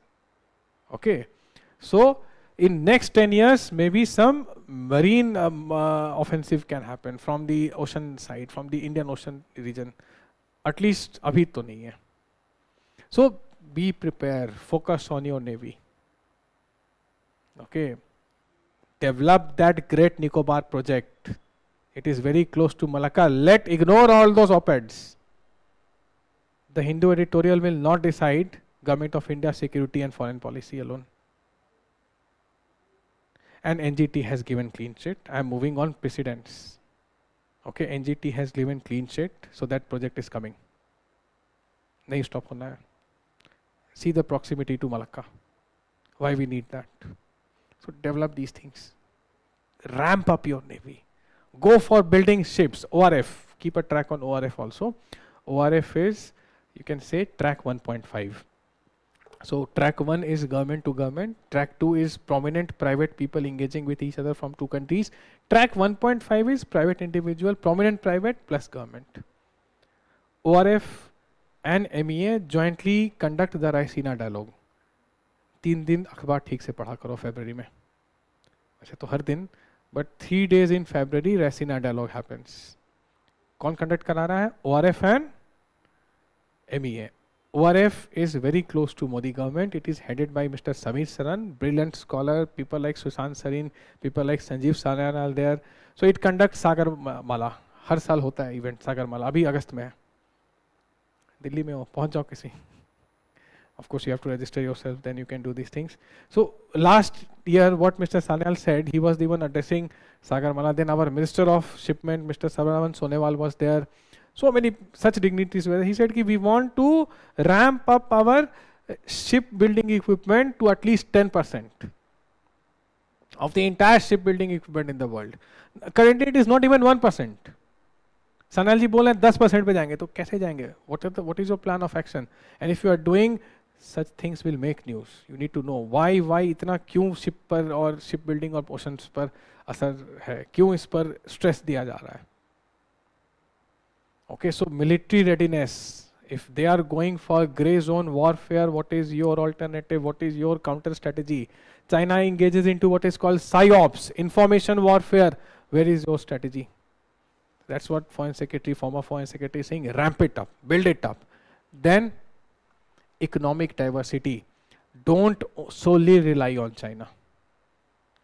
Indigenous capacity. Okay, diversify your supply chains and logistics. Reach out to other countries. Gradually you can move away from China, not immediately. Narrative. Go for narrative building. India lacks here massively. Okay, we lose these perception battles. China gave virus, India gave medicine, vaccine. Earned a lot of goodwill. In 100 more countries we gave vaccine. India launched the first South Asian satellite. China is very active in polar regions. Russia is the foremost power in Arctic, more than USA. USA is second. Now China says, I am a nearly polar country, nearly Arctic country. Where is your India's counter? India should project Himalayas as the third pole. करो नहीं यार, बात तो करो. PR machinery किस लिए है? Okay, project. You may say that China also has polar Himalayas, so but they don't have democracy. Play on your democratic strength. Say that we are a country which are functioning democracy, rule of law, blah blah blah. पूरा paper 2 थाल दो उसमें. Polity वाला. Reach out to Arctic countries, they are also democratic. Project Himalayas as third pole. Go, don't only go for joint exploration of natural resources. Go for some security tie-ups also. Okay. Gradually these things have to be narrated. Diplomatic engagement, do it more regularly. Okay. Yes, there is a the Prime Minister of India and the President of India can talk to each other the moment they want. Hotline hai inke beech mein. But Foreign Ministry, more of track 1.5, more of track 2. Of late, Chinese ambassador has become quite active here. Oh, he's reaching out to universities, he's posting beautiful pictures of morning walks from Lodhi Garden. अच्छी बात है. Let us also reciprocate. Let there be more engagement from both sides. Okay. So ये सब कौन बोल रहा है? Foreign Secretary. Use her words, quote her, write these things. Explanation, you understand how you have to do it? Then 3 Ds. Galvan, disengagement, de-escalation, de-induction. So this is just stop it. Stop the action. Then de-escalation, come back to some position. Status quo. De-induction, minimum deployment of troops and light weaponry. No heavy weaponry. वैसे भी India China में गोली नहीं चली है since 1962. Galwan was a hand-to-hand combat. There is an agreement between both countries that we will not carry assault weapons. So nearest military troops, जो nearest military station होता है, वहाँ पर minimum deployment of personnel and only light weaponry, not heavy weaponry. ये अभी नहीं, we are in this stage. Almost done, then this will happen. Now see BRI. China's 21st century version of Marshall Plan. Do you know what is Marshall Plan? Post Second World War, American attempt to rebuild Europe. Massive investments American made in Europe, so that when Europe revives after Second World War, the return on investment will go to USA. So China का जो BRI है उसको कह रहे हैं China's version of Marshall Plan. Okay. एक और question हम लोग देखेंगे. Elephant, dragon, tango, I have explained you. Now a question came in your mains exam 2021 that USA is facing an existential threat from China, the like of which it never faced from erstwhile USSR. Do you remember this? ये mains का है. USA is facing, I am repeating it, an existential threat from China, the like of which it never faced from erstwhile USSR. Comment.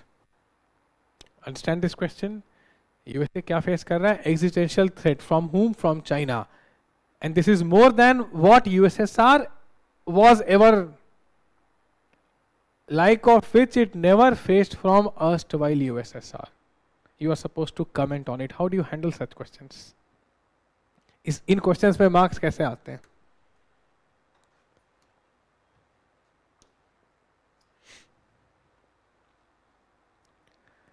So USA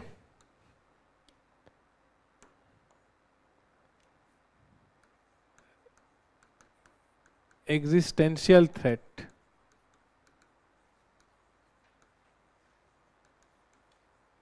from China, and the like of which it never faced from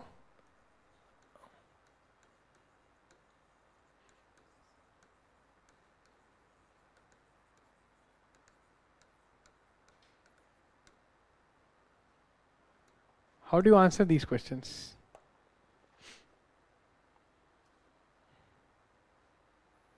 बताओ.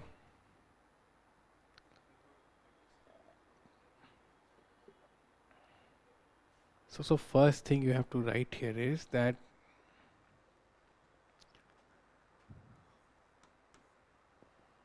have you heard this term Thucydides trap? So there is something called Thucydides trap. What is Thucydides trap?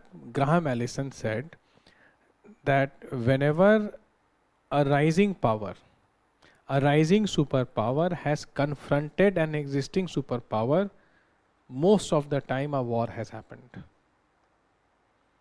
What he's saying? Whenever a rising superpower, कौन है अभी? China. Existing superpower? USA. So whenever a rising superpower faces an established superpower, most of the time a war has happened. This is called Thucydides trap.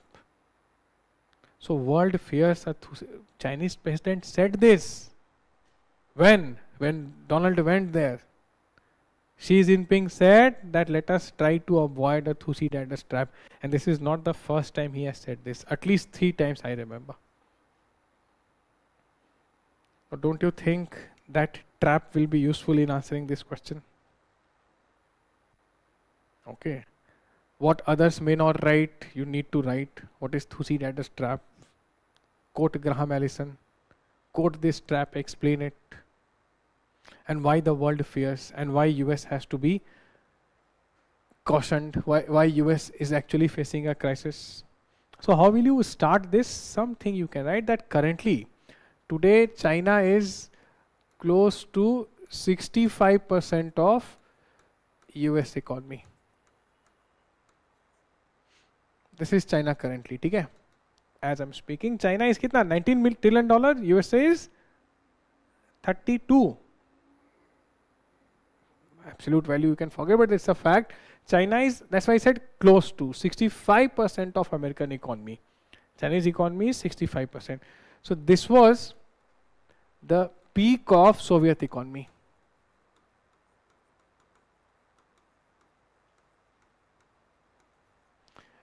Soviet भी इतने ही तक पहुंच पाया, उसके बाद decline will happen. Why decline will happen? Because things happened here. Intra-party, Communist Party में अपनी लड़ाई हुई, then there is space exploration and all these things. So we don't have to even explain it here. So this was the peak of Soviet economy, but then Soviet declined after this. China is not showing any signs of decline. China is not showing any signs of decline. It might replace USA as the foremost economy in a decade or two. Okay, China can't break the up. What all China is doing? So see, China is the China you can write is the largest trading partner of most countries of the world. USSR was not the largest trading partner, but China is the. China ने New Zealand को almost defunct कर दिया है Five Eyes Alliance में. What is Five Eyes Alliance? Trudeau नहीं था जब बहुत हल्ला हो रहा था Five Eyes. So intelligence sharing group of 5 English speaking democracy: US, UK, Australia, Canada and US, UK, Canada, Australia and एक और कौन था? New Zealand, of course, UK I said. So now New Zealand is almost a sleeping partner. China is largest trading partner of New Zealand. Largest trading partner of most of the countries. BRI. अभी हमने क्या बोला है? Xi Jinping's Marshall Plan.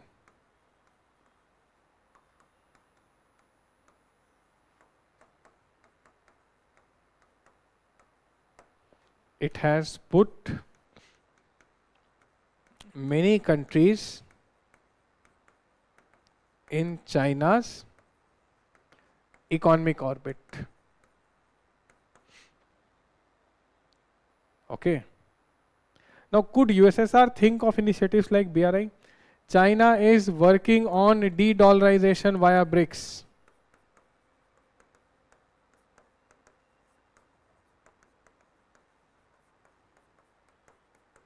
Yeah, India is a problem. India does not want de-dollarization.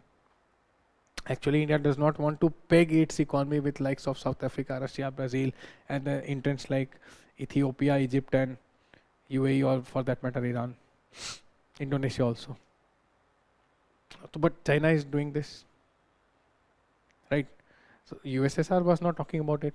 Now China has huge skilled manpower.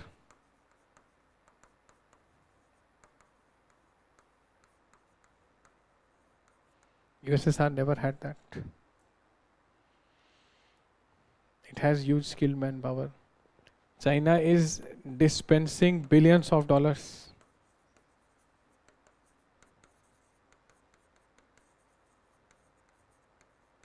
To fund projects in so many countries, fund projects across countries. USSR hardly did that. And plus China has hardly sent troops. Assad was a close friend of China. Did China go and save him in Syria? The answer is no. China was very close to the Venezuelan president. But China is moving economically, not militarily. Very cleverly. Very cleverly they are moving. So you understand how you answer these questions. Comparative questions. So this is what you are required to do. Quote the official sources. I'll just sum it up. Rely on official sources. Most reliable source would be your MEA, Ministry of External Affairs, and their press briefers, everything appears in newspapers.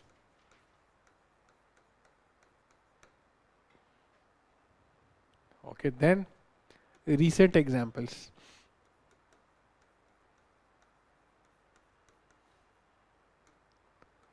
Terms, terminology.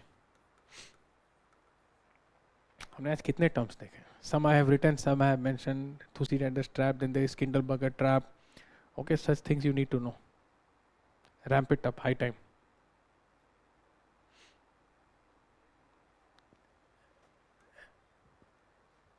Lastly, I don't think much is left here. Yes, we are done with it. Anything you want to know from your end? Any doubt here? How to maximize, how to prepare, how to go about for IR? Yes.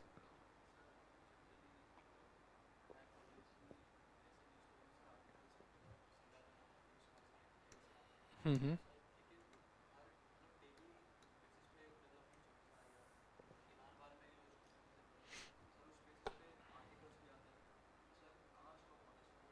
I got it. So his question is that in newspaper there are regular columns by likes of C. Raja Mohan and Swasni Haidar and so on. Of course, they are columnists, they will write it. So how do you filter out the useful content from there, right? How do you filter out the, because for example, the Israel-Iran war. So it's going on and on. Russia-Ukraine war since 2022, right? So how do you keep a track on these developments? I would advise you, do not go by ball commentary. What is ball by ball commentary? That today the forces have captured this area. This is important for prelims. Know that area. Okay. It struck the Iran's nuclear facility at Natanz and Isfahan and Fudro. This is for pre. You need to know the spots. कहाँ पर मारा है? ठीक है? Not for mains. Mains के लिए the impact of those strikes.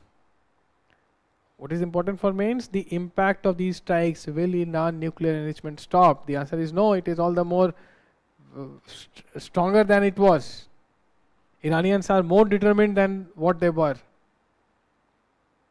So mains is analytical plus conceptual. Prelims is factual plus conceptual. Fact तो है ना? देखिए इस बार कुछ ज़्यादा ही हो गया. But then you have to prepare for the exam. Okay? I often say that UPSC is under no obligation to frame questions to your strength. तो for mains part, the analytical aspect, the impact, जो steps लिए गए उसका क्या असर होगा? Gaza peace plan announced by Donald Trump. समझ में आ गया था, it is not going to work. It wants Hamas to demilitarize and give up it. Why would Hamas do that? Then what would Hamas do if they do it? Hamas की website पे लिखा है, we will annihilate Israel and we will take every inch of the land from river to sea. Palestine will be free.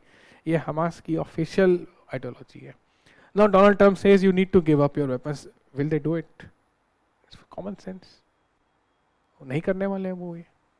So it has disaster written all over it. Impact क्या होगा? कुछ नहीं होना है उसका. Are you getting it? So know the opinions. Now Swasni Haidar is not lot but somewhat critical of India's approach in Israel. So yes, that makes sense.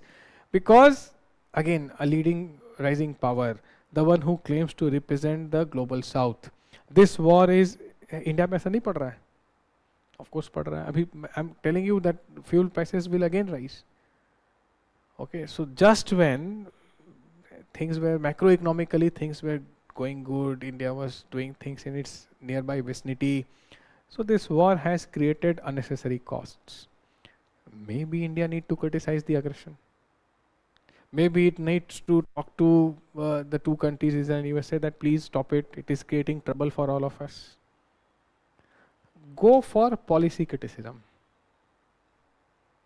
India's policy in West Asia is guided by, as I told you, eggshell diplomacy. India is trying to offer conflicting options on the same table. Good ties with Israel, good ties with Arabs, good ties with Iran. So far so good. How long? If this war stretches, then maybe you need to take a position. Okay. And you cannot afford to risk the gains that you have made in this region. India has decent presence in Arab countries, in Israel, in Iran also. So it cannot risk to lose those gains. You have to consolidate them. So maybe some policy recalibration is required. This is policy criticism. Offer solutions. Okay, offer solution. Should be, ought to be, must. कुछ ऐसा लिखो कि government को लगे कि solution है, सिर्फ रो नहीं रहा है. Okay, forward looking last paragraph. Please do that. Learn these things. Futuristic statements in the last paragraph. Make flowcharts. Make flowcharts. It gives you much needed objectivity into your answers. Just a caution, do not make this at the end. It gives an impression that your answer is incomplete, that you have, that's why you have made a pie diagram. Do these things somewhere after the first paragraph. After that, क्या impression जाता है कि whatever you have written is an explanation of this flowchart. ऐसे करना सीखो.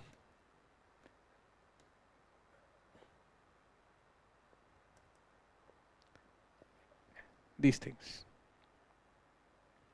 Do these things.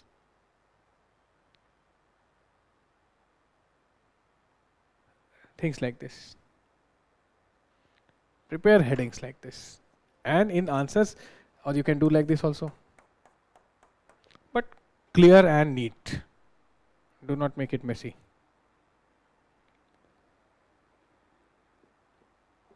So no ball by ball commentary is required for prelims. The analytical part is required. Read these people, they write well. Even when they criticize, you pick those lines where they are going for policy criticism. Just a word of caution, do not criticize the intent of the state. ये याद रखना, activist mode में मत आ जाना. Okay. I often say this in all my classes because I see this happening. You have to join the state. You have to be the part of Article 12. Article 12 is what defines state, right? Answer वैसे लिखो कि इतना नहीं, activism नहीं दिखाना है वहाँ पे. So no criticizing the intent, only policy criticism with solution. Sound like an aspirant. Sound like someone who has solutions. Okay, reorient. And the columnists that we have talked about, they go for policy criticism. You will not see them outrightly outraging. वो outrage industry अलग है, उसका part मत बन जाना. उनका भी जरूरत है. Democracy requires all type of noises. Not for aspirant. That should not be the language of the aspirants. Yes, what else?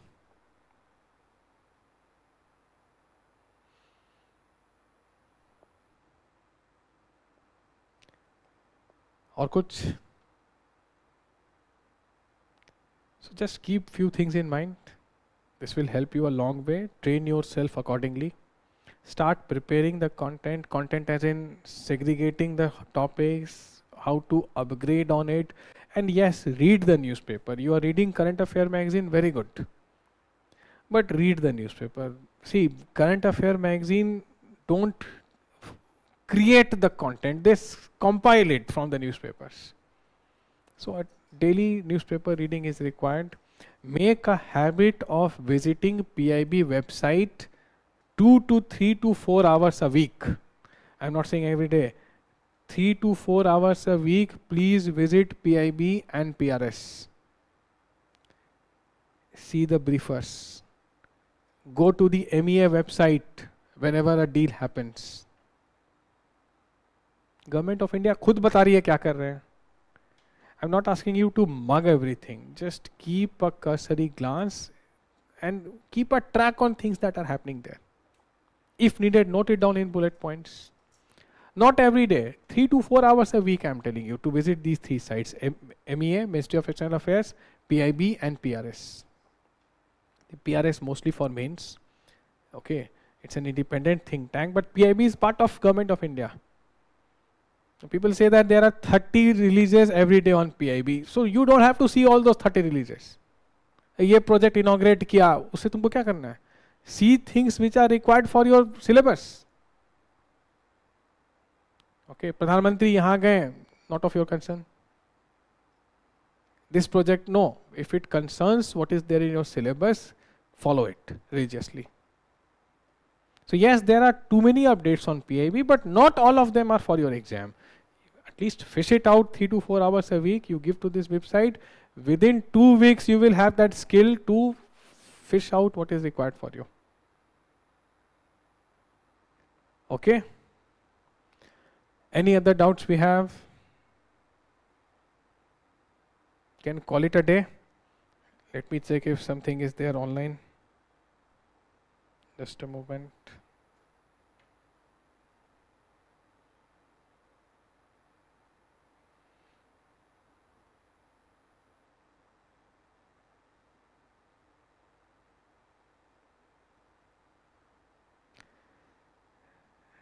Nothing I could see which I need to answer. So okay then. All the best to all of you.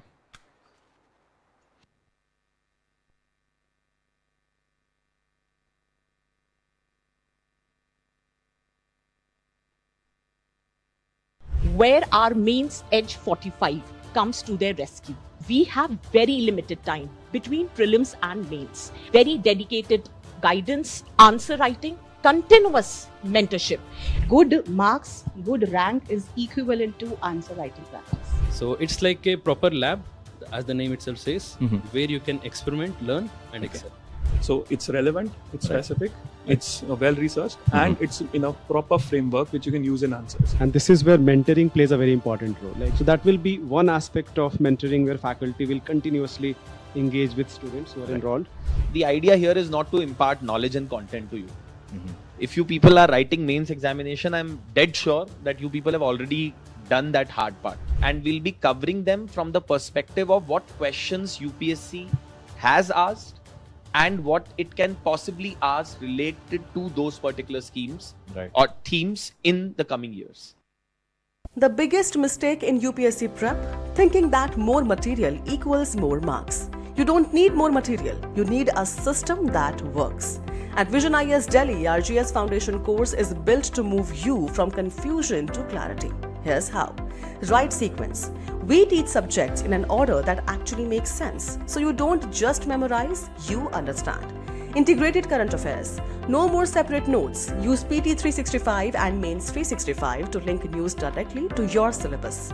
Early testing. Don't wait for the exam to find your gaps. We test and give one-on-one feedback from day one. Stop counting study hours and start counting your progress.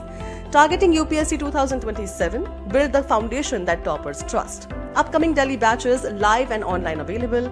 Karol Bagh 8 May 11 am, 14th May 8 am, 22nd May 5 pm, 27th May 2 pm, 29th May 11 am. And GTB Nagar 15th May 6 pm, 22nd May 8 am. To register, visit our website or call us on the given numbers.